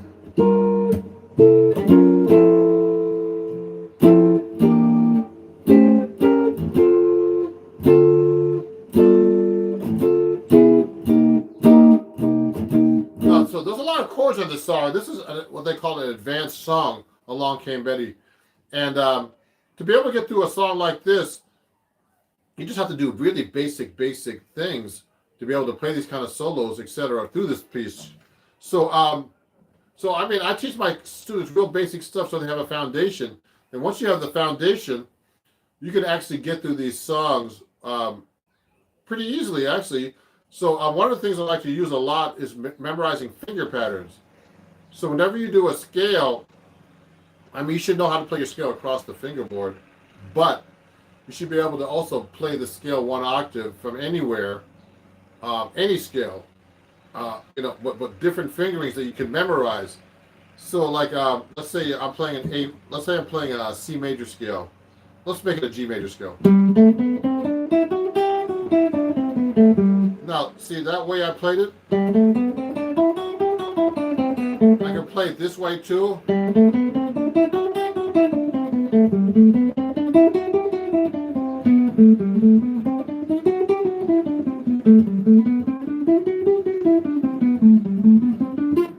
See how many ways I just played that scale? Well, you should be able to play your scales in one octave all the way across the neck and up and down the neck without getting lost. Any kind of scale, major, minor, augmented, whatever scale you're playing, diminished. All the, any kind of mode, the melodic minor or harmonic minor. The point is, you have to really know your neck to be able to play, to master the guitar, but also to be able to play jazz. So what I like to do is I'll be able to play across like this. So I'll go one octave, and I'll try to memorize that one fingering. So I can just move it around the neck.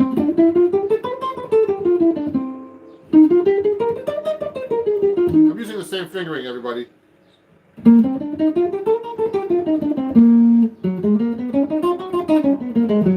So I like to use those techniques because it's easier to get through chords and chord progressions once you know one fingering, but you have to memorize the pattern. Okay, now so I tend to have my students learn these fingerings, like using different string roots. Like you use your third string root. So if I play G like this, so I went. So this is like I have to play it up an octave higher. I could do it here actually. So that's one fingering, that's one string root pattern. This is another string root pattern, fourth string root. So that was third string root, fourth string root, fifth string root. Then I have to do it here, sixth string root.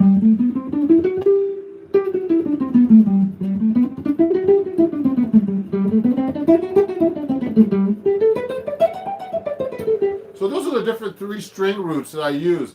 The thing is, a lot of students in the beginning, when they're learning how to play jazz, they always think of the root, but you have to eventually break out of being able to play the root and be able to play from any note of the scale.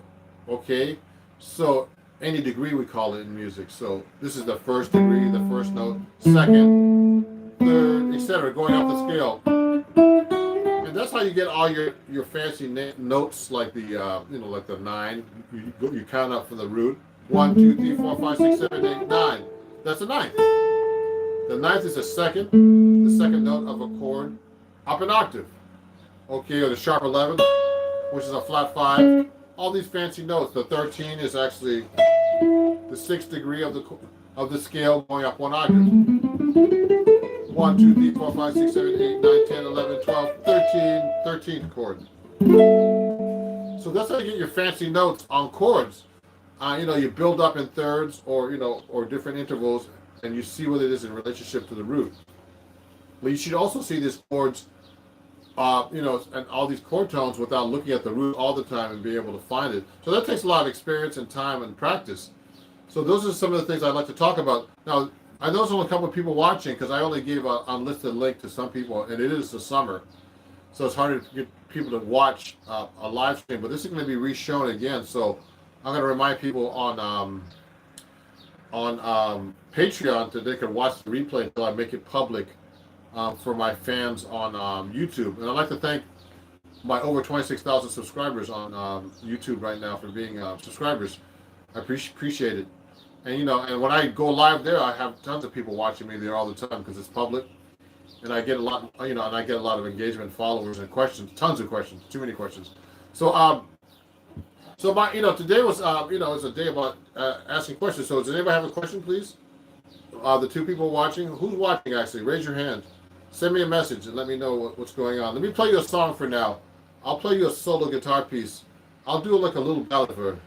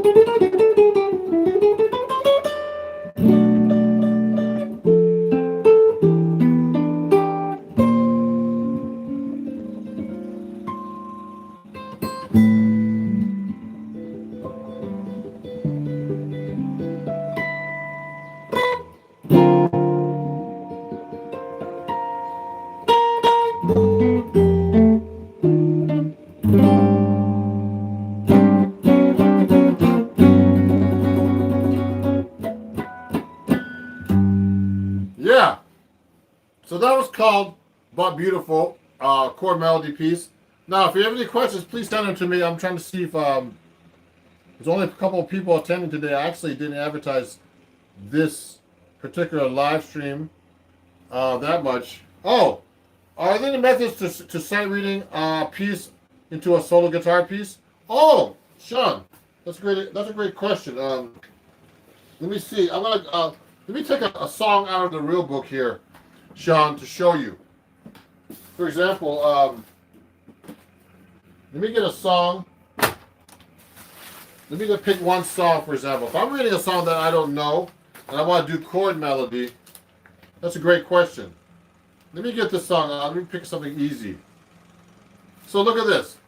Sean, I don't even know this song at all. I've seen it in this book. It's called My Buddy. Huh. Okay.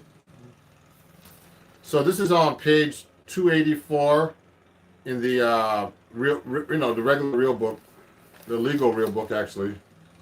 And if you look carefully, it's a G major 7 chord. Okay, when I'm sight reading a piece, okay, like this. First, I'll look at the melody and see how it relates to the chords. So this is a D note. So the melody goes like this. First, I play through the chords. So chords go like this: G major 7. It's a ballad. 2, 3, 1, 2, 3, 4. I'm doing it slow, fast actually. G6, 2, 3. B diminished 7. A minor 7. D7. So that's the first 8 bars. So next, the melody goes like this.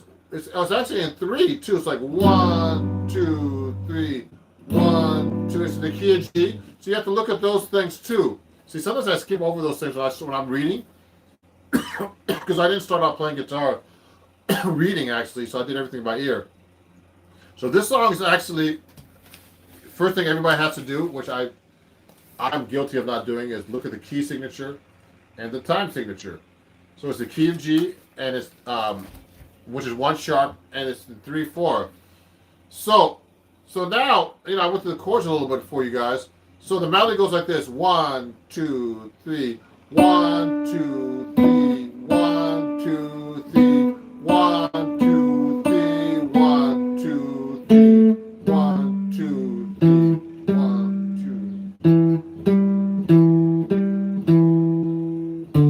2. So that's the melody in the beginning, okay? But so now, if I'm gonna play through this, this note, that note is a D, and that's a G major 7 chord, okay? So I know that's the 5th, which is 1, 2, 3, 4, 5 of the chord. So I know I can play this chord on here. I can play this chord on the bottom of that D note. I can play a major 7, or I can make it more fancy by putting like a 9 here. I can make it a 6, 9. Any chord that can fit under that D note. That's a major 7 chord. So you gotta see the chord scale relationship. Then the next note is a B.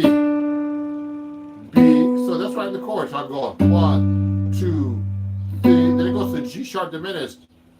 Now the G sharp diminished looks like this. So that note's already in the chord. So it's the same melody. So I can go like this now. 2, 3, 1, 2, 3, and then I can go the A minor 7. It has these notes in it. Has those same notes there. And then it goes to D7. There's a B on top there. So that's the melody note on top. 2, 3, 1, 2, 3, 1, 2, 3, 1, 2, 3. So that's the melody note. So I can put all these chords under there now like this. Watch this. 2, 3, 1, 2, 3, 1, 2, 3, 1, 2, 3. So the thing is, the problem with this melody though, it gets really low. But I can still do it open. Like I could. The next note is G. It does that, so I have a G6 on the bottom. So I can do that. And then it goes, then A minor 7. So that's a little low. So what I suggest a lot of guitar players, when they're doing chord melody, they're sight reading, you have to learn how to transpose up an octave by reading. Now, most guitar players have a hard time reading. They only use tabs, unfortunately. And, I think it's great these days on YouTube and everything to know tabs. But you have to really know the song to be able to play tabs. You can't just like sight read and hear the rhythms and everything without using tabs. I mean, with tabs, you understand? You need sheet music. You need to be able to read music. So I'm going to play this up an octave. So it's going to be like this now. Watch this.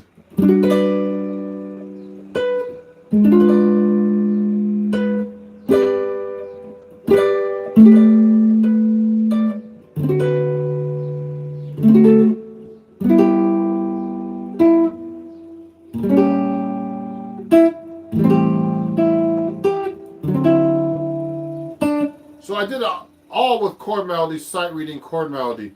So I know all my voicing. This takes a lot of experience to learn how to do these kind of voicings and being able to put a chord melody on top. But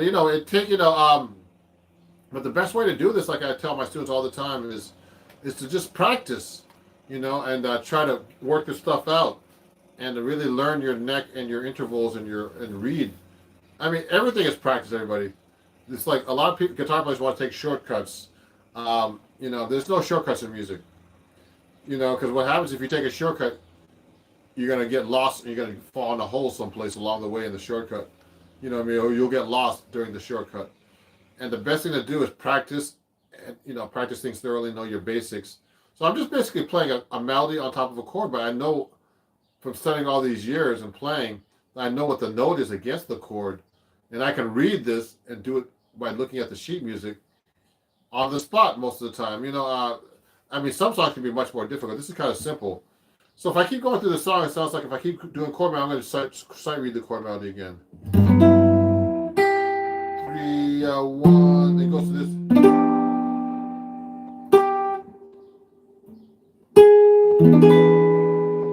1, 2, and it goes to the A minor. 2,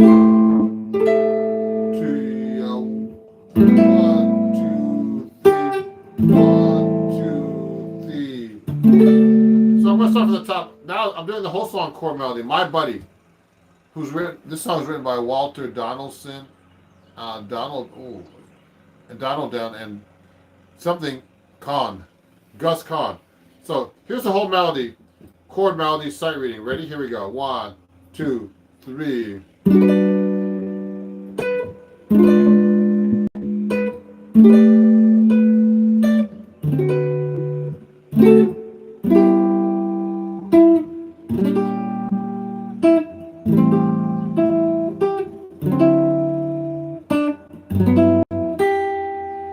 One, two.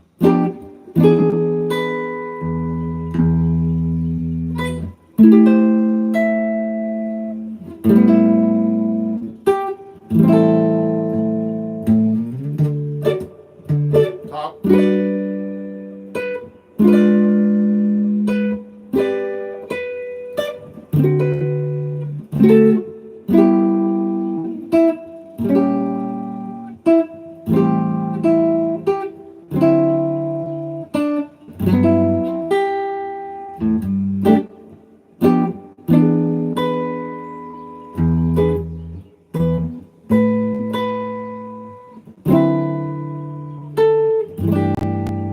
See?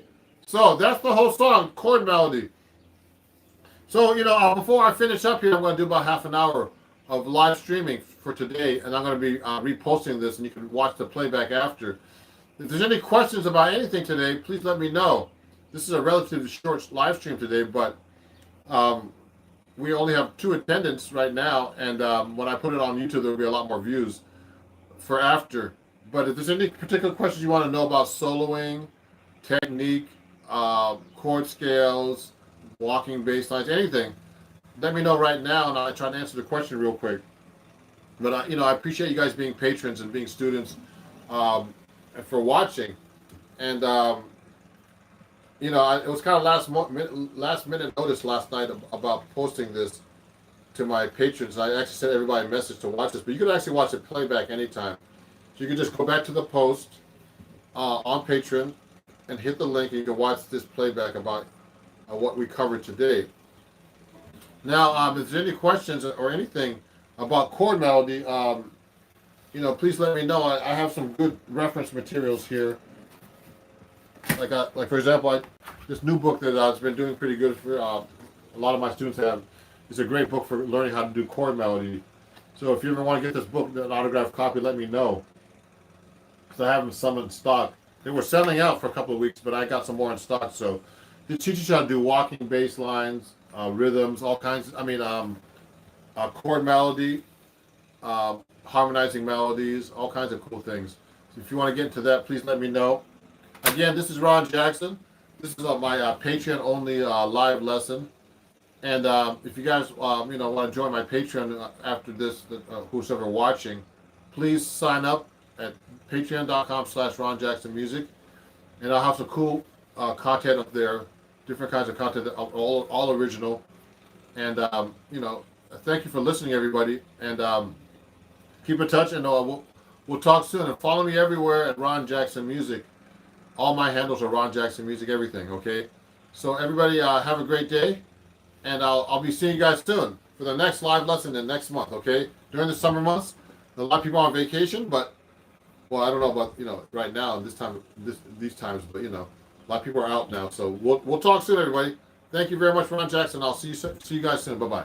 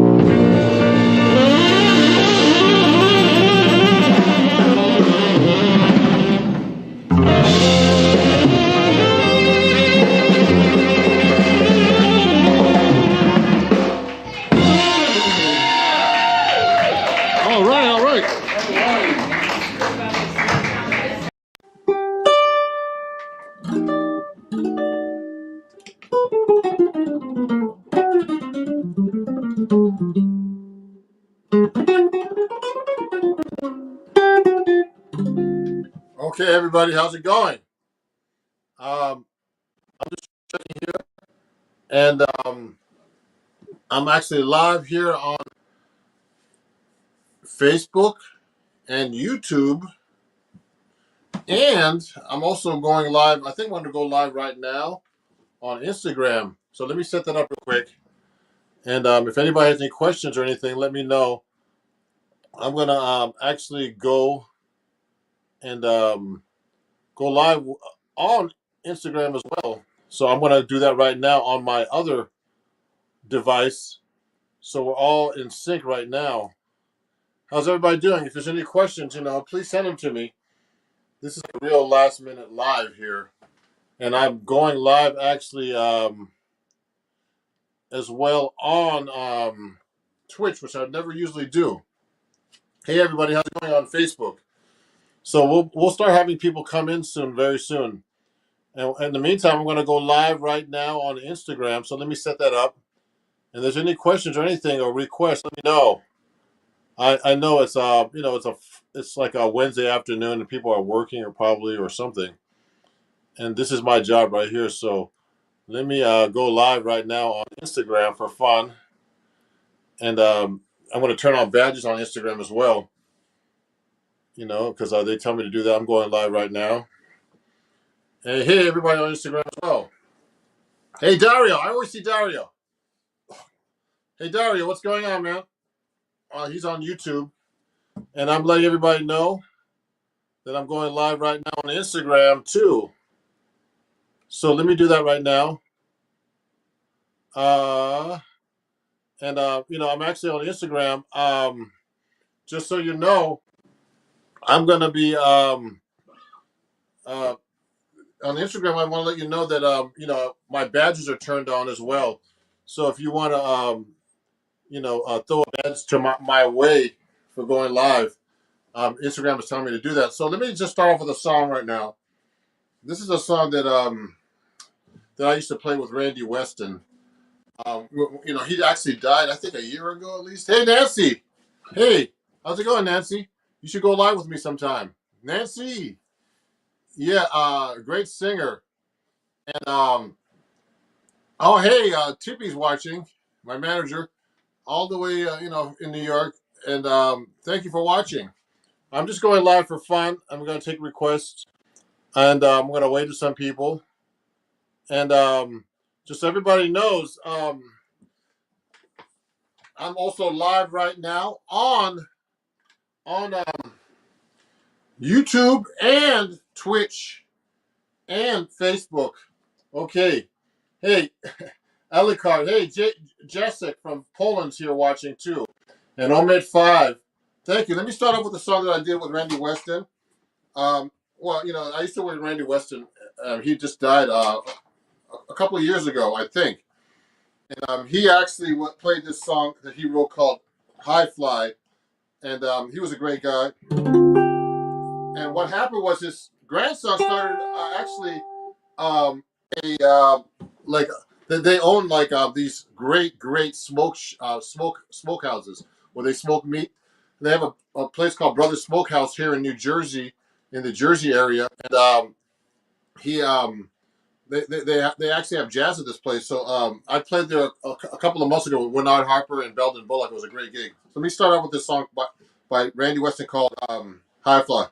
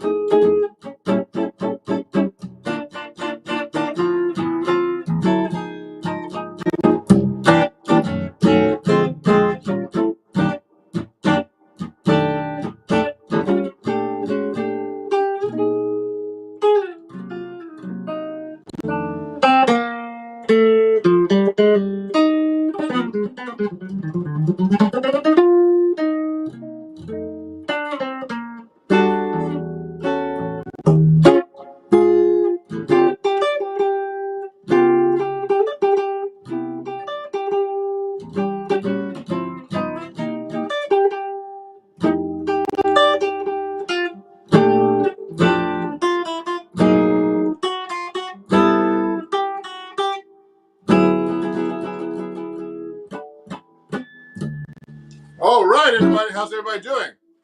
Thank you for watching. Oh, uh, I want to make a few announcements. So if you guys, I'd like to first announce. Thank you very much, YouTube, for having 16. Oh, actually, sorry, for having 30,000 new subscribers. I really appreciate you guys. I'm actually live on YouTube as well, Instagram. Sorry about that. Hi, Luca. Is that Luca?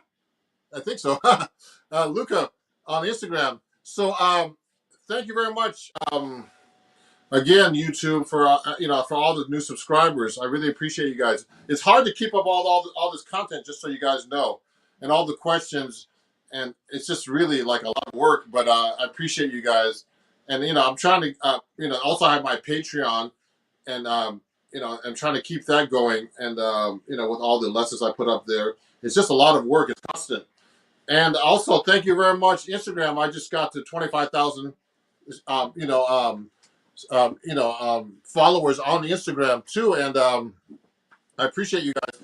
It's hard to keep up with all the content on Instagram, everywhere else, so and TikTok and all that stuff. So that was a great song by Randy Weston called "High Fly," and he was a great guy to work with. I was supposed to actually have a concert honoring him at Columbia University last year at the Miller Theater with a bunch of people that worked with him, and unfortunately, it all got canceled because of COVID and things. I don't know what's going to happen now. I'm supposed to be doing a tour next year in the Midwest and the West Coast, and I'm booked. It's being booked right now. By my team and everything. And right now, I hope that we can actually continue with this tour with all the stuff going on.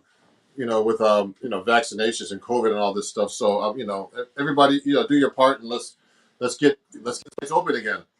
And if I'm fully vaccinated. I want to go out and play some gigs, and so we got to get this going. So anyway, let me see some of the questions here. Can I hear your favorite Cole Porter tune? Oh man, that's Omid 5. Let me show this to everybody. Omid 5 asked if I had my favorite Cole Porter tune. And I want to let you know, everybody on YouTube, if you enjoy what I'm doing, you can actually donate via Super Chat. There's a little dollar sign on the right-hand side of the chat box when I'm live, and you can actually donate there if you have any requests or anything. And I need to make a couple of requests now on Instagram as well.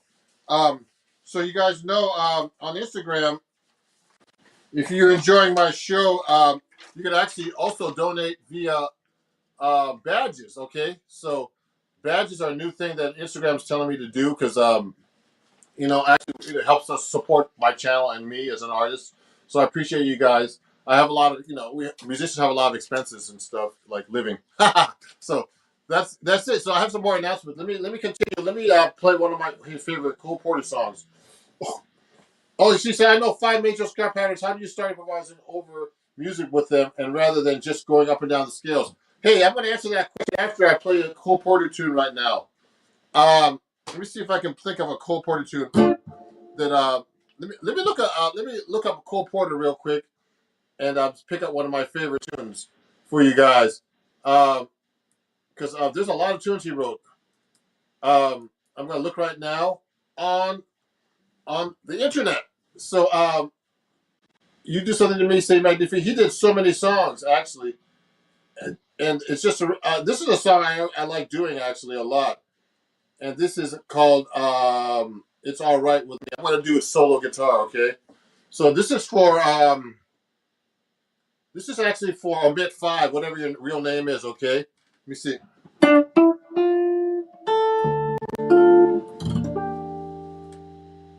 Let me see. Let me turn this down a little bit.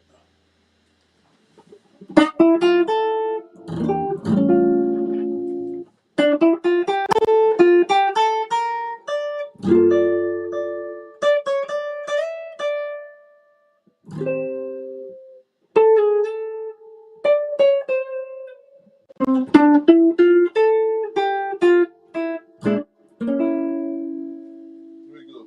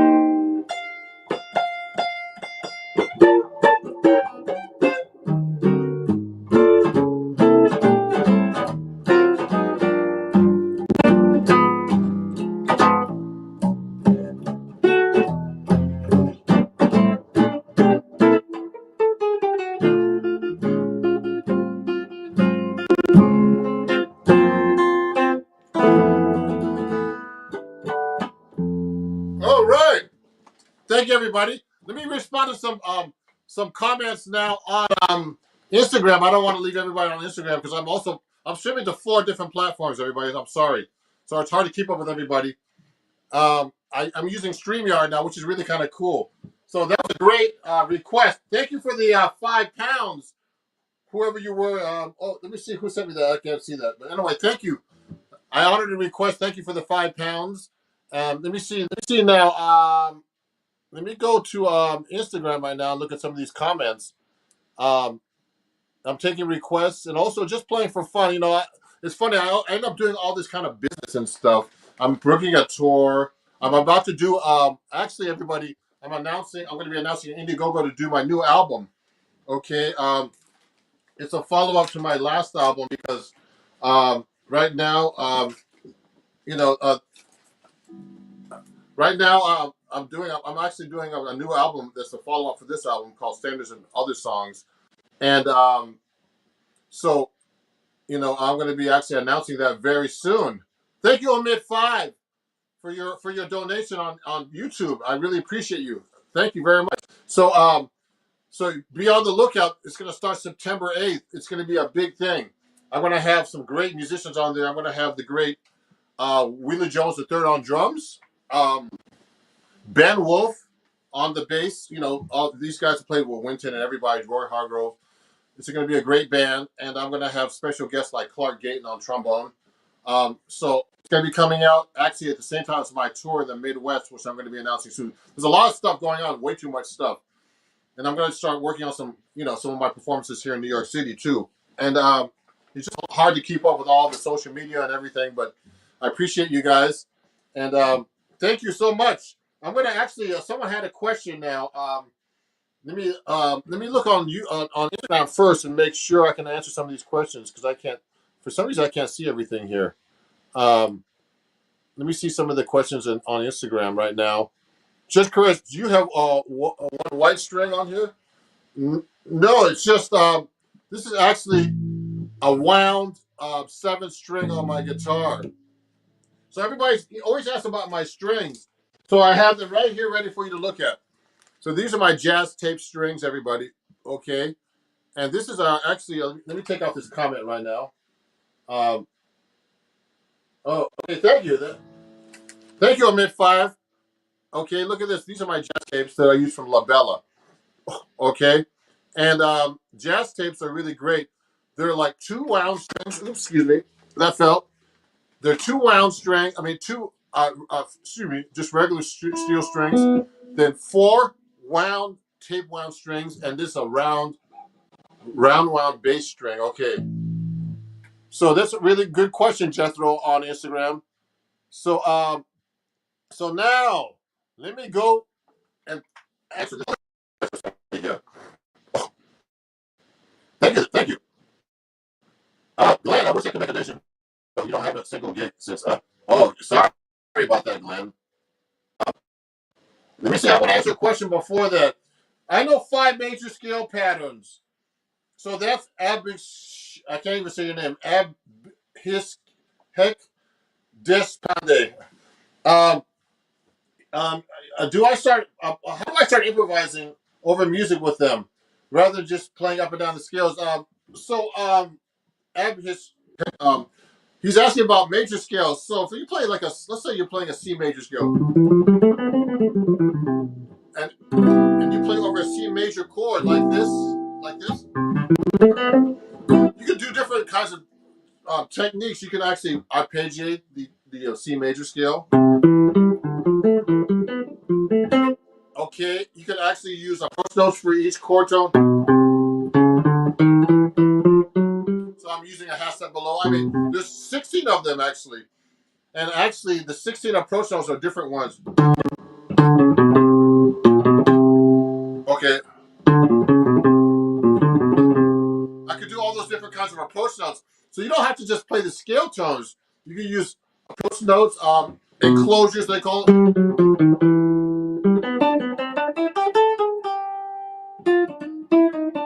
So I'm using passing tones, which is actually bebop related. So there's so many things you can actually do with a major scale. That's not just going to scale like this. You know, you get. It sounds like this when you're doing that. It's not jazz. So just so you know, jazz is really a language.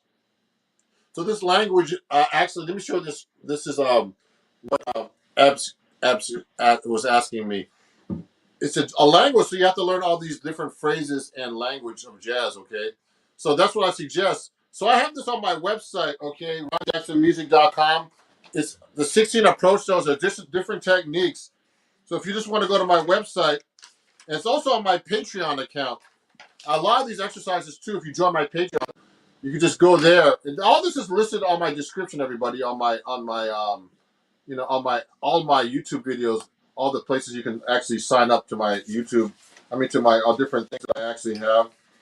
So there's different techniques you can use, but the most important thing is really, I'm taking lessons myself. I've been studying with Mike Stern, the great guitar player from New York here, who played with Miles Davis. He plays the 55 ball. He's a monster. He knows all kinds of stuff. He's a really really intellectual guitar player. He knows a lot of stuff, about techniques and improvisation. I take lessons. So the best thing to do for you is take a lesson with a guitar teacher like myself or anybody, if you can afford to do that. Okay, so you can also go to my Patreon, everybody, and actually sign up and just get these lessons too for, they come like already there as posts, okay? Or you could go to my website and check these out. So let me keep going here. So let me keep going. Card, more strings, probably a 10 string. You know what? Alucard, my strings are actually 14 on top. So okay? Someone's asking about that. So I use 14s on my guitar. Hey, Ymir! Hey, Ymir, how you doing, man? It's great. My student Ymir, he's a great guitar player. He went to see Julian Lodge, who's a monster guitar player I really enjoy. I've been hearing about Julian Lodge since she was like 10 years old or something. This guy, now he's like 30 something and he's playing his butt off because when he was playing 10, he was 10 and playing the same way he's playing now. So, so Julian Lodge is a great guitar player. And my student, Ymir, went to go see him yesterday, I heard, in Fairfield, Connecticut. So he's a great guitar player. And so is my up-and-coming student, Ymir. And he's watching right now. I appreciate you, Ymir. And that bass is mean. Thank you. Someone said my bass is mean. Thank you. Glenn said that he wished he could make a donation, but he has a single gig or student since the pandemic. Really? Oh man, that's too bad. Okay, so next time, don't worry. So he's asking me chord substitution. So if I'm playing, let's say I'm playing. There's so many ways to substitute chords, everybody. So when I'm playing like a dominant seventh chord, let's say F dominant, just a straight F, or like this. So I mean, I can substitute that. I don't have to play an F7. I can play F dominant 9. You can play the alters.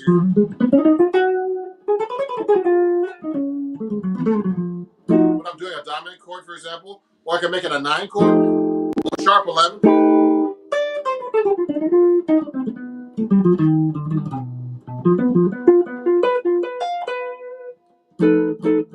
So I can make it a dominant 9 chord. So I'm using actually the Lydian dominant scale, so which is 1, 2, 3, sharp 4, 5, 6, flat 7, 1, which actually comes to the melodic minor scale. So actually, everybody who's watching, I have some videos like this on YouTube already about substitutions, tritone substitutions, the modes of the melodic minor and the major, and you can use all these substitutions, like for a minor chord, for example. Okay, there's so many minor scales you can actually use on a minor chord. You don't have to use like a natural minor. So let's say I'm playing a D natural minor. I use a D, Dorian, Phrygian. I mean, there's so many minor scales. Harmonic minor. And particularly for guitar players, you should be able to play these everywhere on the fingerboard. So if you're playing D harmonic minor,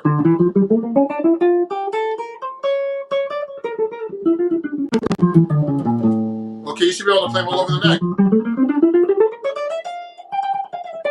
Any kind of minor scale, any scale. every key, every fingering. So that takes a lot of practice, and I still got to practice this stuff, you know. And when I'm talking to you, teaching you this stuff, it's hard to actually play and teach at the same time and live, because a lot of the guys you see on YouTube, it's all pre-recorded and really edited. But I'm actually doing this stuff live, which is really hard to do, actually. So great question. So let me keep going. Do you recommend any book to learn and apply theory on the guitar? I mean, there's a lot of my lessons actually. Someone's actually asking me that question. So what I like to do is apply my theory to the guitar. So that's what I actually do on my videos and lessons on my website. So go to my website and you can pick up those lessons really cheap, like a couple of dollars, and they come with videos, most of them actually. Okay. So free jazz tune, Mr. Ron. Okay, I'll do that soon. I don't play for free. I'm just kidding. That's a good one. So let me see. Hello, sir. So yeah, so there's a lot of books though. I mean, it's hard to say. I mean, for jazz improvisation for guitar technique, I use a William Levitt book just for learning how to. Let me show you the book here. This book from William Levitt. It's a good book. Okay, so I mean, there's a lot of theory in here and everything, and it's actually a big ass. I mean, excuse me, a big book. So, so sorry about the language. So, this is a really big book, so it's a lot of studying to do. And I'm actually working through this book right now. Recently, I mean, when I get a chance to practice. So, that's a great question. So Dario's asking if I do practice via Skype. Yeah. So I mean, for example, yes, I do lessons via Skype. Actually, FaceTime. I have lessons all over the place. Actually, in California, Colorado. I mean, Connecticut. I mean, where Europe sometimes, Australia, depending on time. It's kind of hard with the time zone. So yes, I do lessons like that. So a free jazz tune. Let me see if I can do something like that. So, oh yeah, Glenn said he's been working on the melodic minors. So that's great. I'm gonna play a free jazz song. Let me see if I can think of something. I used to study with this guy James Bud Ulmer. I took a couple lessons with him. He was an interesting guy. He had the melodic way of droning notes.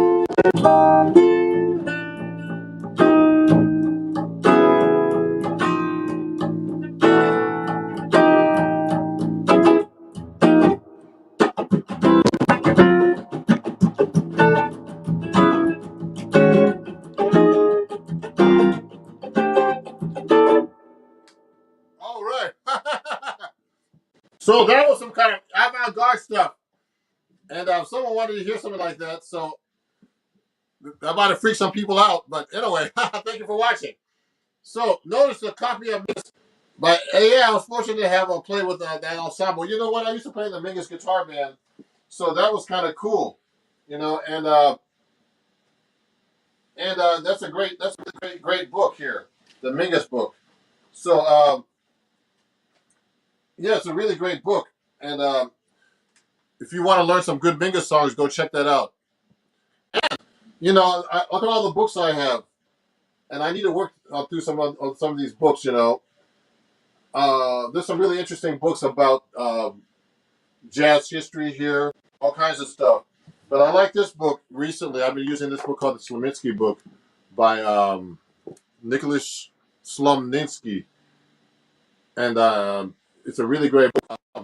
You know, that's what John Coltrane used actually to do giant steps. I mean, to write giant steps. Actually, he used these patterns. I'm still working on this stuff. He used the ditone progression, which is splitting the octave into 3 octaves. Okay, so that's the giant steps method. So let me see. I'm going to show Yamir's comment. What was your experience studying with Melvin Sparks? Oh yeah, Melvin Sparks. Oh, that's a great question. What was the most important lesson advice did you take away from him? So Melvin Sparks actually was my first guitar teacher when I moved to New York. He actually took me under his wing. He was like a mentor. He produced my album called Flubby Dubby, which is actually right over here. He produced this album, and he passed away about 11 years ago. And so you can pick this up on my website actually if you want to, check out what he did for me. And so Melvin was a really great guy. Well, the most important thing is like when I first met him is that I didn't have any I didn't have any idea about musicality. I had a lot of technique, but I didn't have any musicality. So learn how to play musically. One of the things he had me do that really helped me, Ymir, is he actually had me switch from. I used to use 413s on my guitar, and he told me you should play heavier strings. So he had me switch from 13s to 14s on the guitar, and that was one of the most important things he had me do. And he taught me a lot of stuff. Like when I performed live, I used to look at the band a lot and used to worry about them behind me. Like when I did this video for Flubby Dubby, one of my albums. And what happened was, like he said, one of the things I learned from him is I learned a lot of stuff, not only about playing, about being on stage. He says, don't worry about the band behind you. Just worry about the audience. Don't even, they got your back. So, if you're with a great band, you don't have to worry about the band behind you and cue them and stuff. They know what to do. They'll follow you. If you don't, you can have your back to them. So, a lot of important things. I learned a lot about the blues. Like you don't have to play jazz all the time all over everything. You could be bluesy. So sometimes if it's more of a bluesy song, don't play all your jazz stuff. It doesn't fit sometimes. So play some bluesy stuff. And he was really great at the blues, Melvin. He was a monster guitar player. I've even talked to George Benson about Melvin Sparks, and he was he considered one of the master guitar players. He was on a lot of recording sessions, all kinds of stuff. Actually, Melvin, until he died. Unfortunately, he died so early, man, of a heart attack. So anyway, so yeah, so everybody, thank you for watching. Right now I'm starting to actually actually it's about lunchtime here in New York, so I'm going to go get some lunch right now. But I'm going to be going live once in a while and taking questions, and and I really appreciate you guys watching. I'll be going live. I go live at least once a week, and I usually have a background behind me. Today I just have my books and stuff, and it's, so just a little bit background. I have tons of books, guys. I have this Brazilian copying book. I mean, it's just like Latin bass book because I play bass a little bit too. I mean, these books I got to work on. I have just so many books. And the thing is, guys, especially if you're watching me, I don't use tabs most of the time. I read music, so you got to learn how to read music, guys. And it's really important to learn how to read music, sheet music, and and really not tablature, okay, and a lot, like the classical method. And then, that William Levitt book I showed you earlier, is really a good book for you to learn how the modern method for reading on the guitar and techniques. I mean, you don't want to get too into this because there's a lot of people that told me. One of my friends that told me, he's a great guitar player. Told me that, a lot of guitar players sound generic when they come out of Berkeley because they use the same method. So just try to find your own way of playing this stuff if you use this kind of book, okay? But it's a really great book called A Modern Method of Guitar. I have tons of books and that I need to work out of myself. So don't get too bogged down with books. Play your gigs and actually get a good teacher, and they'll tell you what to do. And you can't really tell how you play unless someone tells you and listens to your playing. Okay? So does anybody use jazz? Of course. Yes, someone said to me, I can't say your name. Shatanya Mehta. Yeah, no, of course. I use distortion in jazz myself, actually. There's a video of me on TikTok, and I think it's even on here on YouTube and Instagram where I'm actually playing,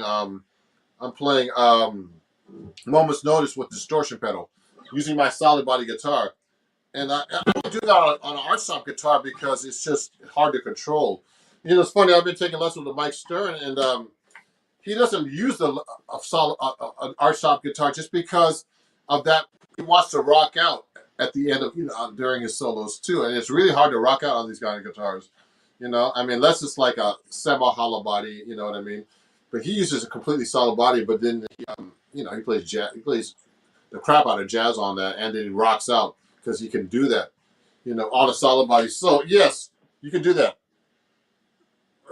Yes, so yes, I like Dario. He said, Satya, it's just a color. Great. Oh, Albert, my friend Albert's there, and he has a comment, but he didn't say anything. So, hey, everybody, YouTube, Instagram, Facebook. If you like what I did on YouTube, please hit the $sign on the right-hand corner, and you can give me a donation if you want, or you can just go to it's already in my comments, in my description. You can just go to PayPal and donate $1 or more if you'd like to Ron Jackson Music and Zelle at ronjacksonmusic@gmail.com. And the same thing for you on Instagram. If you're enjoying the show, you could actually donate to me here at Ron Jackson Music at gmail.com or Ron Jackson Music to Cash App, Venmo, and PayPal. And just so you know, everybody on Instagram, I take badges now. So you can donate a badge to me if you're enjoying the show or you learned something new today. You could just donate a badge of $2 and $5. Okay, thank you very much. I want to get going in a minute. What's your favorite exercise to improve bar chords?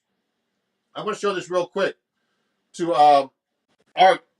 I can't even say your name. Just make sure you have your thumb behind the neck like this and your fingers straight, so you have support to be able to play a bar chord. Okay, so that's a big question. I actually have a TikTok and YouTube video about that already. Okay, so make sure you have support. You got to, when you're pressing a bar chord, your fingers should be doing this.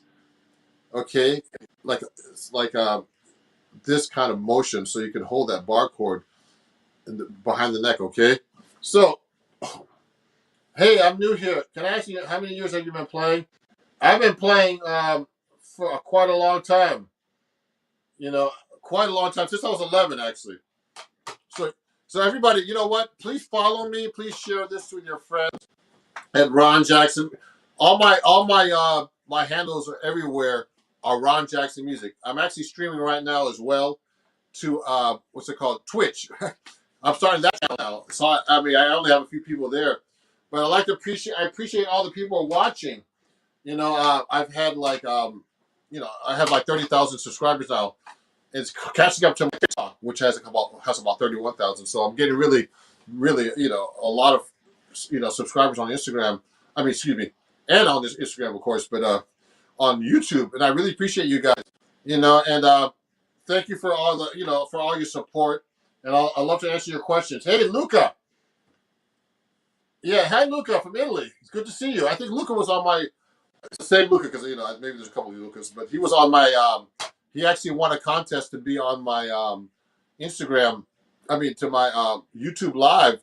And I can actually invite people to play to at certain times. So I'll let you guys know more about those contests later. Also, just so you know, I'm going to be doing Indiegogo soon. It's going to start on September 8th. It's my new album. It's the follow up to my last album. And so, if all my subscribers donated $1 to my Indiegogo, I would have enough to produce my album. So please, when you hear about it, it's going to be coming out soon. If you could donate $1 or more to help to fund my new album, that would be great. I'll let you know when that's coming out. It's going to be starting next month, okay? So thank you everybody for watching. Oh, someone, I like you're welcome. Hi. Greetings from Poland. Okay, great. And Dario said my top 55 uses a Joya vintage overdrive pedal. Oh, cool. Cool. Yeah, so yeah, Dario's a big fan. He's always watching all my lives. Thank you, Dario. And he's a great guitar player himself. And so everybody, thank you very much. I'll be seeing you guys soon. And thank you for watching. Watch the playback after this. And send me questions and comments. You can email me too at ron@ronjacksonmusic.com. And thank you very much. And share this with everybody. And we'll see you guys very soon. Have a great day, okay? Bye-bye. Today I'm going to talk about practicing things that you don't know. Like one of the things I've been practicing recently is actually the harmonic minor scale. And I'm going to be doing a lesson about this very soon. And, about going, using the harmonic minor scale in jazz particularly. So, I've been working a lot with the harmonic minor, and trying to use it more in my jazz playing. It's funny, I was doing one of these workshops on Patreon.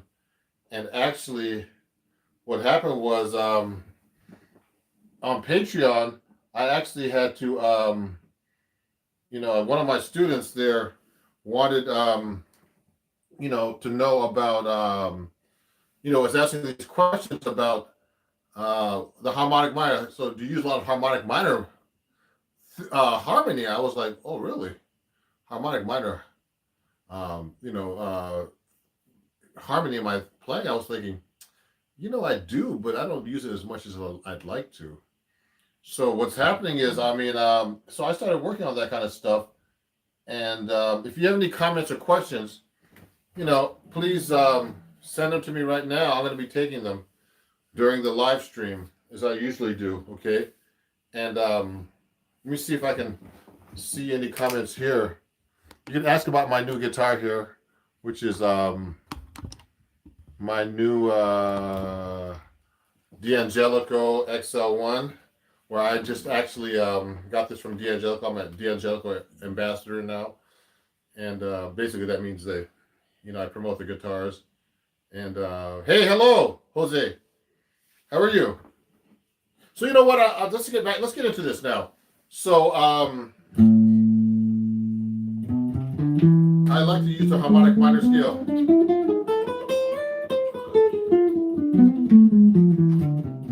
So look at this. So I'm going to keep A harmonic minor.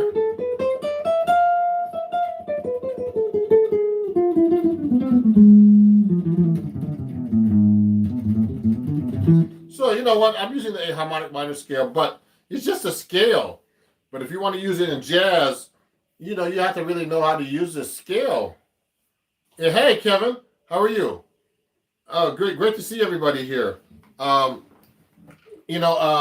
going to be doing this live workshop right now because I'm practicing. So when I practice, basically, I only practice things I cannot do. Like if I forget a melody or I'm working on a scale or all kinds of stuff, I only practice things I don't know. So one thing I don't know is what's advanced scale in jazz, but I use a lot of scales. I know the melodic minor modes really well. Pretty good. And of course the major ones, but the harmonic minor modes, I'm going to be doing a video, like a real, lesson about it. But in general, I need to work on the harmonic minor. Hey, Reynold Alexander. So if you guys have any questions, please send them to me. I see a bunch of people showing up right now, and it's funny. What I wanted to say was, I read for an acoustic guitar magazine, and this magazine right here, and I actually did a whole lesson about a harmonic and melodic minor in the March-April issue of this magazine. And it was just mainly chords. I did some exercises and mixed up the harmonic and melodic minors, but only the harmony. So, the harmony is tricky on the harmonic minor. So if you start doing thirds, so I'm working on this as a practice thing. So I practice things I don't know. So if you have any questions about that, please send them to me. So I didn't know that like the harmonic minor harmony as well as I like to. So you have to know the triads. So the harmonic minor scale is basically 1, 2, 3, flat 3, 4, 5, flat 7, natural 7. So it's actually A, B, C, D, E, F, G sharp.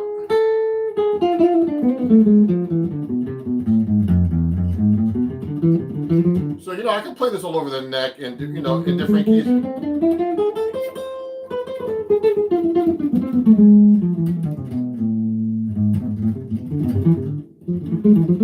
So I practice that scale like that, but the thing is, the tricky part is actually, hey Dario, oh yeah, Dario, I always see you up here. How you doing? Not much. I'm trying to cook the guitar neck. So so what I'm trying to do actually is just try to learn make sure I know the chords of the harmonic minor. So if you play just the triads, I just practice these things. So I try to play them through like this without naming them.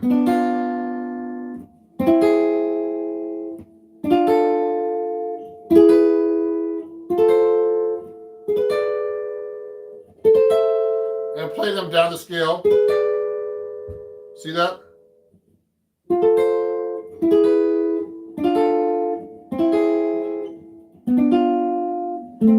So that's the harmonic minor in triads. Okay, now, if I'm playing this, we're only in the key of A. Yeah, very good, Grant. Very good. So, yeah, you would go 1, 2, flat 3, 4, 5, 6, flat 6, 7. Okay? The thing is to know the harmony about this on these chords. So what I've been doing is I've been practicing these things I don't know as well as I should. I can play these over. I use this on my jazz playing a lot, but to get really deep into this, I have to really practice this stuff. So now, thank you, Palmer. What it is like now I try to name the triads. So it's A minor. Now it's B diminished, and then now it's C augmented. D minor. Okay, then I have E triad, F triad, and then F diminished triad. So, that's great. So, I know how to play this. Now, you have to be able to play this when you're actually taking a solo or doing chord melody. And play it all over the neck, just like I'm doing. Now, when you're practicing the guitar, you should be able to play up and down the neck and across the neck. Things you cannot do, you should always practice. Don't practice the same stuff you do know. You have to practice things you don't know. So that's why I'm playing real slow, because I need to practice this. So I'm going up the strings now. Watch this.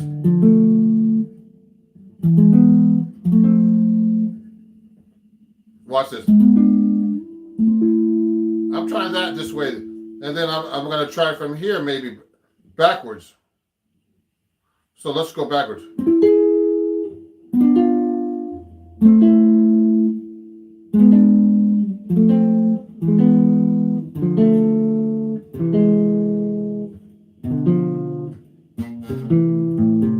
Yeah. What's this? Here's some cool comments here. Watching you made me want to buy a guitar. Oh, I'm so glad about that, everybody. That's great. Your gear has a lovely sound. Thank you very much. I'm playing soft too. Playing that descending diminished SpongeBob progression. Oh, that's what that is? Oh, cool. So I guess it's harmonic minor SpongeBob. Yeah, so I'm practicing these things like this. I'm only in the key of A minor, but I try to practice these things in keys I don't know. See what I'm doing right now? So you have to know if you're going to practice a scale really well, you're going to have to know how to how to harmonize the scale in thirds. Also, you know, things you cannot do. So when I'm practicing the scale, I'll do things like this. I'll do triads now. So I went up the scale like this.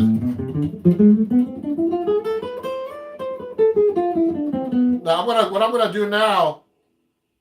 Hope your night has been nice. Yeah, thank you, Tool. So what's happening is now, let me go to a key of D minor instead. So I'll do a different key. So I practice everything in different keys. I'm playing all kinds of keys. I'm playing the D harmonic minor now in the key of D.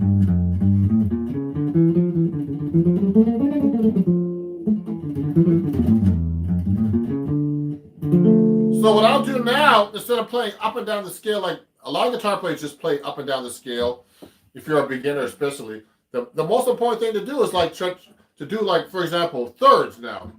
I'm doing the harmonic minor because that's practicing something I don't know as well. I know how to play the harmonic minor scale, but the thing I don't know how to do, and this lesson's all about doing things you can't do. That's what you're supposed to do in your practice, is playing the scale in a deeper level. So I'm going to go up like the harmonic minor scale now in thirds.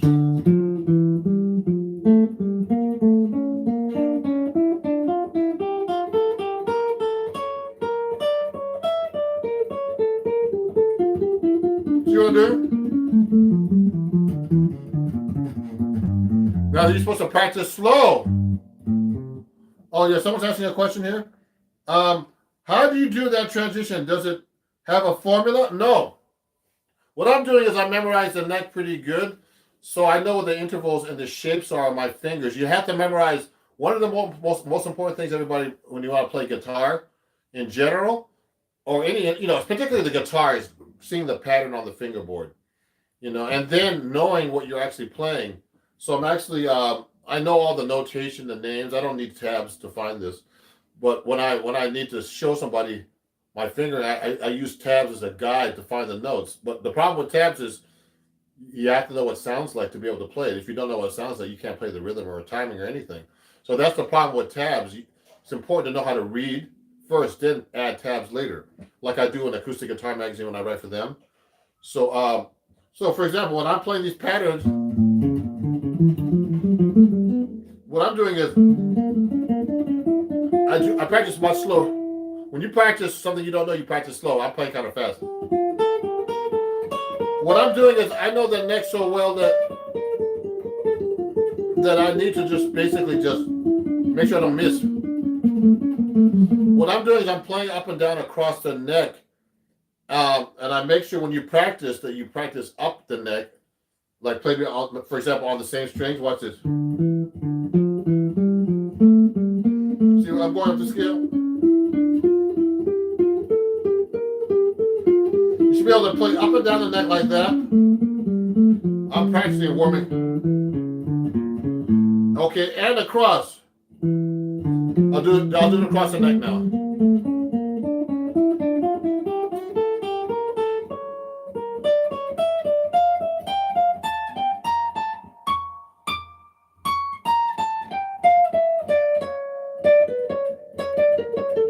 So I'm missing the notes. So that's what I'm actually doing when I practice the harmonic minor. So I'm just playing the scale in thirds. So you should be able to do any interval when you're practicing. You should be able to do fourths. It's much harder. Watch this.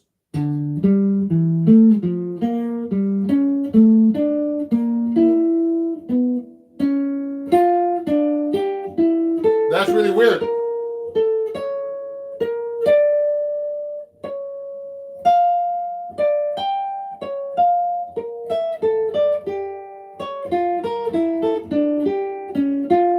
So I'm doing fourths now going down the scale. You should be able to do fifths. Oops, I dropped my pick. I dropped my pick of the guitar. Can you believe it? I'll get it out later. So watch this. I'm going to go up like this. Now you can do fifths. So that gets really weird on the harmonic minor.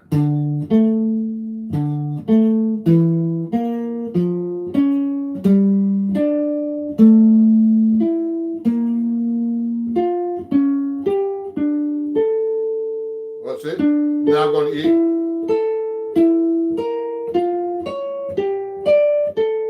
Now, when I play something like this, everybody, just so you know, I'm trying to use my ear and find the fingering. But then if I have to think about it, I know what the notes are too. I just have to think about it, stop. So it's a lot of stuff. Yeah, you'll find all that stuff in drills with G. Oh, yeah, you know what? G. Bruce is a great guitar player. Thank you, Grant Harris. Are you related to Grant Green? I'm just kidding. So, yeah. So, what do you mean the harmonic minor scale sounds like the blues mixed in? How would it sound? Would it sound more like a chromatic scale? The harmonic minor scale, everybody, is just basically, it's a regular minor scale, the natural minor. So I'm playing a D nat. Let's say I'm playing a D natural minor. So that has 1, 2, flat 3, 4, 5, flat 6, flat 7, 1. All you do is raise the 7. It's a real exotic sound. Okay? I use it a lot in jazz for certain chords, particularly altered chords. You'll hear Wes Montgomery, Barry Harris was showing me when I studied with him a lot, where you use it on like a dominant 7, flat 9 chord like this. So let's say I'm playing A7 chord with a flat 9 and flat 13 like this. If I want, I could, before, when I play over that chord, I'm going to a D minor chord. So it's a 5, 1, D, A7, flat 13, flat 9 to a D minor 7. I'll use harmonic minor here, but a D harmonic minor, watch this.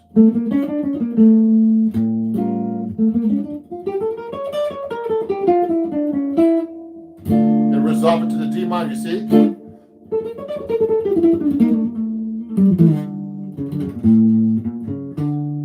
So when I play that A7 like this, I go to that chord just like this, okay?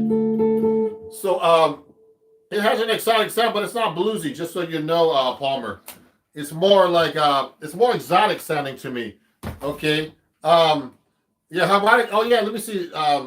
So Grant says there's some, I'm trying to see that new comment. Harmonic minor maintains a half step between the 7th and the tonic, which is a stronger resolution than a flat 7. Yeah, good, Grant. Yeah, Grant Harris music. Good to know you. I'm Ron Jackson music. So, I'm actually, you know what I'm doing, Grant, and everybody else who's watching. I need coffee at 8 o'clock at night, okay?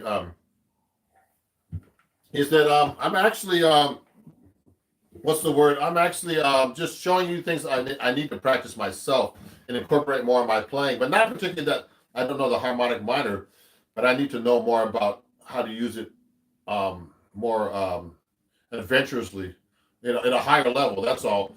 So, for example, another thing I need to do that you should learn when you're doing the harmonic minor, when I'm practicing, because I'm still learning this harmonic minor. So I remember I just did thirds. I'm going to go into key G minor this time. So remember to play your scales all over the neck. In any position, any kind of interval. Everywhere on the fingerboard. So you have to really practice hours and hours to get this together. What's really hard is me playing this and talking to you at the same time. That's the hard part. And concentrate, you know what I mean? And be accurate, because it's hard to actually talk and play like I'm doing and teach you guys at the same time. So I'm practicing things I don't know. So what I'm doing is actually I'm going. So the next thing I would do, I did everything in thirds. I went from the key A minor to D minor, now I'm in G minor. So I practice things in all keys. Oh, you're welcome, Palmer. Thanks for all your lessons. I keep watching your videos as I practice on my new guitar. Good. Just so you guys know, I don't know where this little booklet is. Of course, when I'm doing the live stream, I can't find anything. but oh, yeah, here it is. Let me get you something, guys. Let me show you something. So when I'm, if you want to learn more stuff from me, definitely go to my website at Ron Jackson Music. But I have a lot of stuff about chords in this book. You can go to my website, ronjacksonmusic.com, and this book is really good for all kinds of chord stuff. I do bass lines and everything. It's a book I wrote with a bunch of different writers for Acoustic Guitar Magazine, for who I write for. and it's called Chords at Your Fingertips, okay? And it's published by Acoustic Guitar Magazine and Hal Leonard Music. And get your copy on my website at ronjacksonmusic.com /slash shop, okay? And you can get the book here, and I can send an autographed copy. And it comes with video and everything, video lessons and all kinds of stuff. So it's a great book to learn about all kinds of chord voicing, bass lines. I teach you everything, harmonizing, melodies, all kinds of stuff, reharmonizing, doing jazz, chord melody, and everything. Okay? So anyway, if you want to study with me, let me know during this lesson. I'll show you some other stuff in a minute. So let's get back to the lesson here. So the workshop's all about practicing things you don't know. Okay. Oh, someone's asking, what's the best thing to get better at the blues? The best thing to do in anything, Vide Sharma, is to actually, learn blues solos off of records, just like jazz or anything else. Learn things by ear, learn the solos, learn the blues scale, and make sure you know what the, what key you're in, etc. And you start transcribing. Those are great ways of getting anything together, and also get a good teacher to help you in the beginning. When I was a kid, I didn't have any help. So when I got to Berkeley, there was a lot of things I had missing in my playing. There's some other things. This may be a stupid question. What's the difference between a hollow body and solid body guitars? Hollow body guitars, you can't play them acoustically. I mean, solid bodies you can, because they're made out of solid wood. So if you play with no amp, there's no sound. And they're made out of solid block of wood. Hollow bodies like this is completely hollow in between. You see that? I can put my finger in here. It's like an acoustic guitar. And and this one's called an arch top. The back is arched and everything. This is a D'Angelico XL1 that I got from D'Angelico. And I can play this with no amp. You still can hear it. Watch. You can hear that pretty good.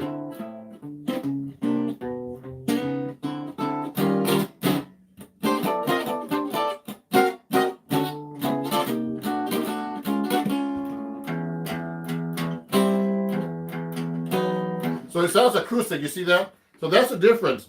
With a solid body, I have a solid body over there, but I'm not going to take it out right now because it's too much work. So that's the difference.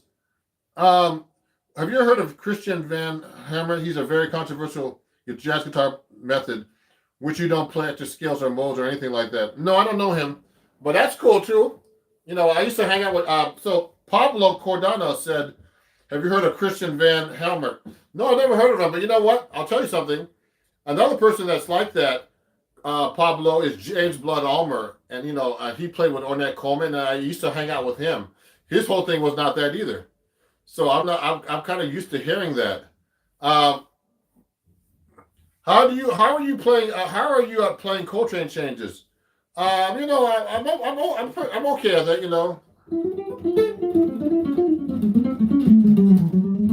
So I mean, I play Coltrane changes. I could do all those.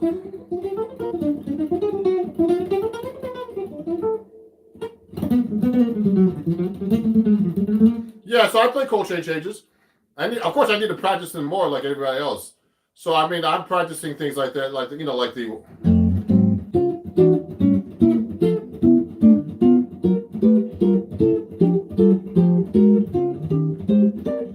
So I'm doing a bunch of Coltrane changes right now.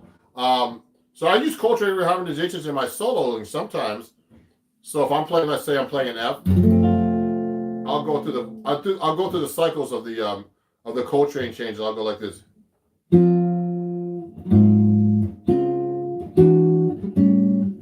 I'll use that in my solo. I'll go.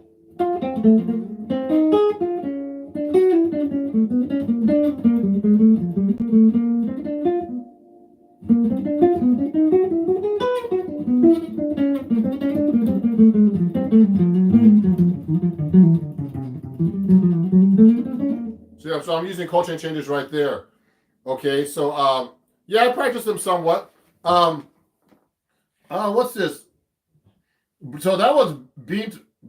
Okay, good.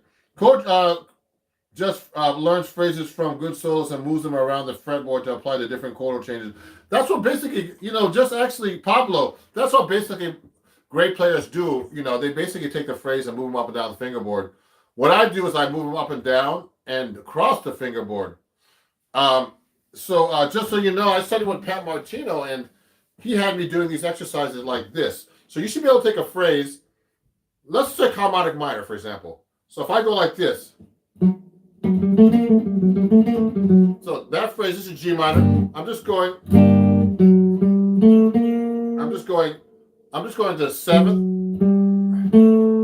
I'm going 7, 1, 2, flat 3. Now, your goal, one of the things you have to learn as a guitar player to master the guitar is to be able to take that phrase and play it so many ways. That's what Pat Martino had me do. See what I'm doing?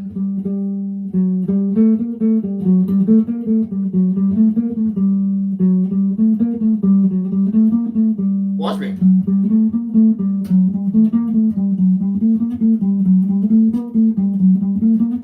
See what I just did, everybody? I basically played the same phrase. How many times did I do that? I mean, I could do it so many different. I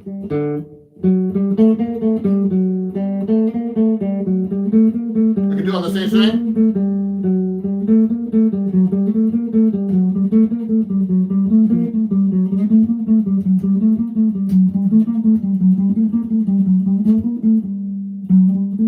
I can only get up to there now in that register. Then if I put it up an octave, you have to be able to do that too. So let me do.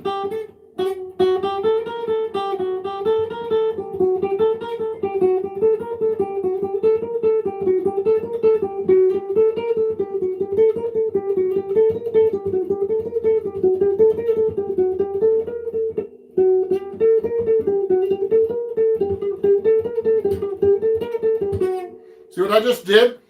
So you have to be able to do that with any phrase, though. So like you have to be able to find every possible fingering in the same register to really master the guitar neck. That's one thing to do. Hold on. Let me see some of these questions. Yeah, Pablo. The timbre changes, but it's not only the timbre that changes when you do these different phrases. It's also, you really master the fingerboard when you practice this way. So if I'm practicing any kind of phrase like this, let's say, let me see. So let's just take a more complicated phrase.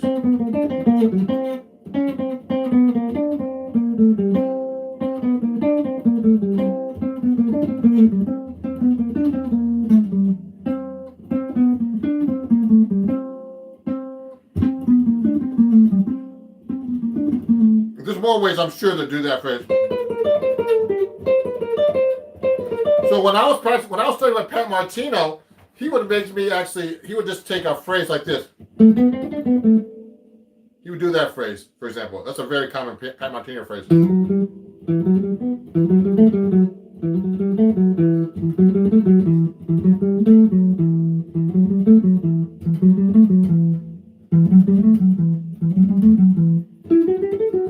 So you would practice every possible fingering. Now, you could do it, actually on the guitar, you could do it. You can do it on the same string. That's how hard the guitar is. You can go.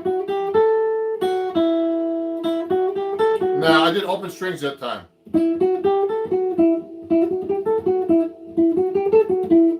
I could do it on the same string. Simple cross string.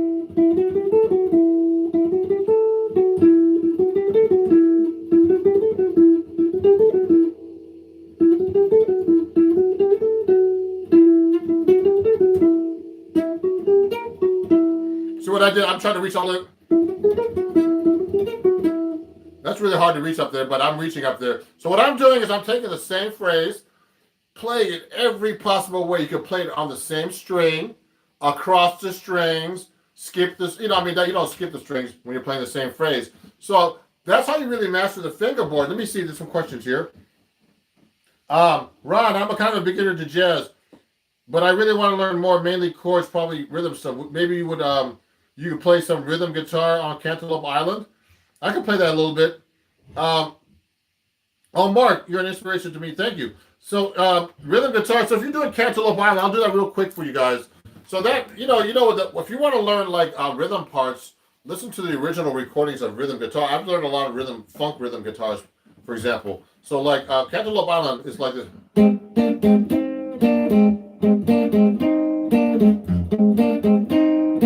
I think that's what Herbie does. But it's always good to go back and listen to the original recordings, everybody, and listen to what people are actually playing and then learn it. I think Herbie was doing this.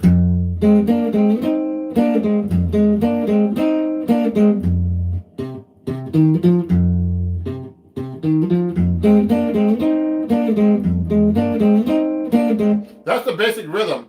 So that he's playing on the record, you can also go like this. I mean, there's all kinds of rhythms you can do.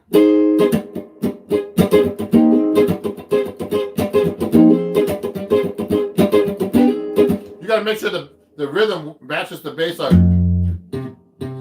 Now, I don't quite remember if that bass line was actually that bass line, but that's the basic copy rhythm he was actually doing in that song. And then you have to change that phrase to go to D flat.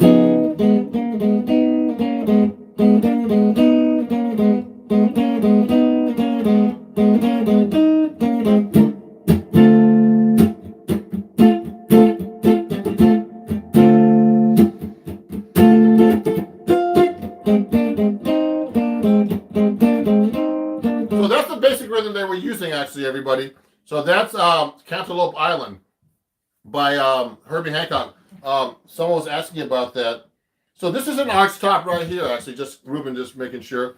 Do you learn this by learning all the notes on the strings, all the frets by learning shapes, regardless of knowing which note you're playing or not? Oh, Pablo, really great question. Okay, so Pablo's asking. What I'm doing is I know the notes of the guitar neck already. So when I'm doing these shapes, I'm learning the patterns and not necessarily the fingerings. Remember, everybody, this is something no one ever tells you. Whenever you're learning a song or anything, even chords, they lock you into these fingerings. Let's say play a C chord like this. This is a really important thing to learn about. Now remember, this C chord, you don't have to play with these three fingers. You can play with these three fingers. But they make you learn it like this. So it's not only the chord, it's the shape. Okay. Oh, someone's asked me if I ever studied with Howland Holdsworth. I wish I could have. When he came to Berkeley years ago and gave lessons, and I was stupid enough not to take a lesson with him. There's a lot of people I should study with. But anyway, it's a long story. But I've studied with a lot of people, but I would have loved to study with Howland Holdsworth. Okay. So here's the thing. When you're playing, it's not only the notes. You have to know the notes, but you have to know the shapes and patterns. Because I could do everything with just one finger. A good example is Django Reinhardt. So let's say I'm playing. Remember this phrase I was doing earlier? Let me see. All the ways I can play that. I'll go like this. Now watch me. I'm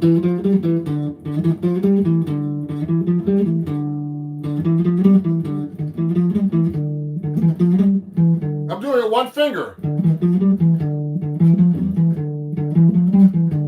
You have to know your fingerboard from the patterns. Your fingers don't matter eventually, because you're going to try to find it when you're actually playing. So I can use my fourth finger. See, I can jump around.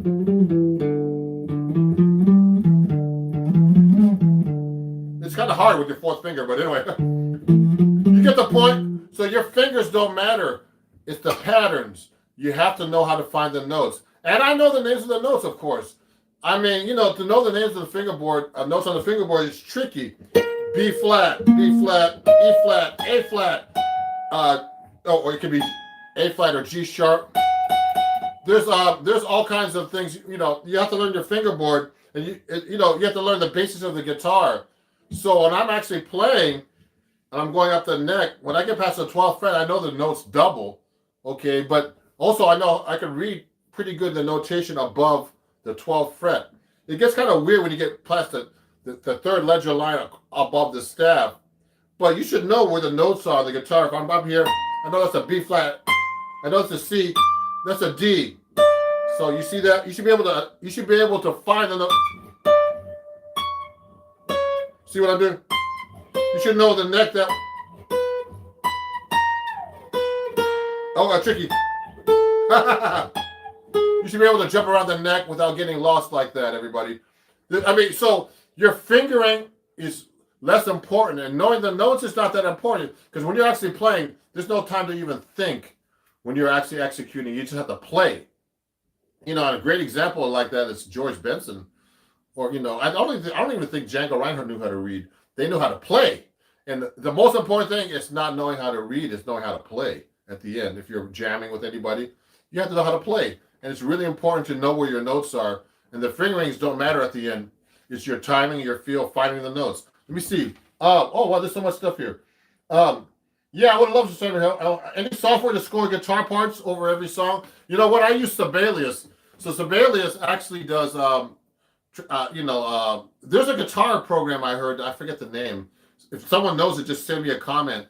There's a guitar program that scores, but I've been using Sibelius because I don't only score for guitar. I score for all instruments.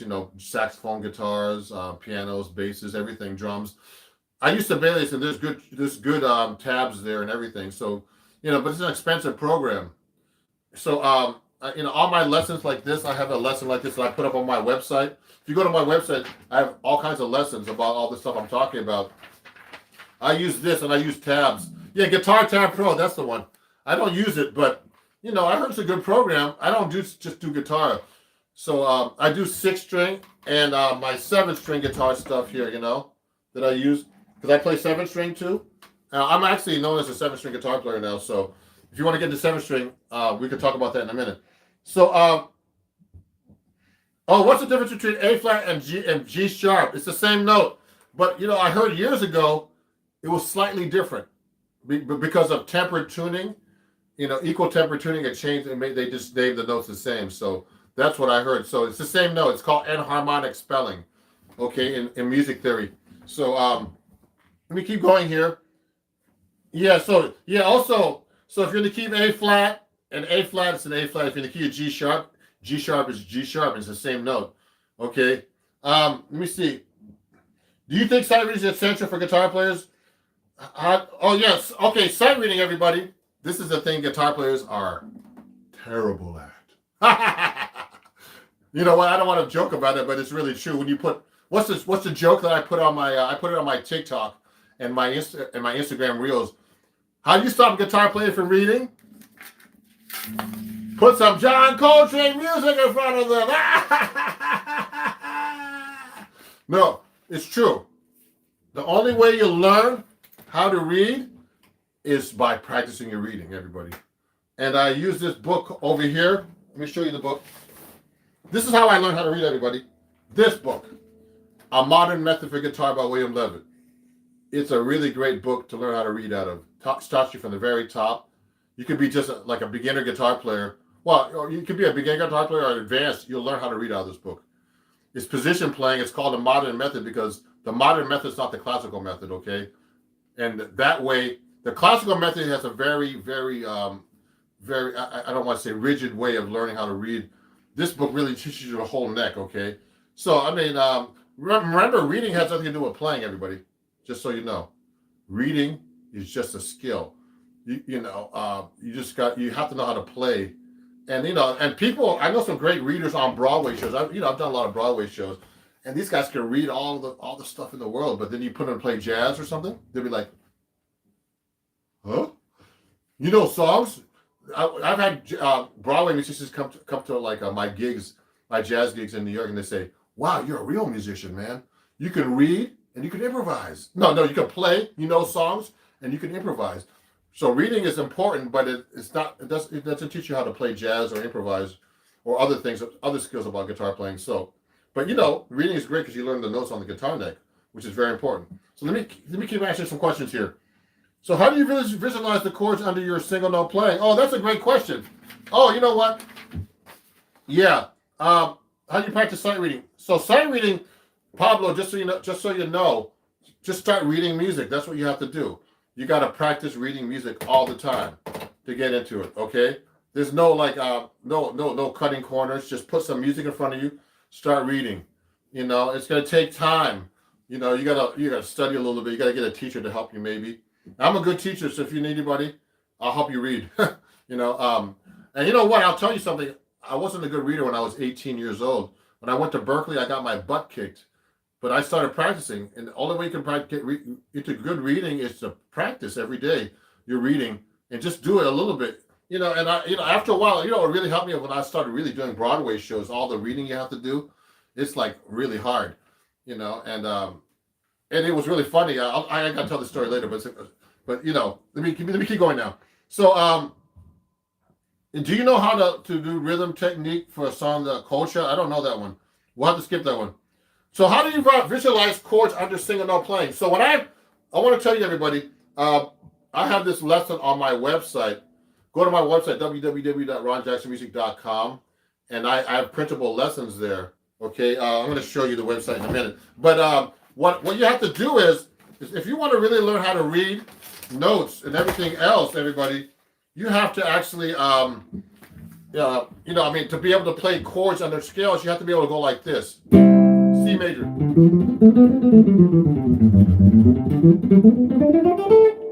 I'm playing E major 7 sharp 5.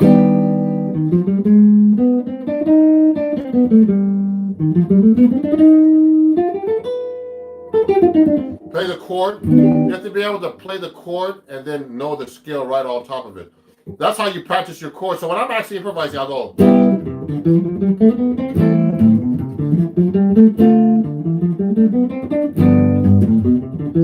I'm just giving you an example. I'm just trying to show you real quick. So when I'm playing a C major, like that was a 1-6-2-5 in the key of C major. Let's make it B flat. I'll make it A flat. So let's say I want to keep A flat. I'll go A flat major 7, F minor 7, B flat minor 7, E flat 7 or dominant 9. So I'll just be able to play the scale. Dorian, A flat, F minor, natural minor, then B flat minor, B flat Dorian, then E flat dominant. So that's how you actually learn how to play your chord scales. You got to be able to play them everywhere too.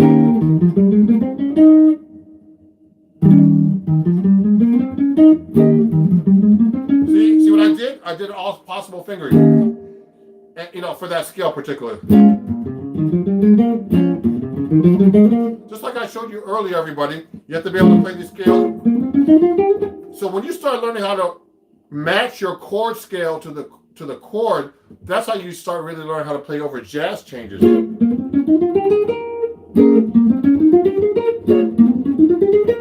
So right now I'm just practicing for you guys. That's how I would do it, okay? So this is all about practicing things you don't know, but I know how to do that. So, there's things I don't know, so I try to practice those things I don't know. So I have these kind of lessons on my website. If you go to my website right here, ronjacksonmusic.com. Let me show you. Oh, I have it here. Oh, I don't have it right here. It's okay. If you want to go to my Patreon and join, though, I have those lessons there too. So my Patreon is www.patreon.com/ronjacksonmusic. And you can get lessons there for $3 or less and become a patron at the same time.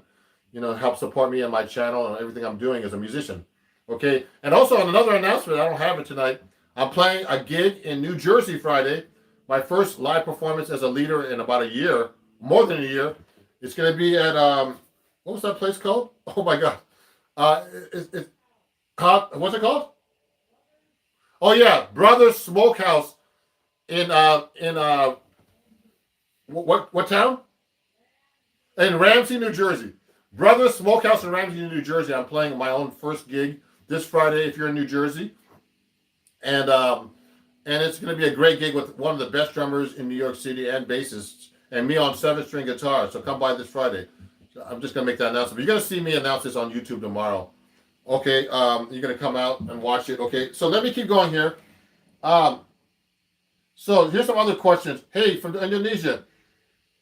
Oh yeah, thank you. Someone from Indonesia, thank you for liking my method. Melody lines in pop music are typically harmonized in thirds. Are there any other intervals you think that are sounding good for harmonic lines? So I use thirds a lot. Watch this. So let's say I play a scale. Let's go to key of G flat. I can go fourths.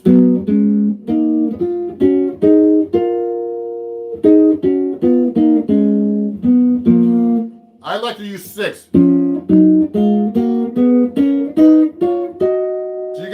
six chord. That's a very common six thing. I'm from Jersey. I would like to see you play if I can. I'm playing at Brothers Smokehouse on Friday, 8 p.m. to 11 p.m. Can someone put it in the comments for me? And I'm playing there this Friday. It's in Ramsey, New Jersey. This Friday, May 14th, with my jazz trio. Okay, I just got the gig this weekend. I'm actually doing a big emailing tomorrow, and I'll be posting it on YouTube. Actually, I'll put a little post on it so you can see me. Get like an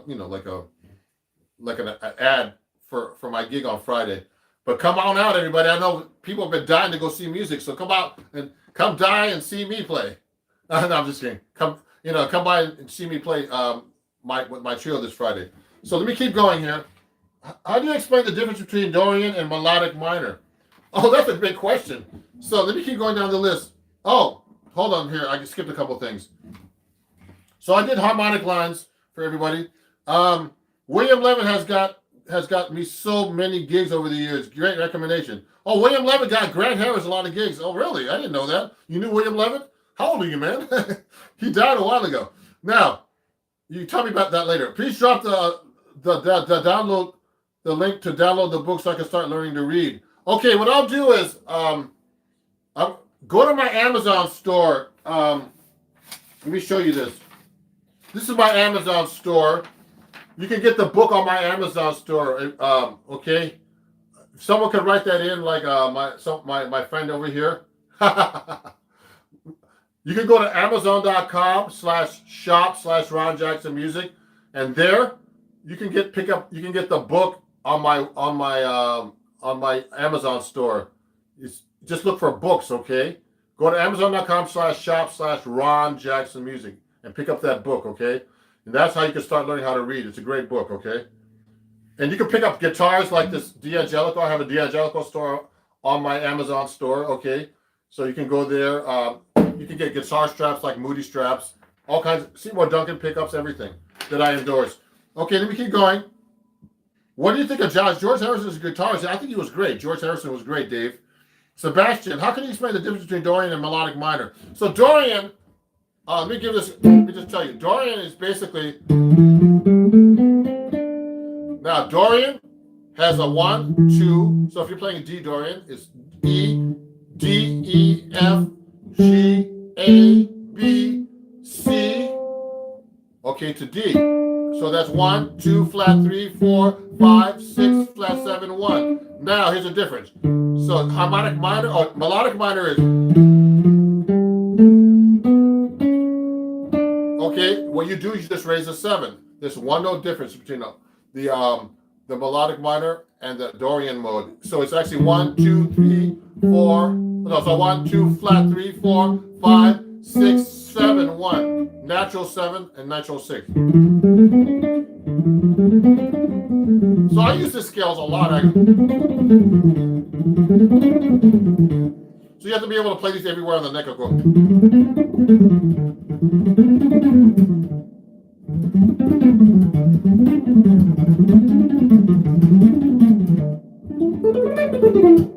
See, I'm just messing around. I'm just practicing for you guys. I haven't practiced all day. So you have to be able to play those. So let me keep going. So Christian, I'm going to be putting an ad up for the gig on Friday. So come on by. Bro, you're better than Eddie Van Halen. No, I'm not. I love Eddie Van Halen is one of my heroes, guys. Just so you know, when I was a kid, no one knows this. I was a rocker. So I saw Eddie Van Halen. I saw Van Halen 7 times when I was a kid. 7. He was one of my heroes. When he first came out, man, I was like, oh my God, this guy's amazing. You know, it's really sad that he actually passed away. He was a really amazing guitar. When he came out, there was no one that sounded like him. He just broke barriers. And he didn't know how to read, and he was self-taught. So that's a great example of not knowing how to read and you have to have good ears. You have to have all the skills, everybody. You have to have good ears. You have to be able to read. You have to know, how to play with people. There's a lot involved now with playing music. So let me keep going. Let me answer a few more questions. You guys have a lot of questions. So today was about practicing. So always practice things you can't do. So remember that. So we were working on a harmonic minor today, and I was working on that. So let me see. How do you improve your relative pitch? One way is just transcribing. You can so for example, let me see something. I like to use this tuner. So for example, I'm used to hearing like so that's the E note. I know that because I play guitar all the time. Oops, uh-oh, I dropped my tuner. So so I go like that. D A E. So so one good way is learning solfege, everybody.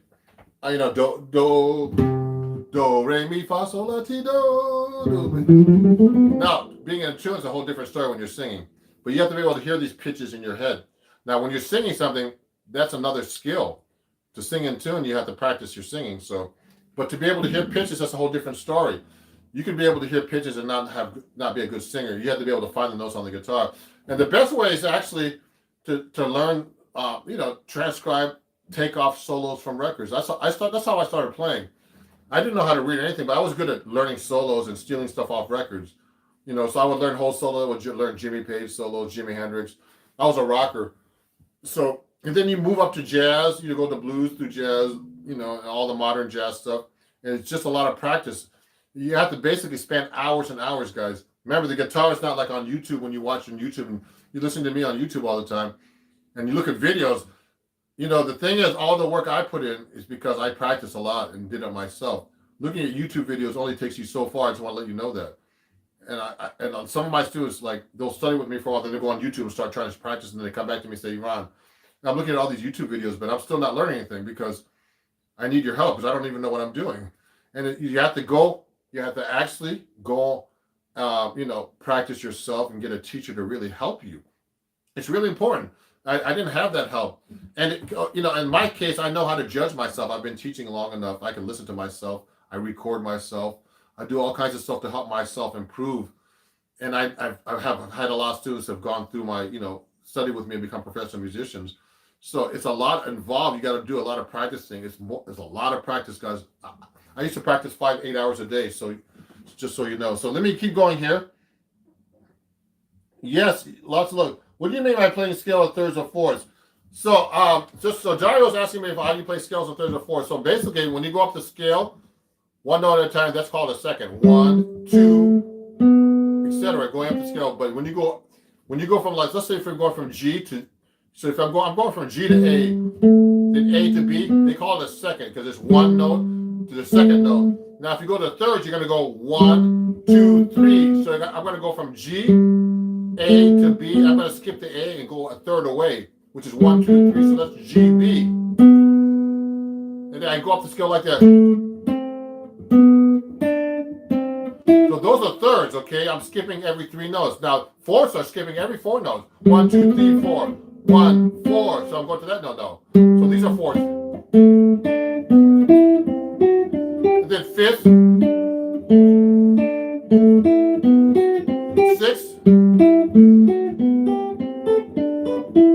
seventh. This gets harder. Sorry.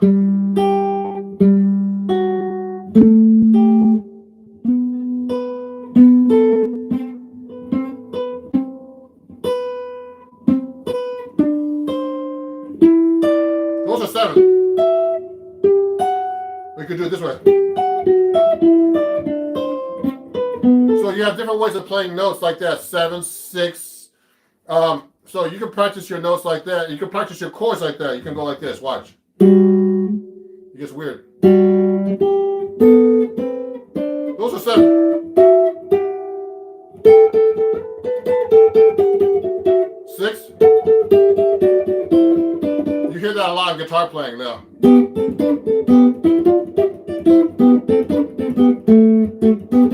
So that's Brown Eyed Girl. Okay, so that's like that's a very common, easy thing to play on guitar. It gets weird when you get to 7th. So you could do like octave and second. So that's an octave and a second away. An octave.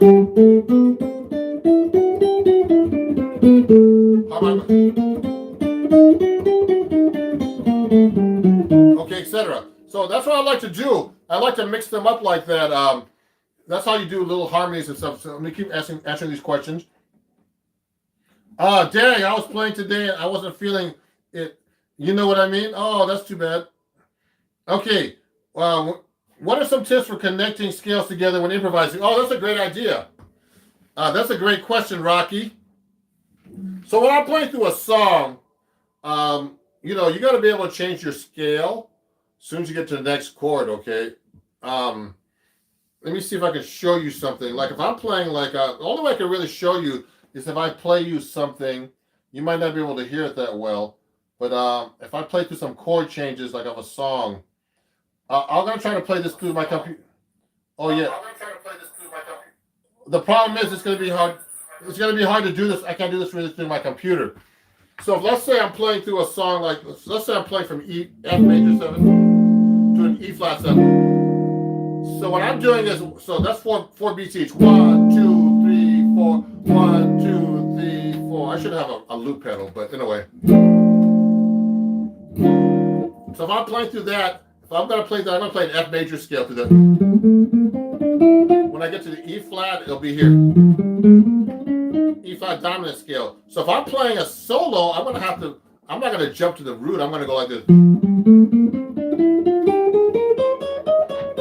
What I did was I just switched the scale without actually, changing my position to go to the root. So I'm actually doing something else different. I need my other phone. And so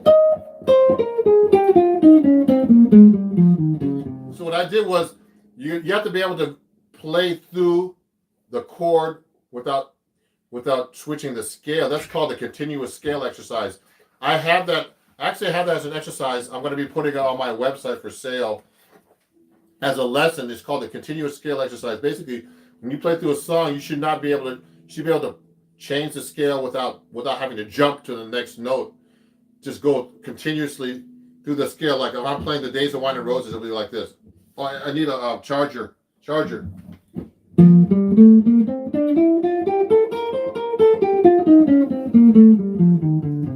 need a charger for my computer. Can you get that for me?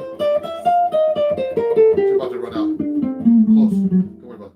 Okay, so that's what happens. I'm going to do that. Let me go back to the questions. So that's what you have to do. I'm going to go back here and look at what I'm talking about with you guys. What's your favorite Eddie Van Halen song solo? Someone's asking. That's a great question. So everybody, one of my favorite is I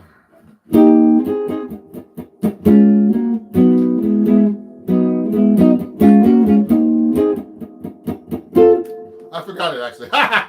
Unchained, whatever you call that. Let me plug this in. Yeah, great. Is it? Oh yeah, great. My computer was about to die. So with all the comments, but there's so many songs.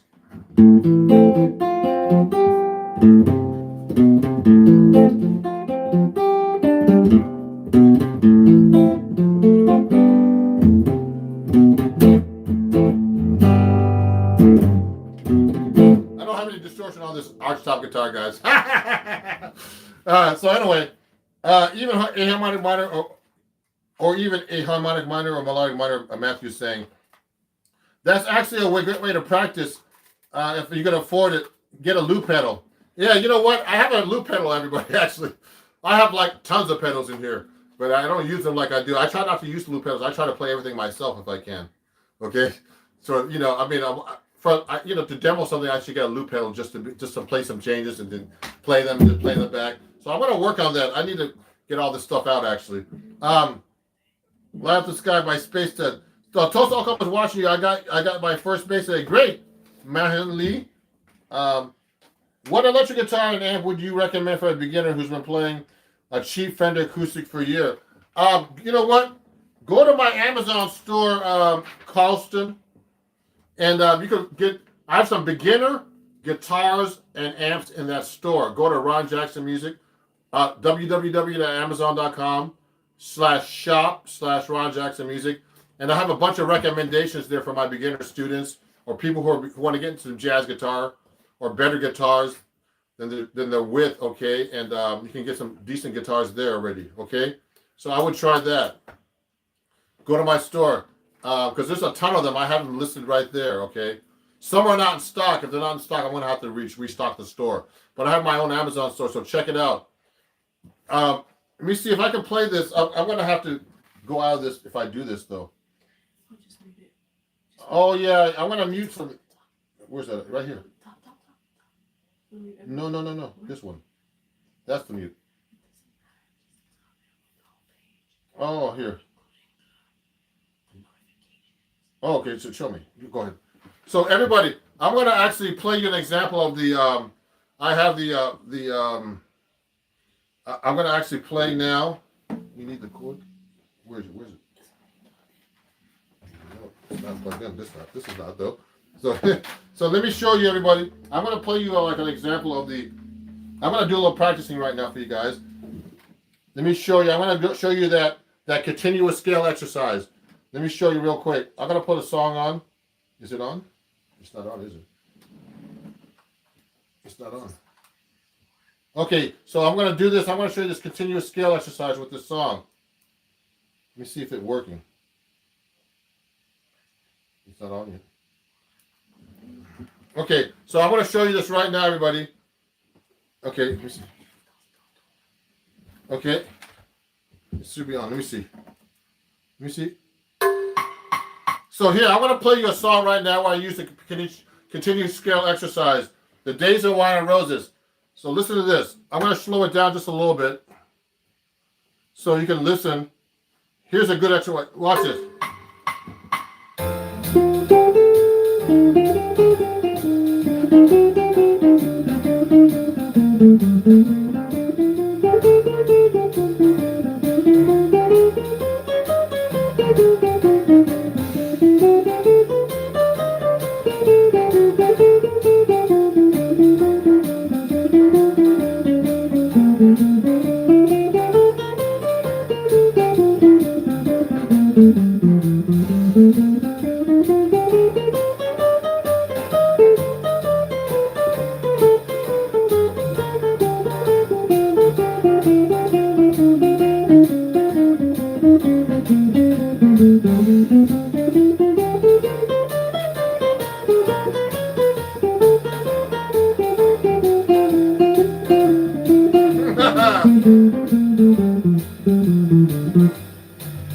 See what I just did? So, I mean, it was kind of weird, but I'm not used to playing like that. But what I just tried to do, I was trying to play the scale all the way through the song. So, you know, so what happens is, let's start from the top. So when I get to the F major 7, I was playing this song called Days of Wine and Roses. I went from F major 7, to E flat 7 sharp 11, and then A minor 7, to D7 flat 9, then G minor, then E flat 7, then A minor, D minor, G minor, to G minor over F, and then E minor 7, A7, E minor 7 flat 5, G7. So if I'm playing through the scale through that, you have to be able to play over each chord without stopping the scale. So watch me from the top again. Watch this. Here we go. One more time.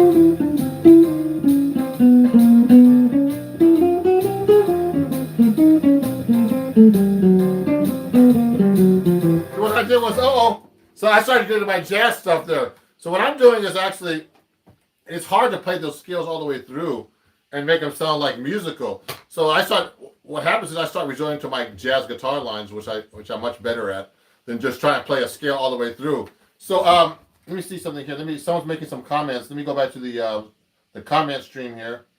But you get the idea, everybody. I'm just trying to.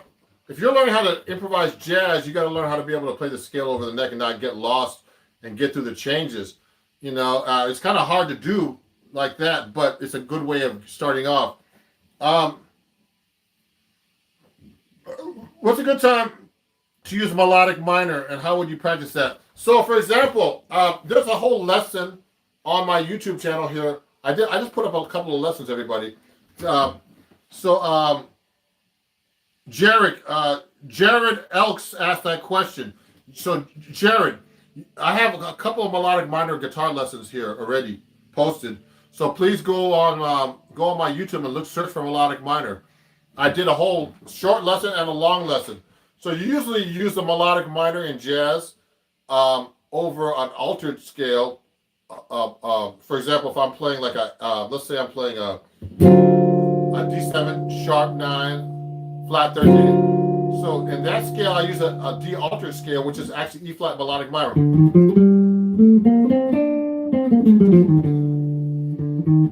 So that's what it sounds like.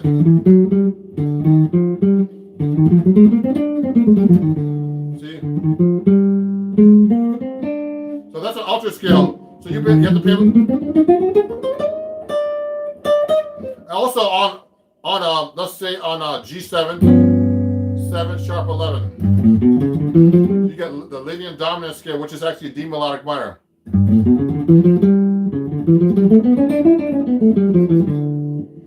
Also on the minor 7 flat 5. Let's do an F minor 7. F minor 7 flat 5 with a natural 9.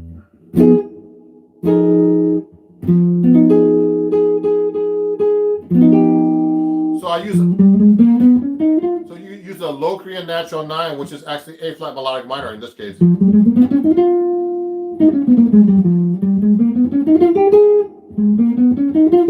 it's an A flat melodic minor. So those are the most important cases, okay, for the melodic minor to use in jazz. Thank you. The bebop scale, oh man, that's a whole different lesson. I got I know all the bebop scales too. So just so you know, there's a bunch of bebop scales. There's the major bebop. Let's do it in the key of A flat.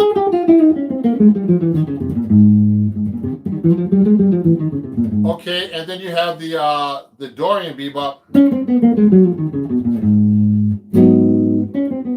which comes from the dominant bebop. And then let's go to the key of G minor. Then there's the melodic minor bebop, which is a melodic minor, and you have the passing tones. So there's different passing tones for each chord. The major bebop has a passing tone between the 6th and the 5th. And the melodic minor is like the major scale, like the major bebop scale, but with a flatted 3. So if I'm doing G minor, G major scale, for example, then put the passing tone between the 5 and 6, and make it minor. So that's called the Dorian, that's called the melodic minor bebop. So that's a whole lesson. I have a lesson about that too on my YouTube channel. So everybody, there's a lot of questions, but I went through a lot of material tonight, and I'm getting tired and I have to eat dinner. So please, everybody, please follow me. Maybe you're doing this, but let me understand. You're playing a scale in thirds, for example, and fourths. Okay. Oh, let me see. Maybe you're doing this. Let me see, Dario. I'm going to answer a couple more questions, and I have to go eat dinner now. But of course, everybody, just in case, if you're enjoying this, please subscribe to me. And if you like my lessons and stuff, please go to my Patreon and join my Patreon. I have a lot of these lessons already on there. And you can start for $3 a month and become a patron, okay? And up to becoming like becoming a mentor to you. There's levels up to that high. And as little as $3 a month for one lesson, okay? And etc. on up. And also, if you're enjoying this and you learned a lot today, I'm also taking donations. You can just go to my PayPal, which is at Ron Jackson Music, and Venmo and Cash App are exactly the same. So just write this down if you'd like to. It's Ron Jackson Music. It's my PayPal, Venmo, and Cash App. If you'd like to donate, $1 or more, that would be great. Yeah. Yeah, someone's trying to help my friend Dario here. If you read, go back to the video, Dario, you'll understand it better. So if you want to donate $1 or more, that would be great. You know, you don't have to, but if you would like to, that'd be great. I'd be grateful. To these things. And I have a gig coming up this Friday here in New Jersey, here in New York City area. If you want to come by, I'm going to be playing at what's it called again? Yeah, Brothers Smokehouse in Ramsey, New Jersey, this Friday. Brothers Smokehouse at 8 p.m. this Friday with my jazz trio, with the best drummer in New York and the best bass player. And it starts at 8 p.m. And we do 2 sets, 8 p.m. and 9:45 p.m.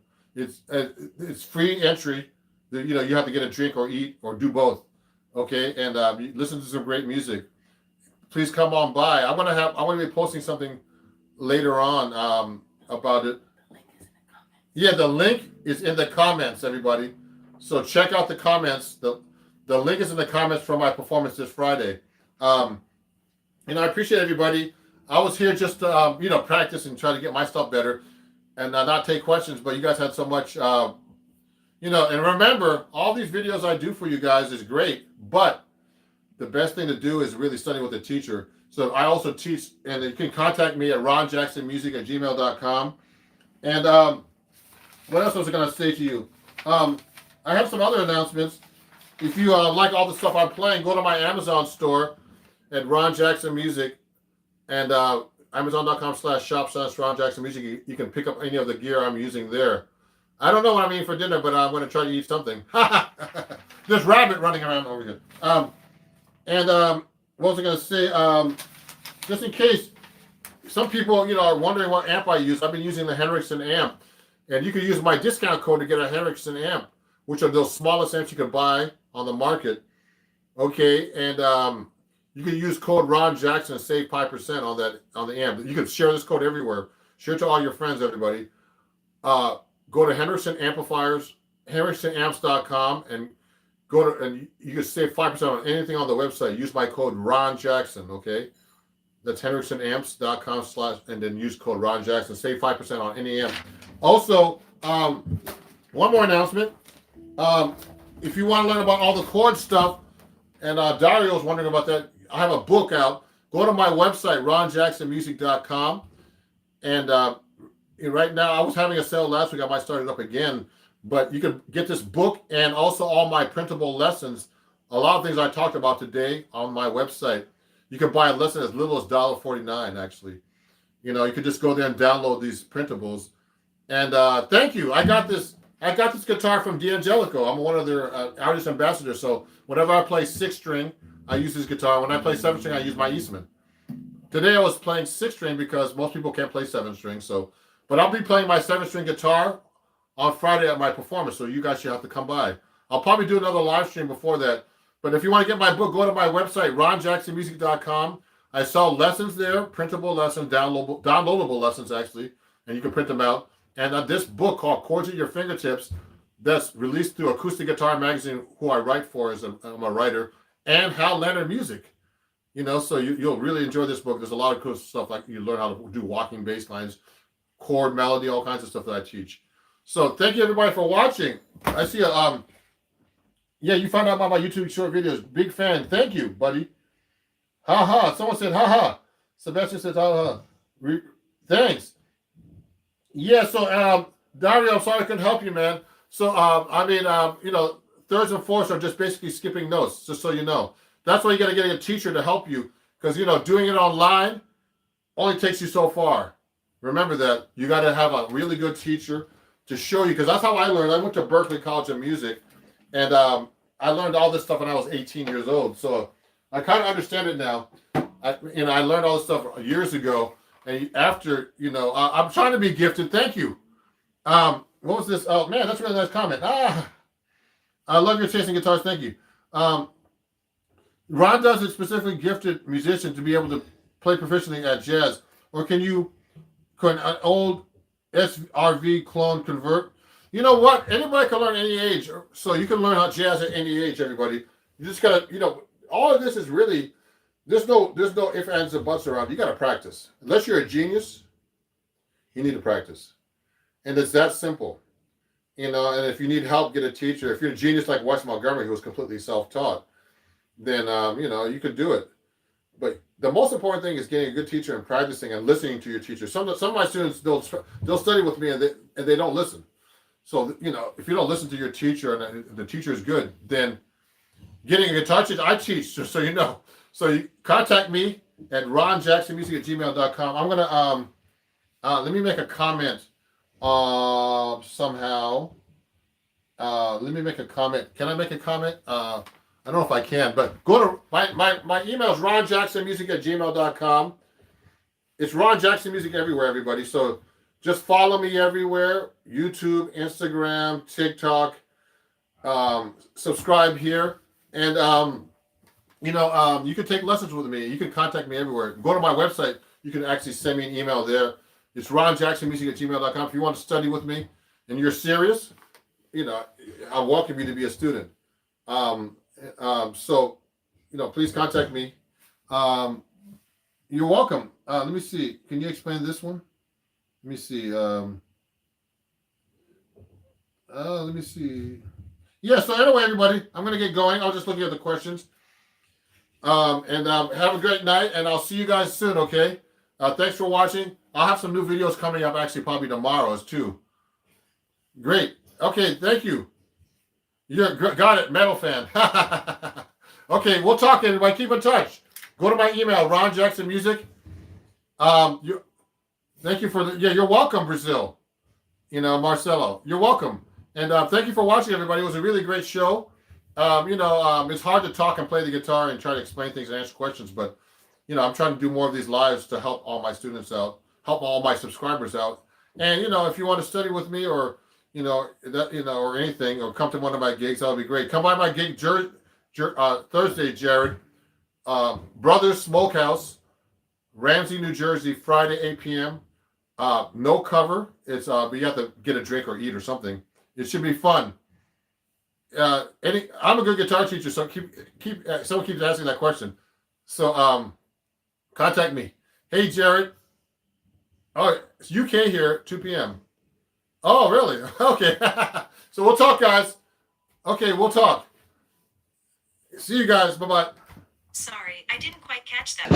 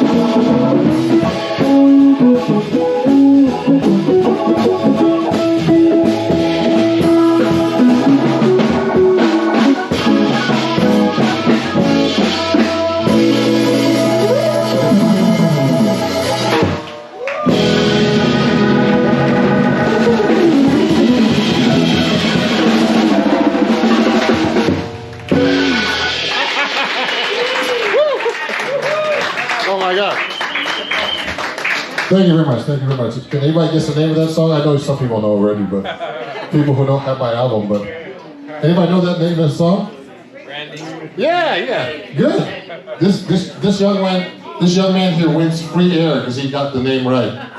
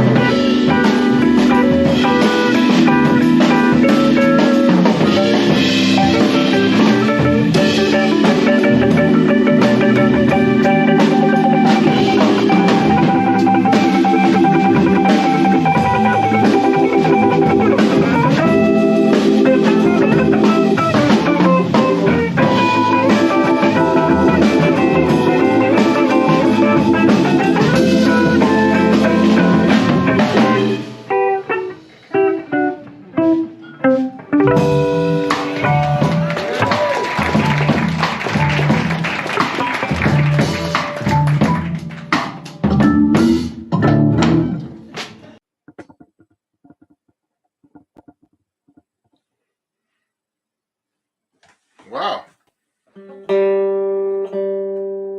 Hey everybody, it's Ron Jackson on YouTube.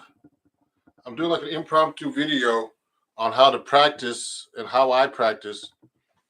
You can see me practicing how I warm up, what I usually do. Trying to get the background good. I'm gonna go live now also on TikTok and on Instagram.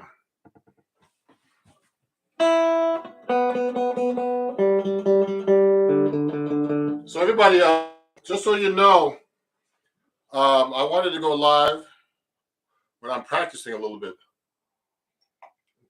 so you can see how I actually practice and what I do. Now, what's interesting is if you have any questions, please let me know. This is kind of an interesting live that I'm doing because I usually do lives, and I'm actually what's the word? I'm actually just performing for you, but you never see me practicing or doing something. What normal people do when they're at home, like just playing, trying to learn new things. When I'm practicing, actually, and everybody should know this, I'm always I'm trying to make sure I practice things I don't know how to do at all. I play. This is a 7-string guitar, okay, and what's happening is I'm still learning how to use the 7th string, which is the lowest string here, okay. So the 7th string is really to add it to my playing and my soloing is a whole different world. So that's one thing I like to practice when I start warming up. Trying to incorporate it in arpeggios. So this is like a practice session. Me practicing, actually. I haven't touched the guitar all day. I was trying to touch it earlier. I got up around 9:30. I was doing all kinds of business and whatever. That's what happens when you're a musician. So, I wanted to do something really different for a live stream for once. And I'm actually streaming to 3 different places, everybody. I'm streaming to my TikTok fans, YouTube, and Instagram. And I have a lot of fans on everything now. I just got past 10,000 subscribers on YouTube. I appreciate that, you guys. On YouTube, I'm going to be doing longer videos. This is going to be a longer video, so you can watch the playback about this. And if you have any questions, please send me some questions. Okay, Can you play Minor Swing by Django Reinhardt? Already someone asked me a question. Could you do the hardest skill you know? See, that's some TikTok people for me. That's pretty funny. So when I start warming up first, guys, everybody, I mean, I usually practice with a metronome a lot, you know, and I've been taking drum lessons recently to help my timing. My metronome is actually on my phone right now, and I don't have an old one. So I'll usually warm up and do a little tremolo like this with my pick. You see that? Just get warmed up. You know, my arm's kind of stiff right now, believe it or not. So I'll do the tremolo warm up with the dynamics. Play it soft, loud, fast as possible. This is a warm up. Because remember, this is my practice session. Now, if you have any questions, let me know. Someone say, yo, can I play the hardest scale I know? Ooh. Do I know any hard scales? All the scales are hard, I think. So this is just warming up my right hand, you know, my picking hand, everybody. Now I'm playing the 7th string. Now you notice I'm actually going to be, I'm using the George Benson picking technique, which is like a sideways kind of picking, like this. If you look carefully, my pick is not straight, so I'm going like this. So when I'm playing, you can only do that on flat wound strings. So my guitar has flat wound strings, my 7th string, okay? All 6 strings except for the low A, I tune to low A's, E, E, A, D, G, B, E, and it's a low A. So there is a wound string. So I can't go sideways on that when I'm picking. I have to go straight. So I have to adjust. You hear the difference? You hear the difference? So there's a lot of questions you guys are asking already. Can't see my pick? Here it is. I use different kinds of picks, everybody, just so you know. I have these Jim Dunlop picks. Also, I use these Pick World picks. They're like this, so you can see that. Okay? They're kind of cool. They're made out of Delrin as well. Different kind of Delrin. It's a little heavier than I'm used to, but these are pretty heavy picks, actually. These are really good. When I'm warming up, so that's one warm-up I do. The tremolo warm-up. And I actually have on my TikTok for people on TikTok. And actually on, it's also on my Instagram and my YouTube. That's one warm-up I do. And then I do this exercise I learned from Steve Vai. Like when he was in college, he used to write for Berkeley, for Guitar Player magazine. You know, when I was in college, I stole this warm-up. So it's with your left hand. So I'm just practicing. I'm warming up and practicing for you guys. This is just a warm-up. It's a 1, 2, 3, 4 exercise. But what happens is I'll do it on the 7th string because I have my 7th string because I want to practice the 7th string as much as possible. I'll go,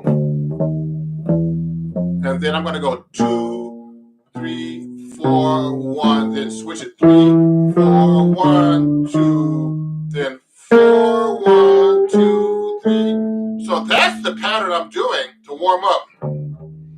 Now, I mean, you have to do this slow to get used to it first. Oh. I learned this from Steve Vai. He's a great guitar player, that guy.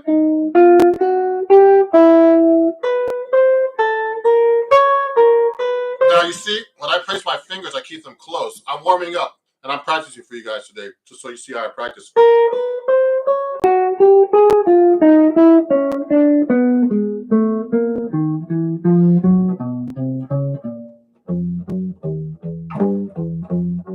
See, I'm going up the 7th string.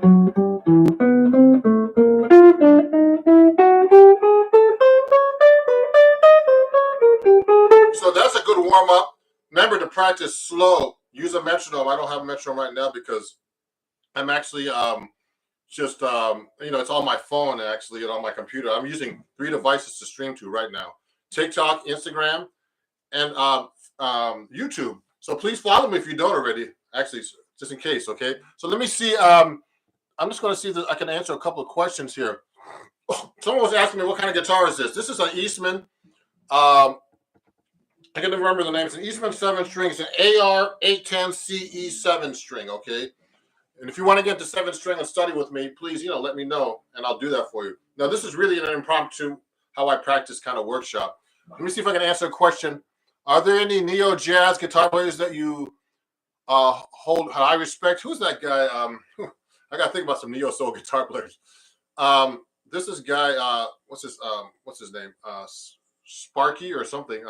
Anyway, one of those guys is great. A lot of those guys are great. So, hello from Cincinnati. Hey, Cincinnati. That's great. I just did an interview with the great Dan Wilson from Akron over there, on my Sunday evening jazz. Someone was asking about giant steps. We'll get to that stuff later maybe. I'm just warming up, so I'm practicing. So that's an exercise I do that I actually do. Remember, when you practice, always practice things you cannot do. So this is a warm-up. This is actually a warm-up that I can do, but it's not easy because I have to think about it. Plus, I'm playing 7 string. The 7 string I'm not as good with as the 6 string. But, so I'm going to go backwards this time. So this other warm-up, when I warm up for, practicing, I haven't touched the guitar all day, is going 4, 2, 3, 1. And what I do is you place all your fingers down like that. Then I'm going to switch 4, 3, 2, 1, 3, 2, 1, 4, 2, 1, 3, 4. Then 1, 3. I want 1, 4, 3, 2. Wow. So it's like this. Then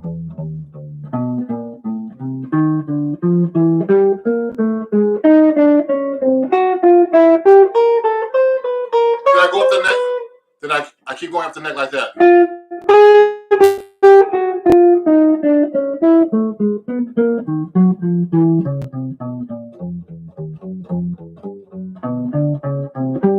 It's a great warm-up.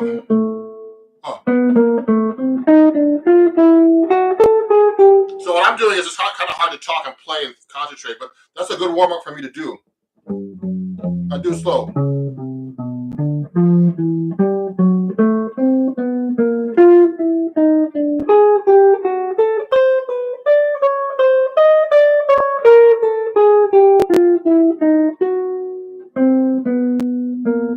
Oh, whoops.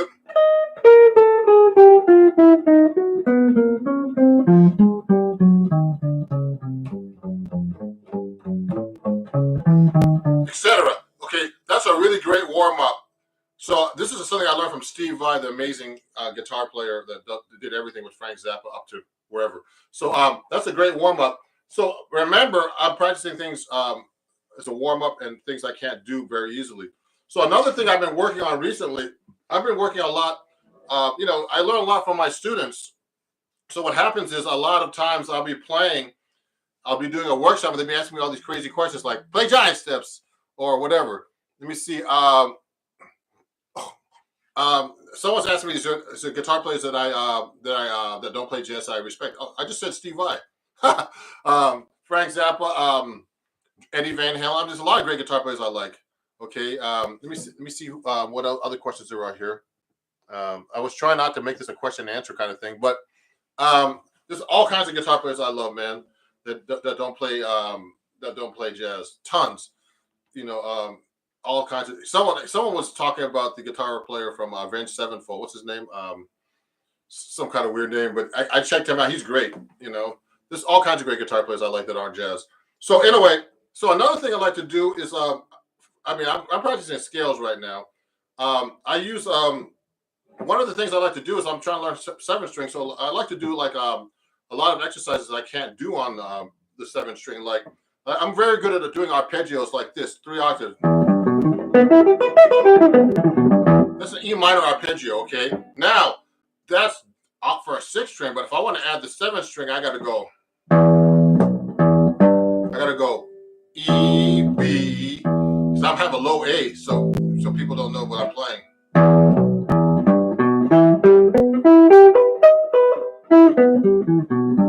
So I'll add that note in there. So then if I'm going to play major,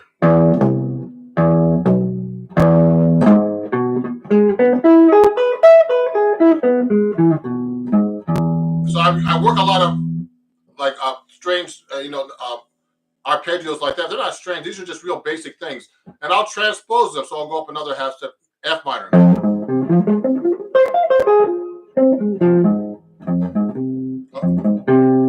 Like that. It's hard to practice in front of people, actually. So if I'm going to play that on 7th string, I'm going to go. Okay. And then, so I'm doing this from the root position of the 6th string. Now, when I'm playing the 7th string, it gets tricky. But then I'm trying to learn how to play the 5th position, or the 5th string root voicing for these. Well, actually, the chords for this. So what's really hard is, I learned this from one of my students years ago. I have all these exercises. See, I'm a kind of a bookworm. So I have all kinds of exercises that I use, like this. You see that? And this is like an arpeggio, these great arpeggios that I got from a student, that he got from somebody years ago. And I've still been working on these things. And these are things I can't do. Oh, sorry, I'm sorry. Everybody's looking from over there. On my computer's over there, so with YouTube. So these are things I can't do. Well, I can do some of these, but some of the arpeggios I can do are like this. Let me take my 6th string guitar now so you can see. So I practice the 6th string too, some things I can't do on the 6th string. So I have another one. This is my other Eastman. And I use a different pick for this because I use heavy string. Okay. Someone said play some gypsy jazz.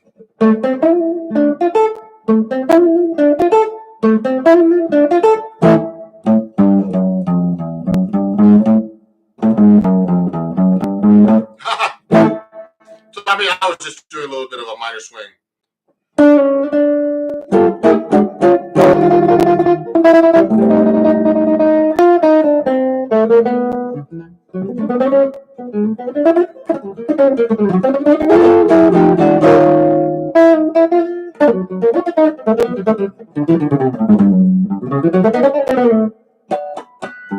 So anyway, I was just messing around there.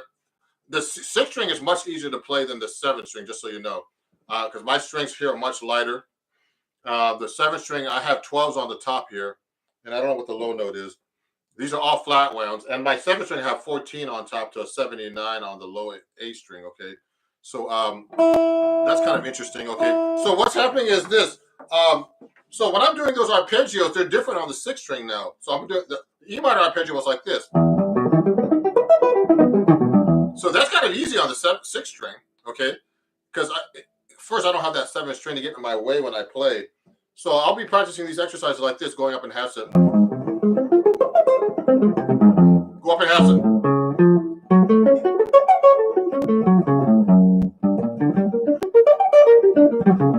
Etc. Etc. I mean, you should do them slower than I'm doing. But the ones that I don't know as well, I'm still getting warmed up here, is the ones that go like this. So if I'm playing a C major arpeggio, starting on the 5th.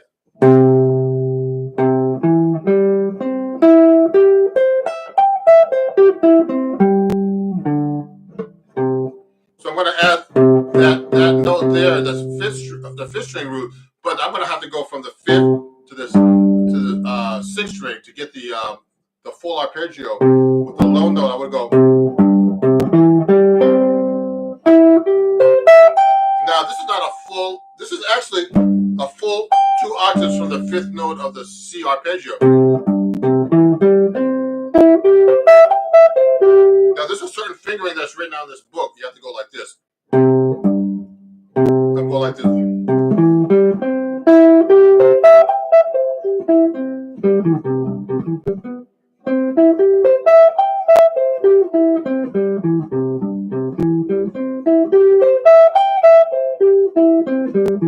So this is one I don't know as well. And the goal is to be able to play this in different keys. Oops. See, I don't know that.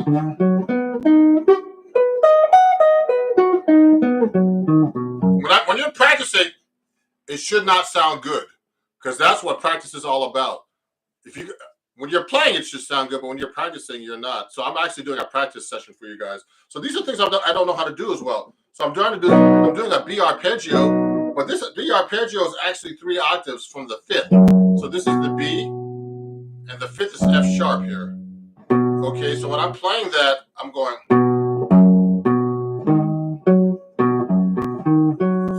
Okay, there's another octave.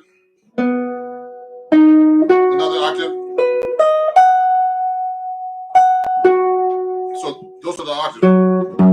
So that's 3 octaves, okay, all together. And I'm doing that up and down the fingerboard.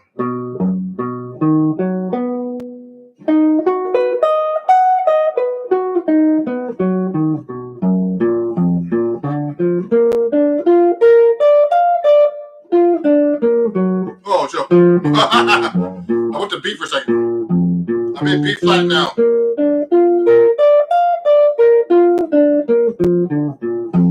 Okay, now these exercises my student gave me a long time ago are in minor as well, so I'll be practicing that in minor, so I'll go like this. So I'm in C, back to C minor.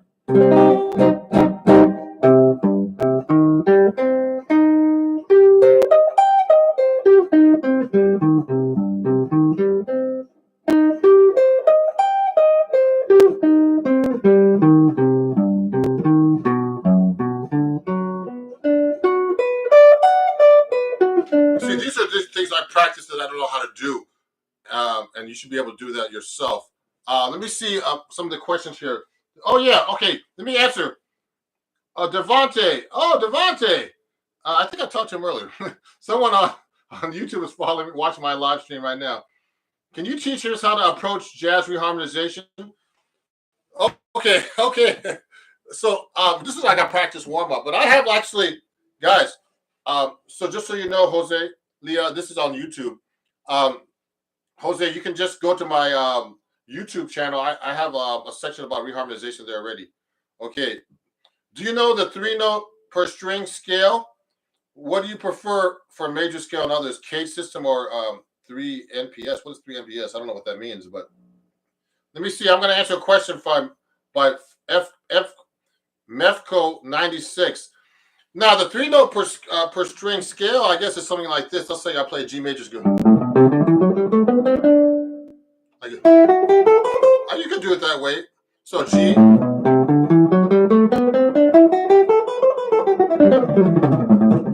And you know what's really good about that?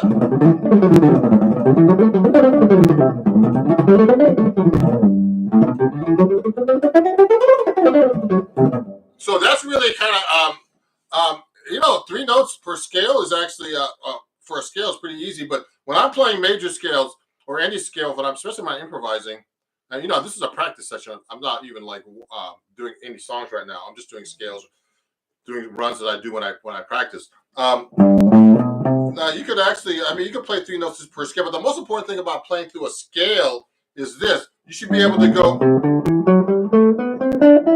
right through the neck without getting lost. And one good exercise I like to use when I'm playing through chord changes is doing this thing called the continuous scale exercise, where like the chords are going through the whole song, but you can change your scale without stopping. So I don't know if I can. I don't have my backing track with me, but if I'm playing a song like if I'm playing like a song like There Will Never Be Another You. If I'm playing this solo through it, I'll be going.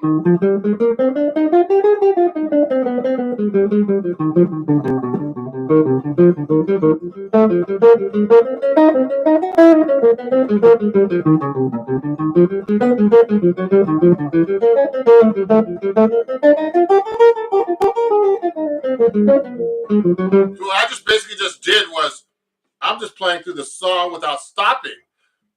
It's like kind of an exercise to see that you actually know your scales. So when I'm playing through a song with a lot of chords, and when you're soloing too, you should be able to hear. People should be able to hear the chords through your solo. You should be able to outline the harmony somehow in your soloing.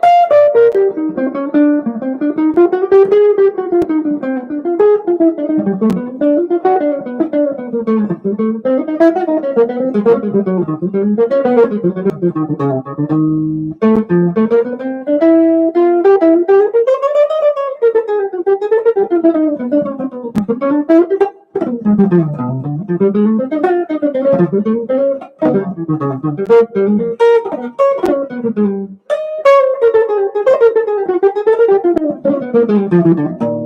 I'm just basically doing, I'm just playing through the changes, all the kind of jazz lines I know.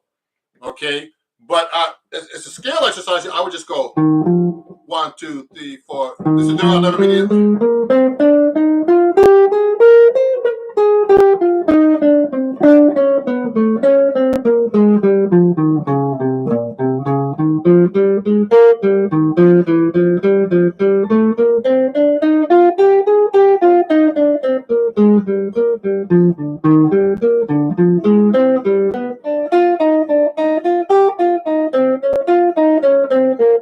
So what I'm doing, I'm just playing the scale through the chords, like it's quarter notes. So there's all kinds of things you could do to play your scales and your major scales. But the fingering that he talked about, things like that. Do you practice bebop and bebop like phrasing? Of course, all the time. Uh, so I play mostly bebop guitar actually. So yeah, I practice mostly bebop phrasing. I have a lot of exercises. Actually, I put a post on YouTube about the bebop scale. There's quite a few posts, and I study it all the time. So one of the things I like to do too is I need to, I'm always learning new tunes. So one of the things I work on a lot is like fingerings for bebop melodies. So I mean, I try to experiment. Like I used to play Donna Lee like this, like this.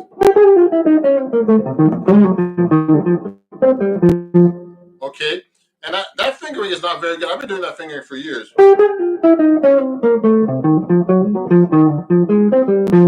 So when I started doing it, I started changing the fingering on that. So I have to relearn the melody because you got to get it up to tempo. So one thing I like to do is, one thing I did, I just started going.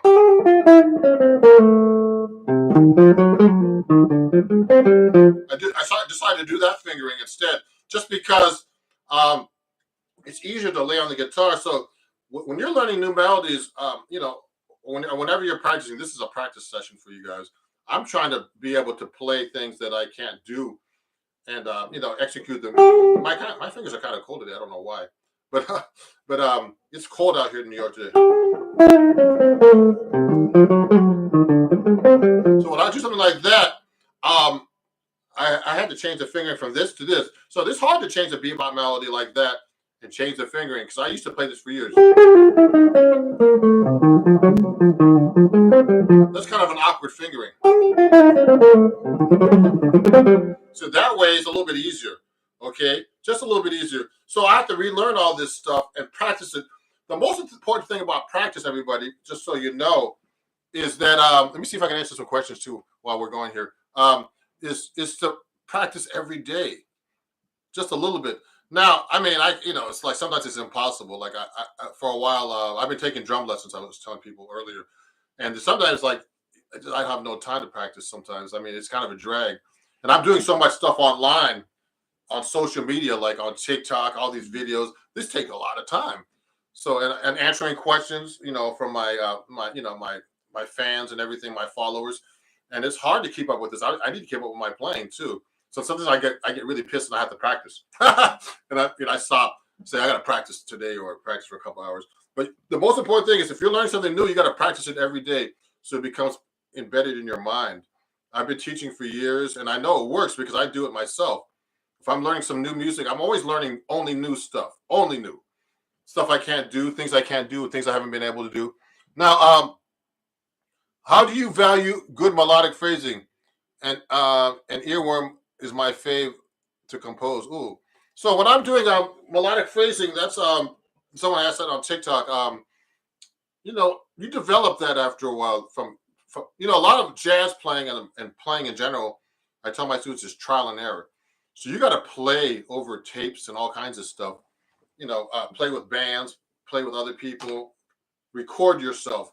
The recording never lies about your playing, and that's one important thing I like to tell people is like when you record yourself, it's very important. I mean, it's a really important aspect of learning how to sound better, because when you hear a recording, it doesn't lie. Only person that lies to you about your playing is yourself, actually. So I know when I'm playing something wrong. And it's really weird.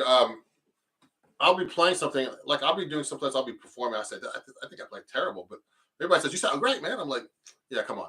So, but then I listen back and I said, wow, it sounds actually pretty good. Because I'm a big, your biggest judge of playing is yourself.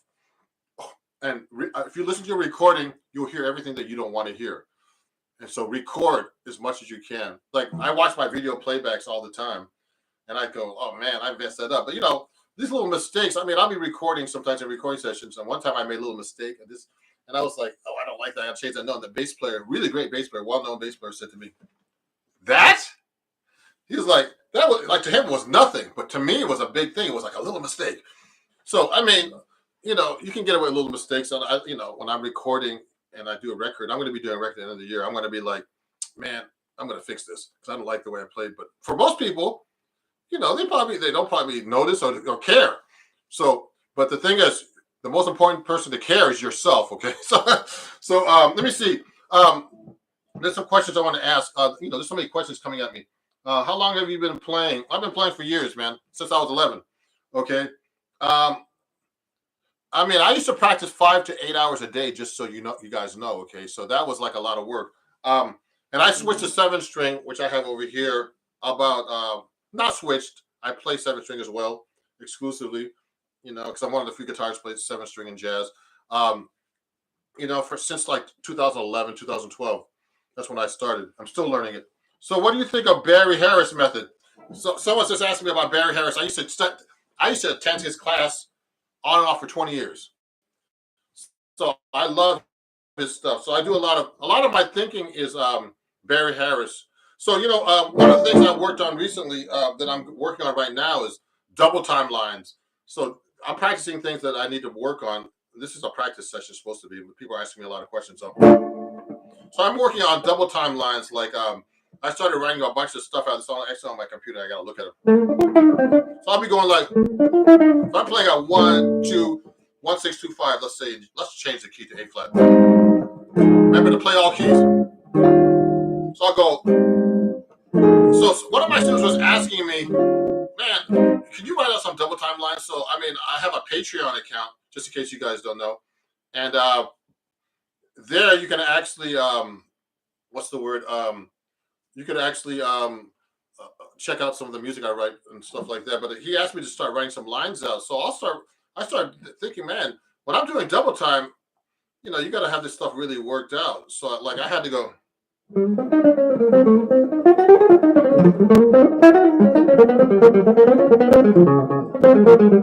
So I'm just doing a double time line on 1, 6, 2, 5.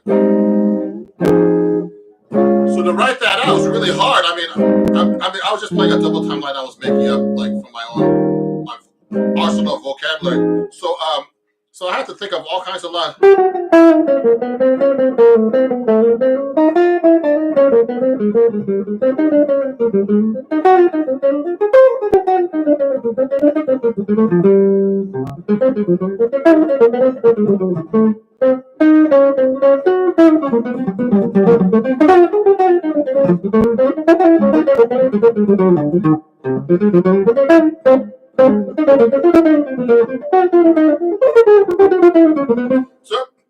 So basically, I'm just practicing some double time lines over a 1, 6, 2, 5.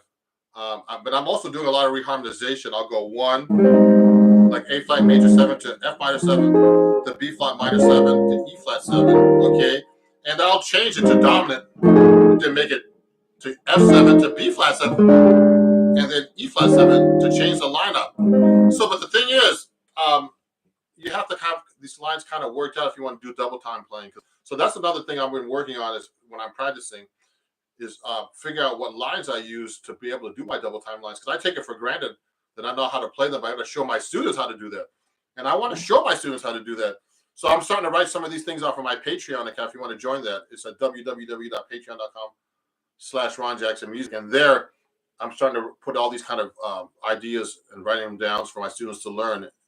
And so another thing I like to do is I like to actually do a lot of stuff, learn stuff I don't know at all. So I use this book right here called the Jazz Theory book by Mark Levine.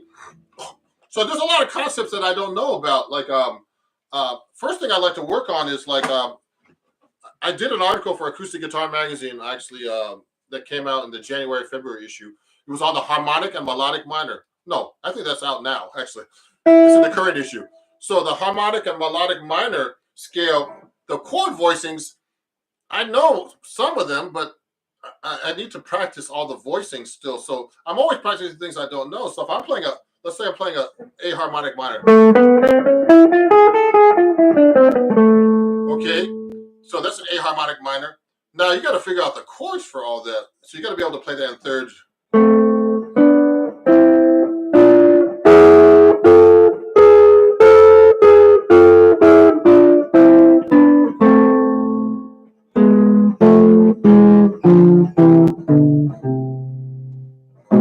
Etc. So I'll be practicing that, and I'm saying, wow, I don't know that as well. So I'll be like, I got to practice that.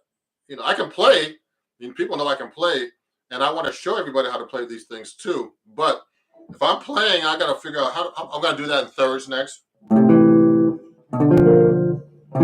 you got to figure out what the chords are. So let's say I'm playing, this is A minor, this is B diminished, then C augmented, D minor, then this is an E chord, F, and then F chord, then F sharp diminished. So you got to be able to play that. I mean, you know, if you really want to know the scale, you got to really get into it. So I don't know this as well. So I'm practicing this stuff.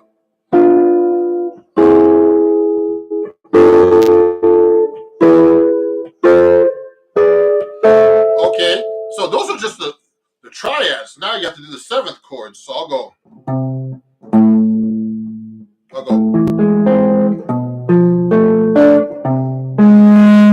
Oh, my guitar feed it back.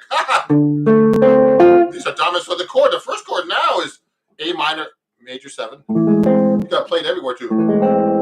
Then B minor 7 flat 5. And then, okay, C major 7, sharp 5. Now, I just did an article about this. I still need to work on it. D minor 7, E7, F7. Oh, sorry, F major 7, sorry. C. And then G sharp diminished. You go backwards. It's a great harmony. I use this scale a lot, but knowing all the harmony for this is a whole different world for me. Okay. Then I was doing the melodic minor too. So let's do a different key. Let's do F minor. See, I want to make sure I do different keys. I'll go across to D minor actually, so I can change this whole thing up. So these are things I actually practice. So you know, you can do the melodic. Now we haven't gotten to the modes yet. So these are things I actually practice, and things I don't know. So I just start playing through all this stuff and making sure I learn all this stuff. Now let me see if I can answer a few more questions. I'm only going to go through this for like an hour. Then you can watch the playback about how I practice. Okay. So remember, practice things you cannot do. That's the most important thing about this section. Let me see. Let me see what my friends on TikTok. I've been ignoring you guys on TikTok. I'm sorry, I don't go live enough on TikTok. You know, and I need to. I have a lot of followers up there. I have almost 25,000 followers. Now, let's see. How often do you use distortion? I use distortion sometimes. Actually, I have a bunch of pedals. So someone was asking that. Oh, you still blow my mind. Okay. I'm getting into ragtime. Is there any artists that you recommend? Ragtime. So someone's asking me about ragtime. So I play a little bit of everything on guitar. So I do a little bit of fingerstyle guitar playing. Like I used to be involved, into like Leo Cocky and Chet Atkins and all the guys. So I'll do things like.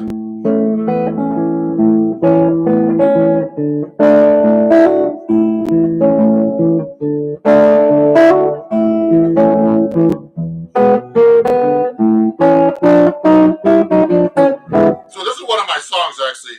When I play this on YouTube, I get flagged sometimes on my own stuff because it sounds exactly like the record. But that's just one of my old kind of ragtime songs. So I mean, I have different influences. I got to think about who. But over the years, I've been into fingerstyle guitar playing, and I use all kinds of styles of playing. So I'm going to do a video about that as far as using pick style. So because I've done a few articles on an acoustic guitar magazine about that too. So I do I do mostly pick style, but I do a lot of hybrid picking. Okay, and I do fingerstyle too completely, but I never use any nails. It's just too much work, and or finger picks or anything like that. And actually, I have these slides that someone sent me, like finger slides that I gotta actually open up and do like a unboxing and review for my social media fans here. So that's a good question. Let me see. Hey, my student Amir is online. It says, "Nice surprise for lunch break." Yeah, I'm just doing an impromptu, like a practice workshop. Like I never go live enough on TikTok and on YouTube, so it's great to do this. Um, Now, someone's asking me about the Bear Harris. So I use the Bear Harris method all the time. Part of the Bear Harris method is actually that you should be using a lot of passing tones during your scales. That's what it's all about. And approach notes and rhythms, all bebop. So let's say we're playing. Let's go to a different key. Let's go to D flat. First, you got to know your scales really well in every position, every key. Someone's asking me about three fingering scales. I never think about that, but I guess I do that sometimes. So it's easy to play just a major scale like that fast, but that's not musical to me. Or playing fast cannot be musical sometimes. It just sounds fast. So and I can play fast, but what does that mean?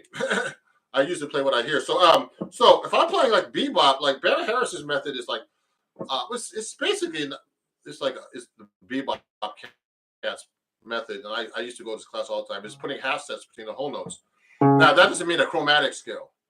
So people say if you put a half set between all the whole notes, you can do a chromatic scale. No, because remember in the major scale you got to know that it's whole, whole, half, whole, half. If you go up the neck, you'll see that. So if you're playing like a passing tone, you go like this. Going up, I'm passing to the second.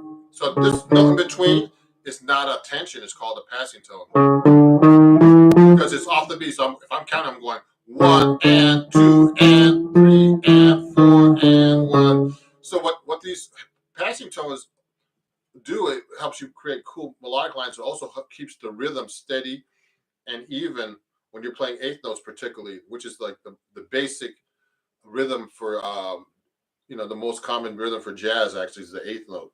So I like to. I mean, but this is a whole class or whole lifetime of work to work on too. So that's the concept, and also doing approach notes. So if I'm playing a D flat major chord, to be able to do approach notes like approaching each chord step. This is a real basic one, the half step, and mixing up those approach notes with the half step.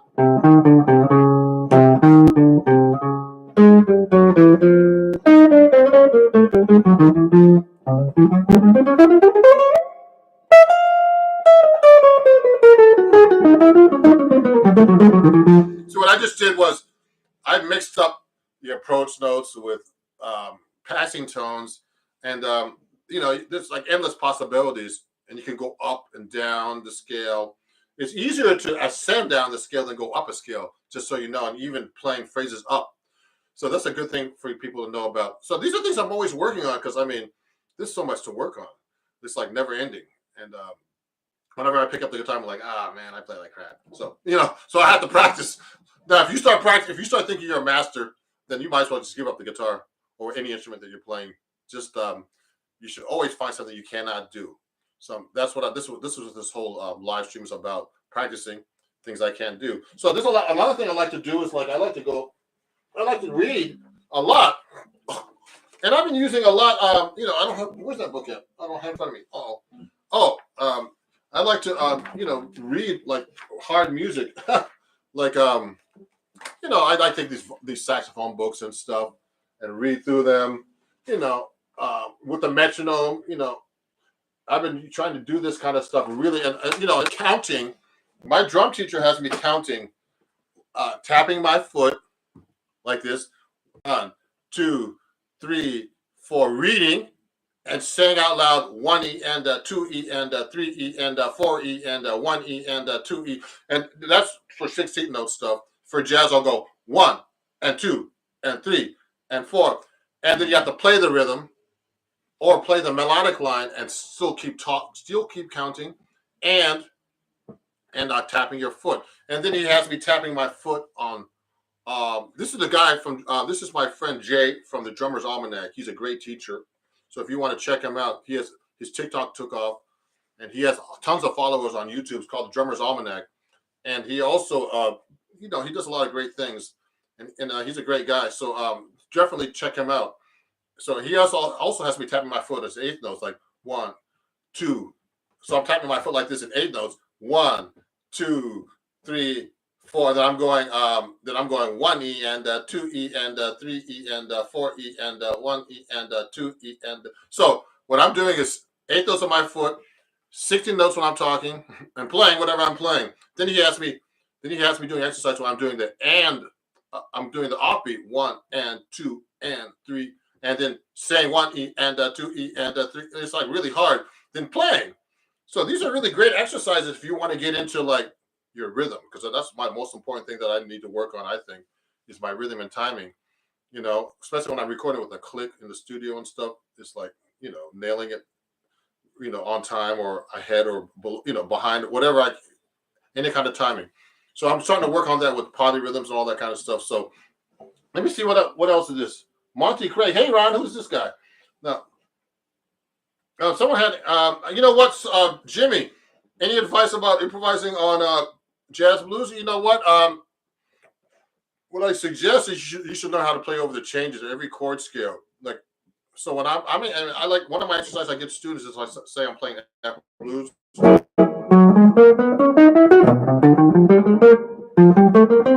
so I was in a different key.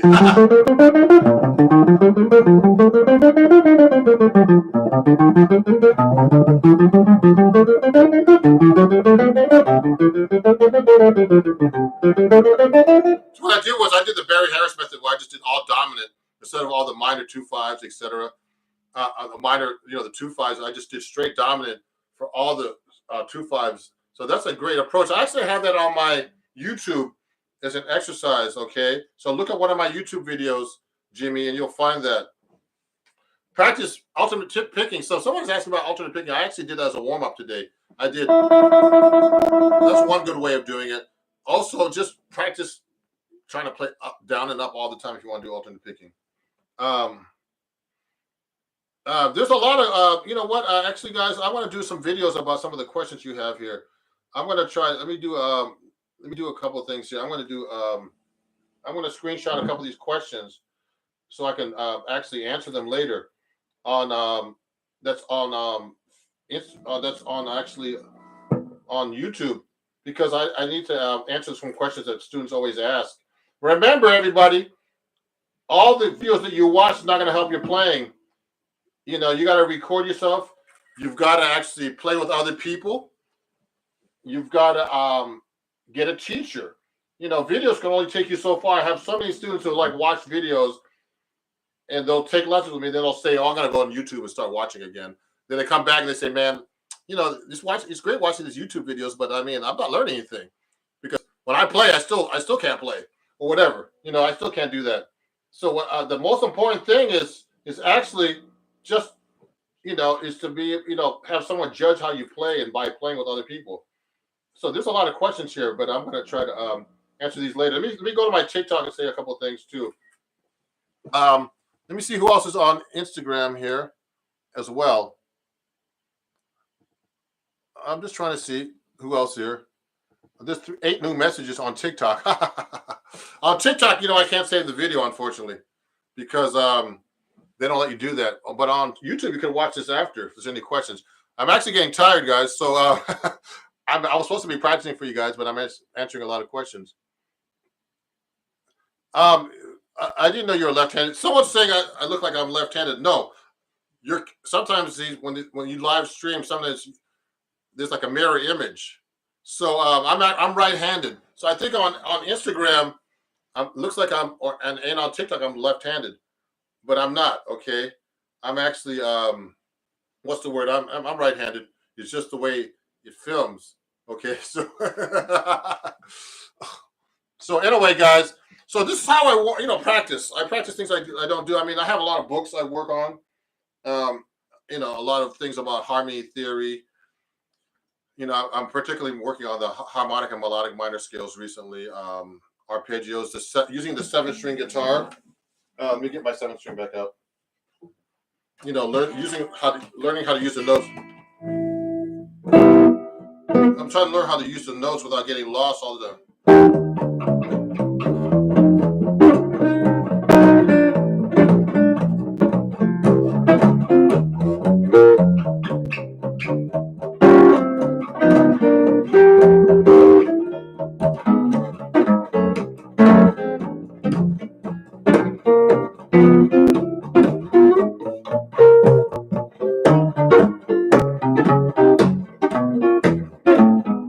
So things like that, not getting lost when I'm actually playing, is a great thing to do. And also using my seven string as a melodic note is another thing I'm trying to work on really hard. So if I'm playing a solo, it's easy to play a solo on the first string. So I'm going.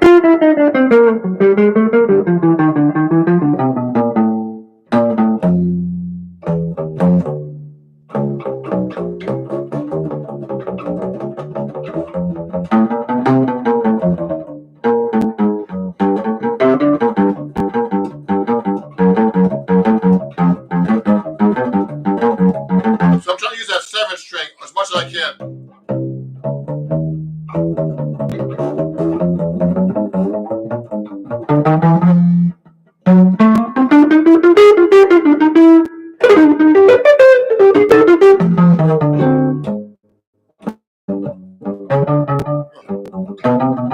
See, I'm trying to use that seven string. It's really hard.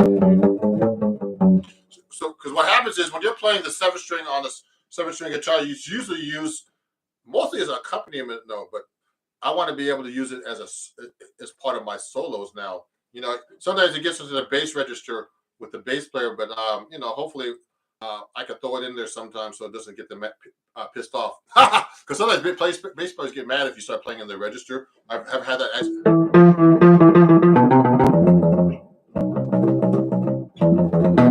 B flat.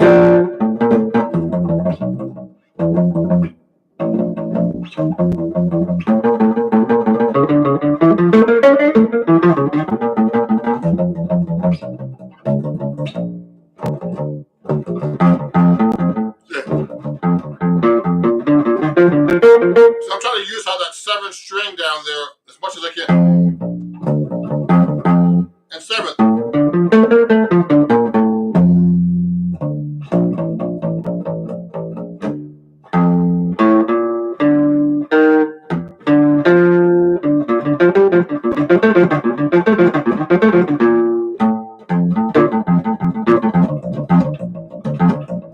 See, I'm trying to use that seventh string and as an arpeggio on a major seventh chord, and that's something I'm practicing that I don't know how to do that well. So remember, I'm practicing, so I'm not sounding amazing, or I'm not sounding clean as I should because I'm practicing things I don't know how to do. That's what this is all about. How to practice. Practice things you can't do. You're not supposed to sound good.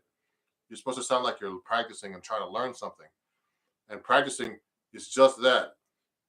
Learning how to do things you can't do, and you do it every day for a little bit. So I'm trying to make everybody know that. And the most important thing is consistency.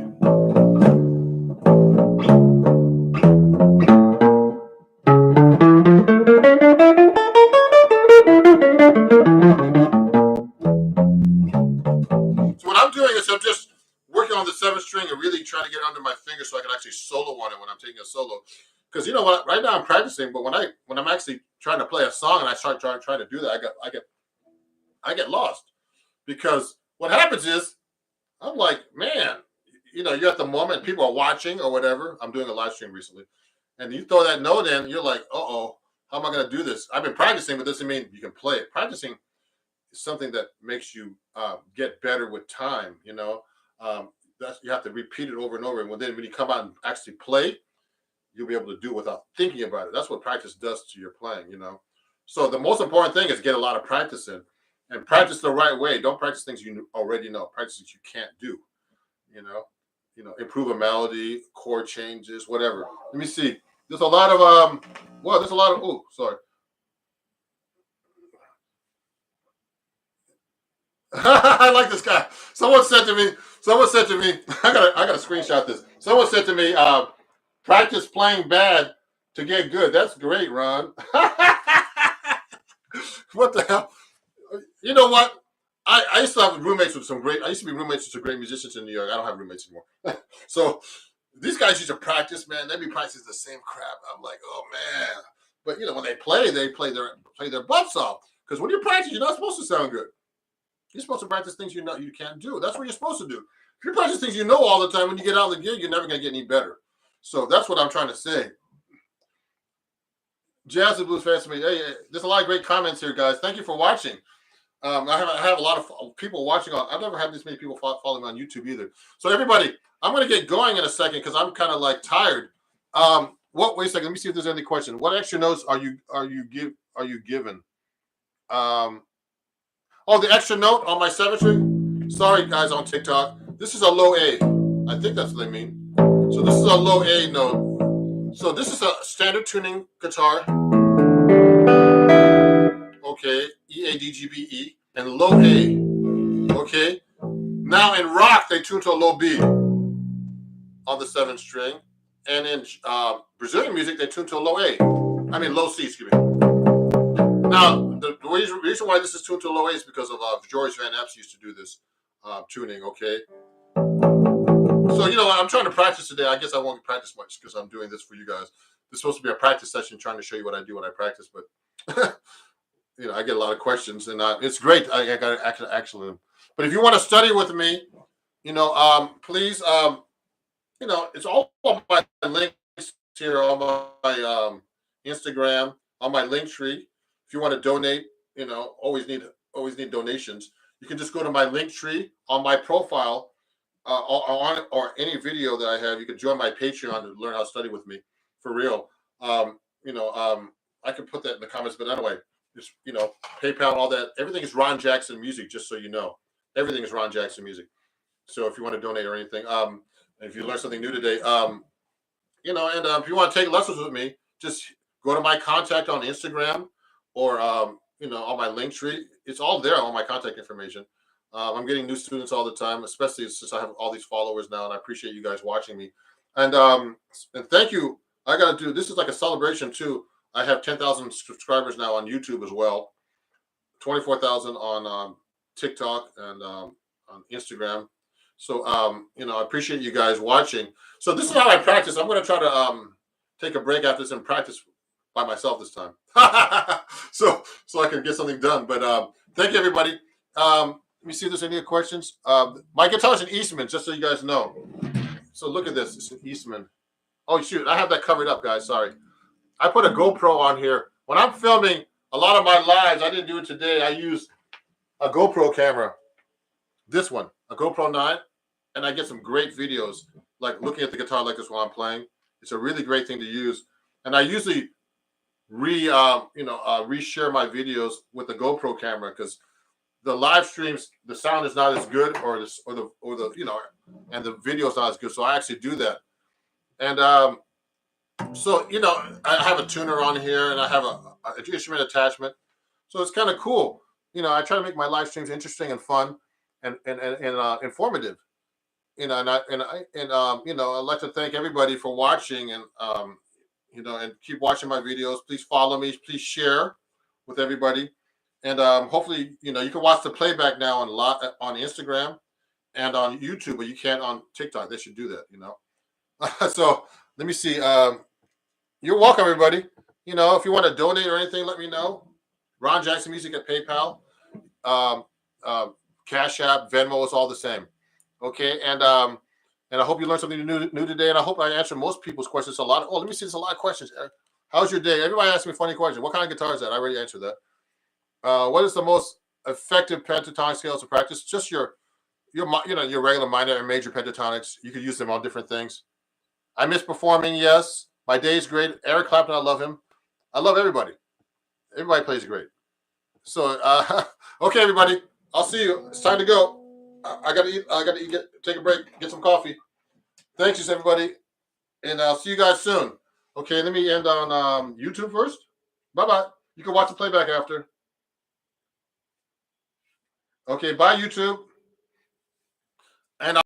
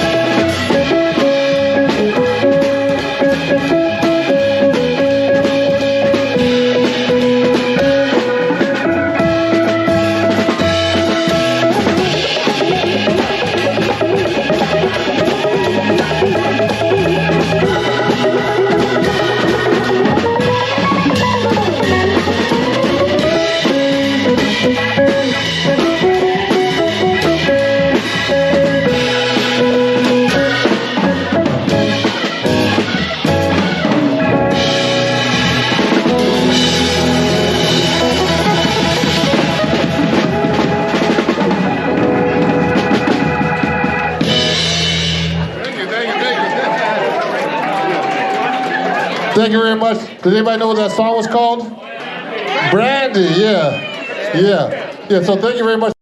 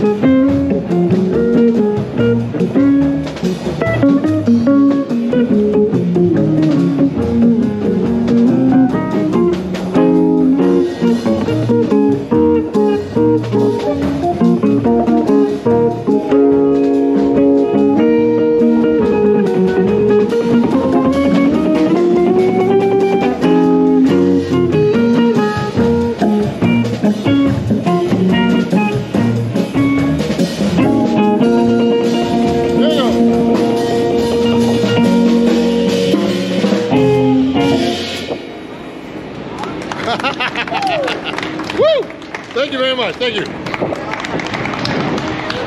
Is Musa Moose next? Yeah. So, I'm trying to go live here. And it's going to be a little different today because I don't have my screen on YouTube the same like I usually do. It's going to be kind of a weird background, but it's okay. And I'm going to be doing something a little different on Instagram. I'm going to be playing a little bit closer because people like watching me closer. You know, I've had those kind of remarks. So if you have any questions, please ask them, you know. What's up, everybody? On YouTube, how's it going? I'm going to go live on Instagram too now, just for fun. And I've been, hey, everybody from Chicago. Hey, actually, I want to put a word out to everybody. First, I'm transmitting. I'm going to be doing a tour next year in March. Okay, and you can send me a message if you want at ron at ronjacksonmusic.com. I'm doing a tour in March, and I'm already booking dates next year, March and April. And I'm already going to be playing in Wisconsin and in Kansas. So if you know some places for me to play out there, let me know. Okay? I'm putting the word out there because you'd be surprised. In Chicago, okay, in that area, you know, Illinois, anywhere. How to practice arpeggios. Okay, so let me just say, hey, Jazz Story. Is that John's Story? How's it going? I love your playing over there, you know, for acoustic guitar. So you know what? I mean, someone already asked me about arpeggios on YouTube. So you know, I'm playing my 7-string guitar. So if you practice arpeggios, you can practice in so many different ways. So you know, I'm taking questions today for you guys on Instagram. Just to let you know, everybody on Instagram, I'm going live, and Instagram's asking me to ask you to, you know, if you want to donate badges to me to help support my page, and I appreciate it. You know, I'll give you a big shout out if you do here on Instagram and on YouTube. You can donate $1, you know, 99 cents, $1.99, or $4.99 for 1 or 2 or 3 of hearts to help me and my channel. And Instagram, you know, is encouraging me to go live, and you know, on YouTube I need to do that too. So let me stop talking, and I'll play you something right now. Oh, someone's asking to do polka dots and moonbeams. I haven't done that in a while. Let me try that.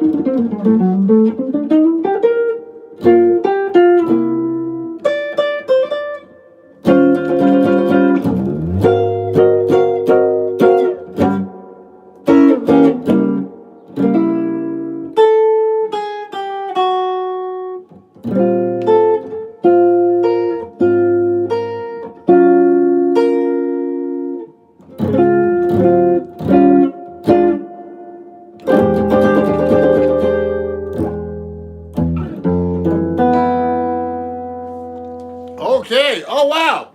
Hey, thank you for the badge on Instagram. I don't know who that is, but let me angle the camera a little bit lower so you can see me better. Thank you. Who was that? Let me see. Let me see the badge.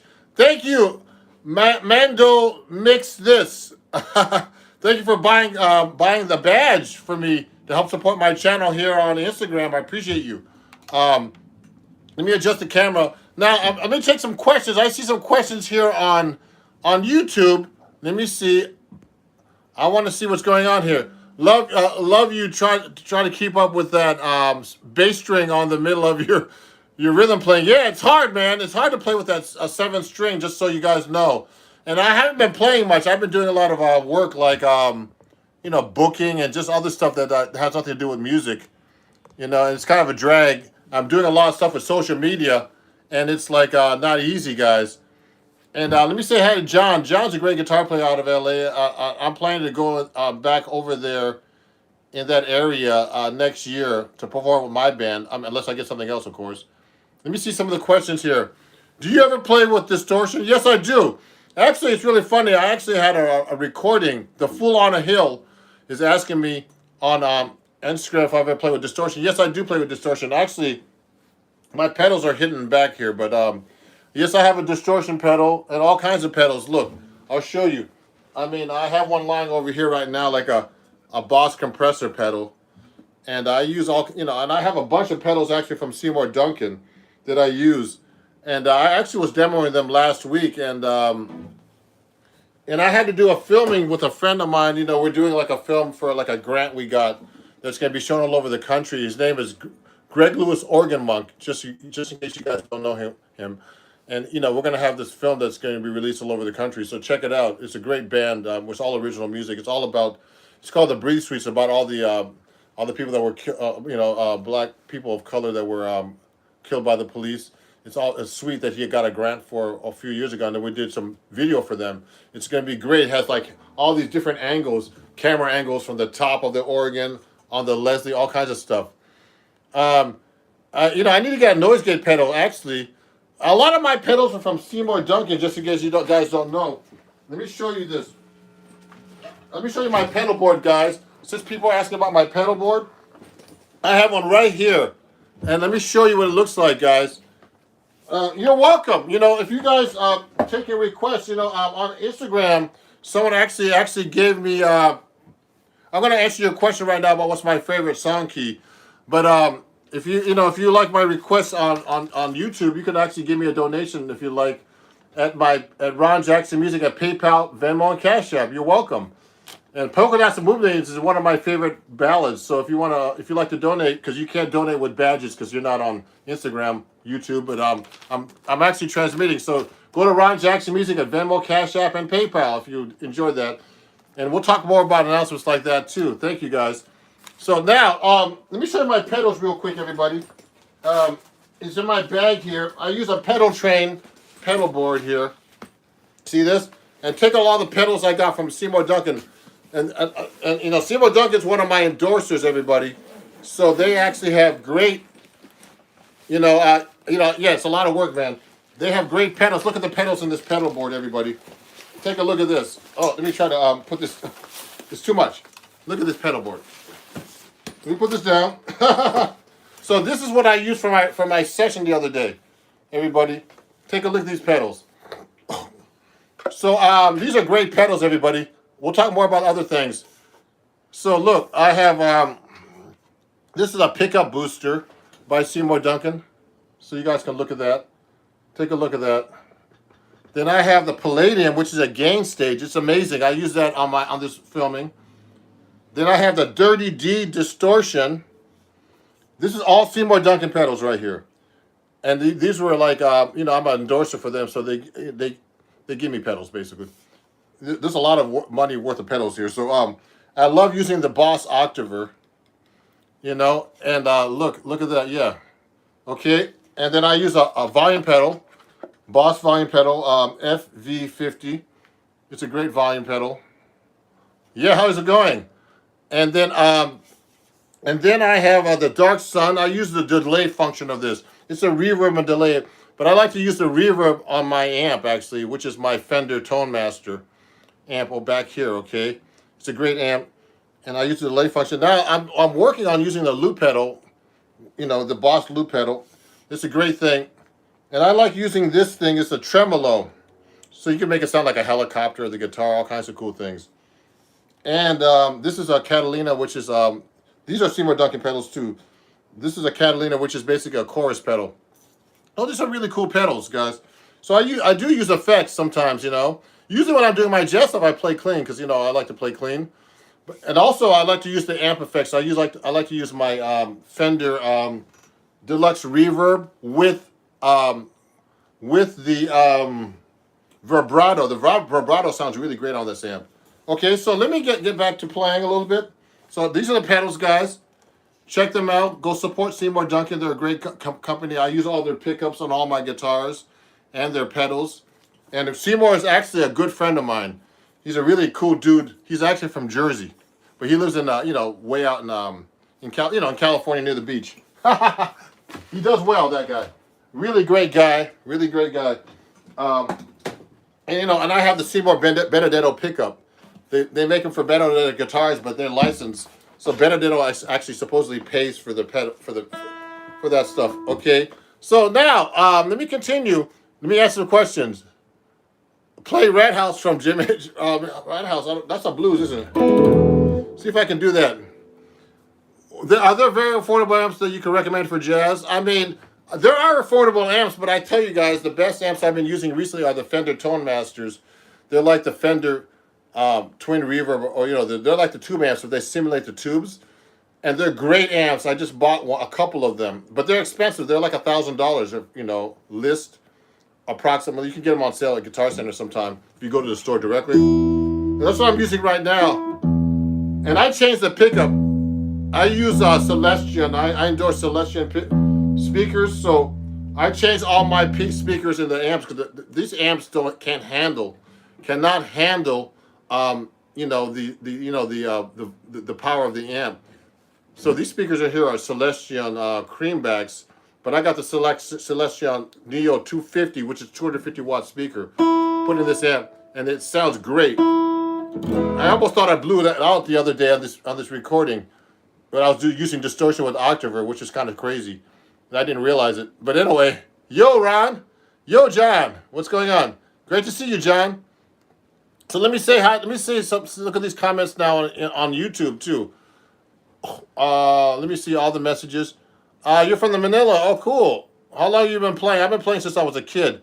Creating ways to use the whole tone scale. Okay, so someone's asking about the whole tone scale, everybody. So let me get back to talking, and I'll answer your questions too on Instagram too. So if I use whole tone, I like doing these. I do this a lot in whole tone. So here's a whole tone scale.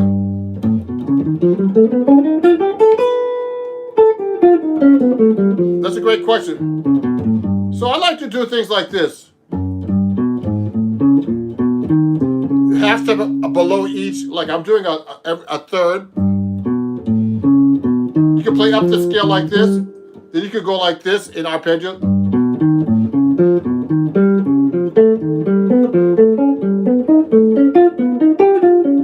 Now you can mix them up going backwards and forwards. You could go.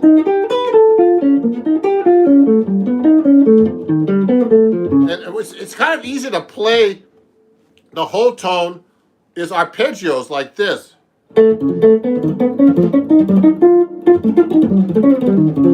I'm using that like a sweep picking when I'm doing that.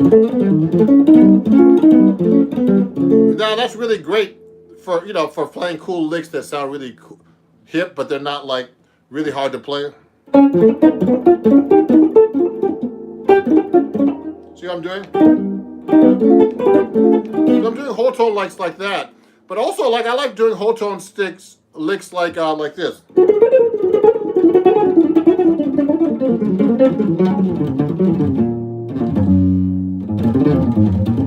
like that, or like this with chromatics in between. They're easy to play on the guitar because they're like symmetrical. See what I'm doing? So those are kind of cool licks I like to use with whole tone, everybody.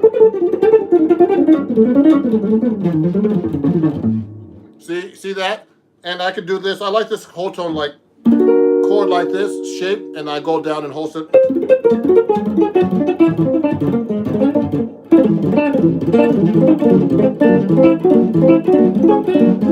I'm practicing right now, everybody. Actually, so I like to practice these things. Okay.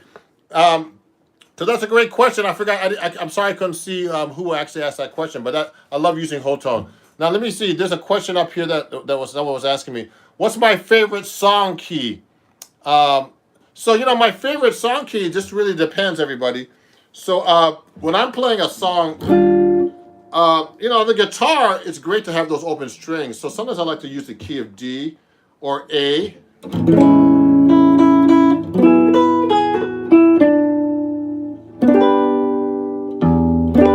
You have all the open strings. Someone's asking about George Benson, so I'll get to you in a minute. So I have those open strings because I like to use harmonics a lot too. So you can play A.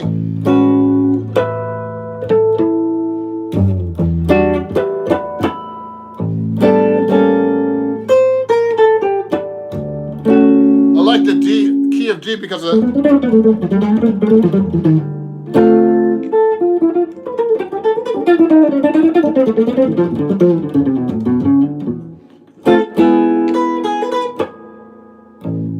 E is a good key too because you get those harmonics. So I love using open string harmonics with open string chords, and stuff like that. That's one of my favorite keys is, like, the guitar keys, like E,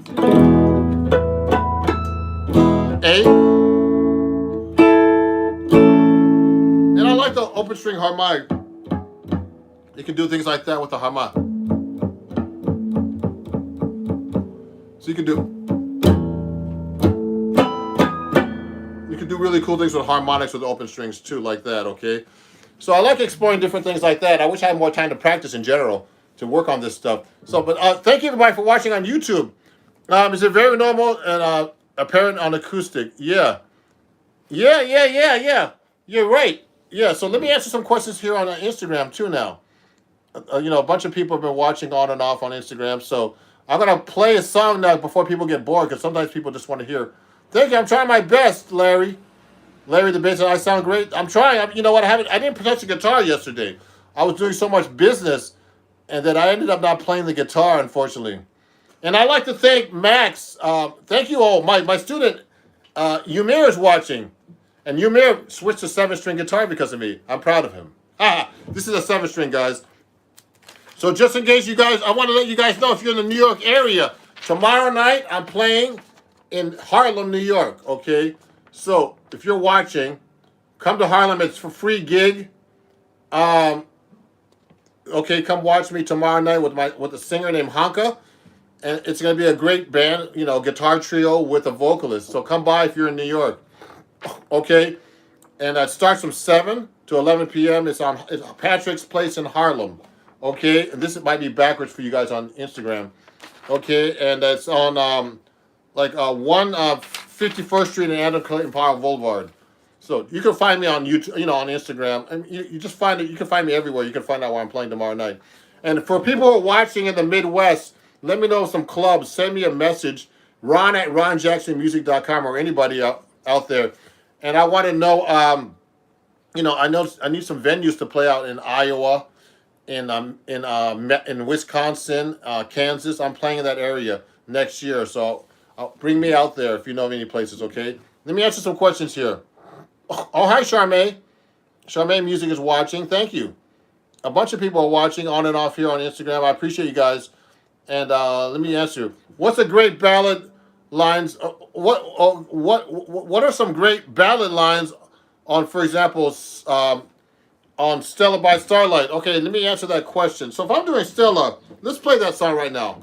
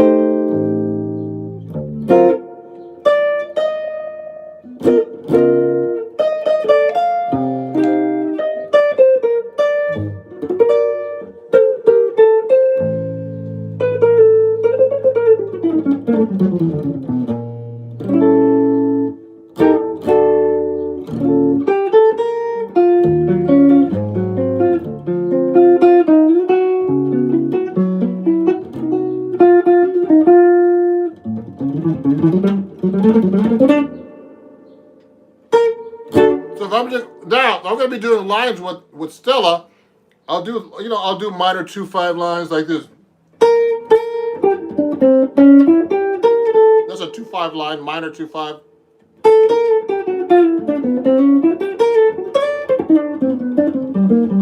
These are 2/5 licks. Now I'll play up the scale. Now I'll be doing Lydian Diamond here.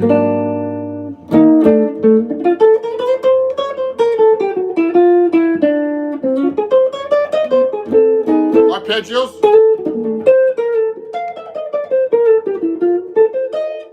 Now hold. Now that was a minor 2/5 lick, everybody. Now when I get to the G7, now I could do altered if I want to. I could do whole tone. People do a lot of whole tone here. I like this lick. That's a whole tone lick.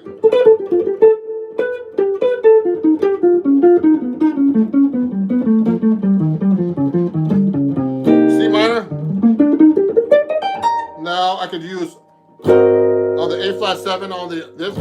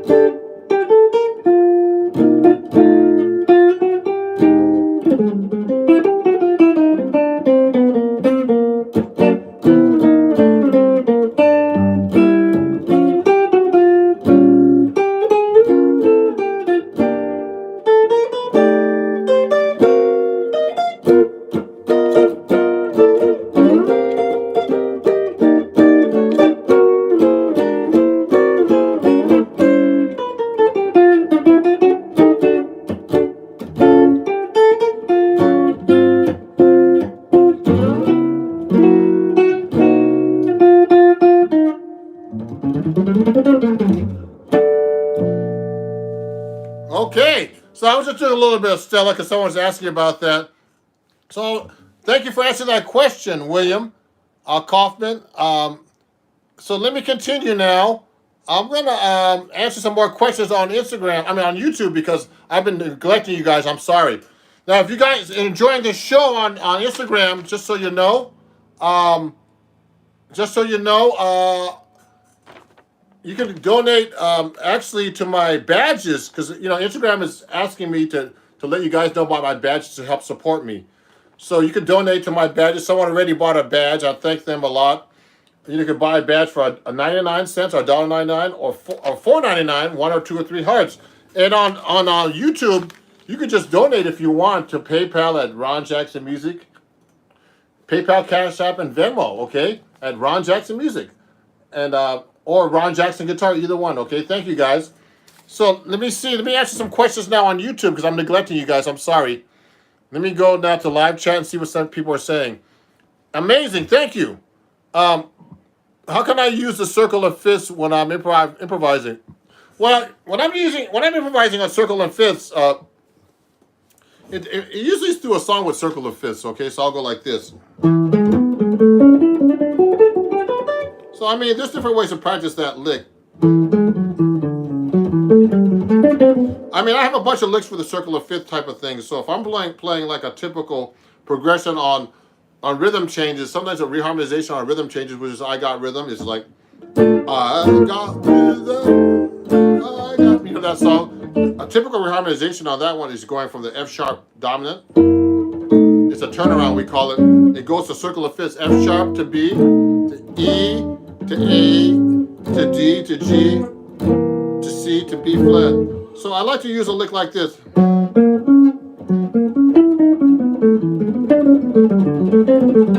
I have different kind of licks that worked out.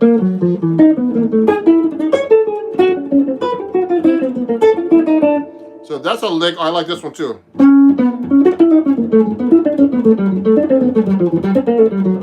So those are licks I worked out. They're actually cycle licks that I like to work on. So you got to practice these things yourself, everybody, if you want to do these kind of licks over chord changes. So I'll just do like an F sharp. So I mean, I use that a lot. I'll go.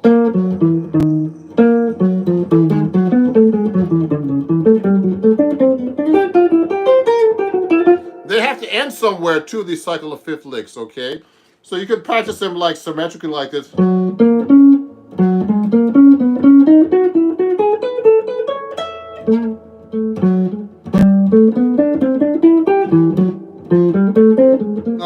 It's hard to do.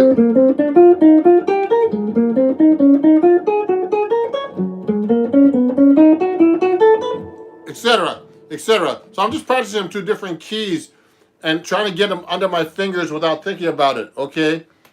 Let's see if you can play the bebop. What's that? Let me see. Someone's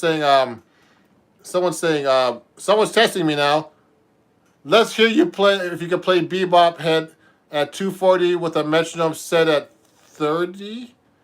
What's that? Okay, cancel. That's a great question. Someone's asking me some crazy questions about bebop playing with the metronome at these weird intervals and stuff like that. Maybe I could do it, maybe not. But remember, I'll tell you a story, guys. So I was, when I was at Berkeley, I saw a workshop with Joe Pass. I was actually watching some videos with him last night, and people would ask him the craziest questions, like, "Could you play giant steps?" Like they'd be doing like that kind of crazy stuff. Like this guy was just asking me, I don't know who this guy's name is, about some bebop stuff. I don't know. So Joe Pass, you know what he was saying? You know what he said to everybody, and I have the same answer. I don't have anything to prove to anybody. So he said that he said that to everybody. He just said, I don't have anything to prove, guys. I'm here to give a workshop. He can play. So, I mean, and I can play whatever. It doesn't make a difference. So I'll show you things I can do, and there's things I can't do, and I admit it. And just so you know, just so you guys know that Joe Pass was an incredible guitar player, but people used to ask him crazy, stupid questions. Play giant steps, or play 370 or whatever. He would just go whatever. So he has nothing to prove. So I have nothing to prove. Why are you guys watching me then? If I have nothing, if I have something to prove, you guys obviously like what I'm doing. So So anyway, whatever. So I'll answer your questions if I can. Now, what? Now, so that was a good question. Let me answer this question. Reza, what's the difference between half diminished and minor six chords? Actually, the minor six chord and the half diminished chord, which is called actually minor seven flat five, are the same exact chord. Now, there's a real pain in the butt. These chords, I still have a problem with them because there's so many ways you could think about them. So E minor seven flat five or E half diminished is the same as a G minor six chord. Different inversion. Okay. So these are all the same chord. This is G minor six or E minor seven flat five. It's just an inversion. Okay. Watch it. So these are all the inversions on the fifth string root. I'm playing a 7-string guitar, so you guys know. So you should know all your inversions.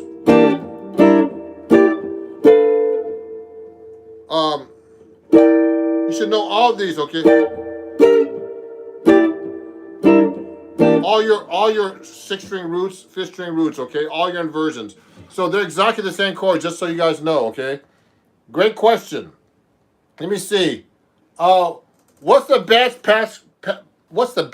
patch chords for use? I don't know what that means. What are the best patch chords or passing chords? Is that what you mean? Now, how do you understand how to combine the chords? That's a good question. When you combine chords, I don't know exactly what you mean by that, but so that means if I'm going through it from one chord to another, or passing chords. I don't know what you guys. I don't know why. Let me see. Hold on. Oh, there I am. Good. So look at this. Someone just bought this book. They said on Instagram. I mean on YouTube. Sorry. So look at this. This is a great book. If you want to learn how to sight read, take a look at this. It's a great book for sight reading on the guitar. It just teaches you all the positions. Okay, but this book, it teaches you how to play positions, all the scales and everything. But the thing is, everybody, you need to read just more music, more than music out of this book. You need to get just read everything. Read bass clef, read violin music, read flute music, read all kinds of stuff to get into sight reading. Okay, because that's how you really get into sight reading, is by just sight reading. You got to practice your sight reading just like you practice your scales, practice everything else, okay? Yeah, I think I lost you guys on YouTube for everybody. Everybody got off, but now they're coming back on again. So, so just practicing, everything you possibly can. I read all kinds of crazy stuff. Let me see if I can show you. I just read anything. I have a bunch of books behind the screen here. But, sight reading books, anything, And I try to read stuff, don't read all the jazz riddles. I have all these fake books. You could try to read bass clef. Try to read bass clef. These bass lines on bass clef. Slash chords. Just try to read anything you can, everybody. This is Doors by Mike Nog. So there's all kinds of, all these crazy chords you can try to read. And these are good exercises. A lot of these books have great things to read. We just learn by ear. Someone just made a comment. Can you learn by ear? Yeah, you should learn by ear too. Both. Guitar players always are I'll tell you, everybody, this is real. What happens if you put some music in front of a guitar player? They stop. And you don't want to be like that. You want to be very well-rounded as a guitar player, I think. You should be able to read. You should have good ears. You should be able to read tabs. I don't like reading tabs. Actually, I read tabs worse than anything else. So I read sheet music, I read guitar chords, everything. You should be a well-rounded guitar player in general, especially if you want to become a pro guitar player. Oh, you're welcome. So let me stop talking for a minute. Yeah, great. Let me play another song right now for you guys. Ymir's there. How you doing, Ymir? He's on YouTube too. My guitar student Ymir is on YouTube and on Instagram watching me. I appreciate you, Ymir. So let me go. How do you transition from blues to jazz and jazzy songs? You know how you transition? Start playing jazz. That's all. Learn easy jazz songs. I have some videos on YouTube, shorts, and on my TikTok, all at Ron Jackson Music. and teaches you some, tells you some basic songs. Learn some blues jazz songs, for example, like this.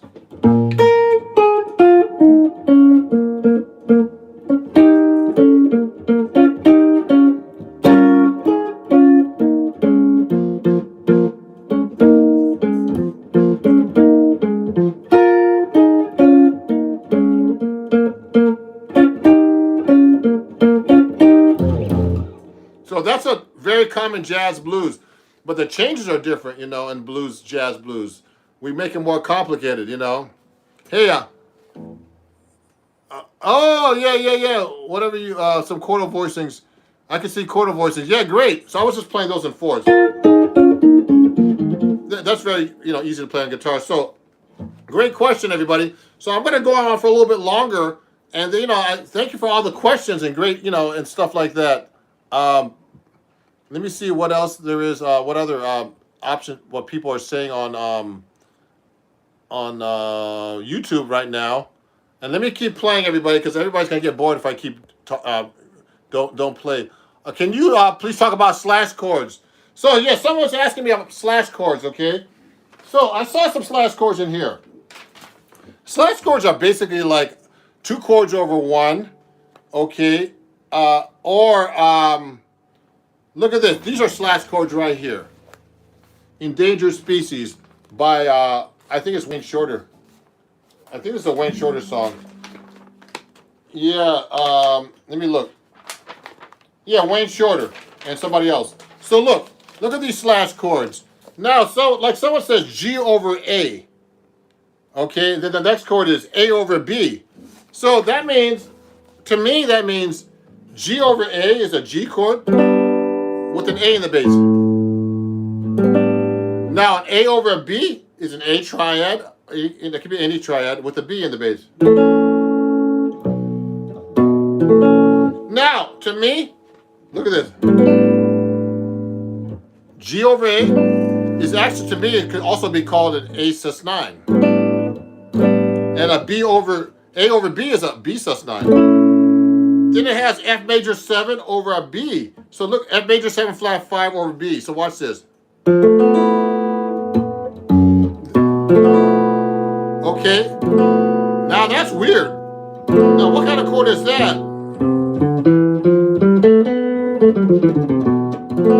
So those are slash chords. Now that chord, to me, is almost like I try to translate this to something else when it's a slash chord, so it can make it easier for me to play. So an F major 7 flat 5 with a B in the bass is really more like a B, a half diminished scale, or a B minor 7 flat 5.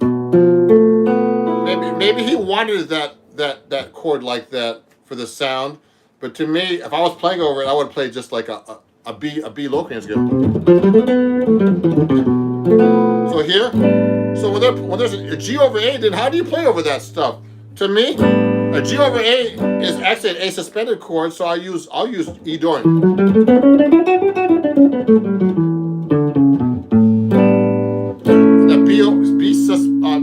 A B over A over B, I would use an F Dorian scale too. Or it's a dominant scale. Okay, a B dominant. So that's how you go over the slash chords. That's a great question.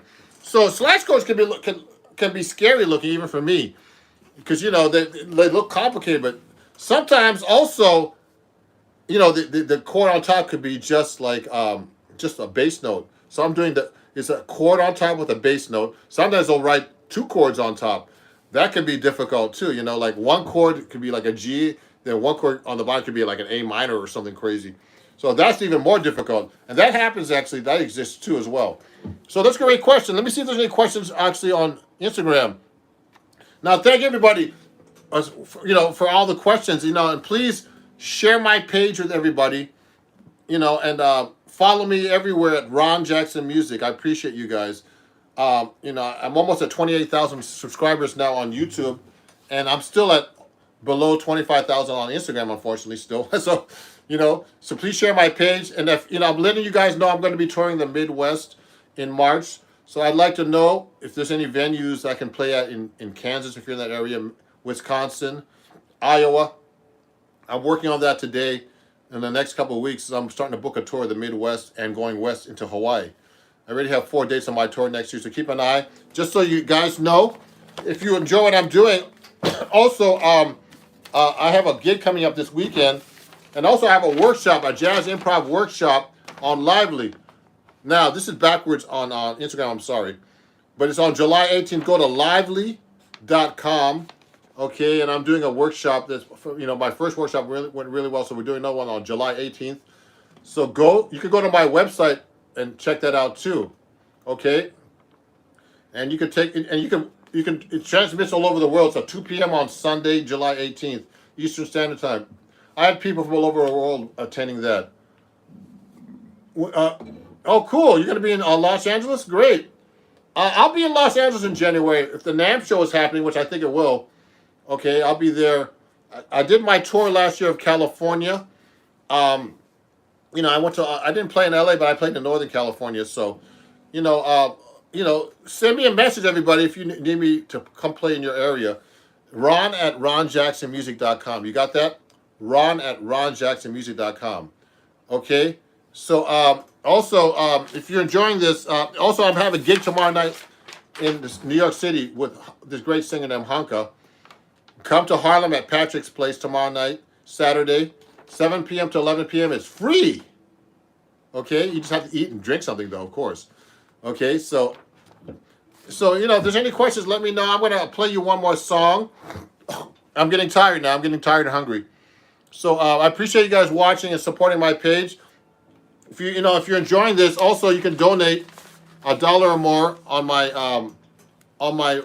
at Ron Jackson Music at PayPal, Venmo, and Cash App. And so that's Venmo, PayPal, Cash App for you guys here, and backwards for Instagram. Or you can just give me a badge on Instagram if you'd like. Okay, thank you. NAMM, I'm going to NAMM. Yeah, I go to NAMM every year. That's how I got all this gear. I have a lot of endorsers from going to NAMM. Okay, we're there with oh, cool, great, that's great. Oh, someone's doing a 50-city tour. Wow, that's amazing. So let me play one more song, everybody, before I finish up. I couldn't answer everybody's questions. Let me see what other questions there are.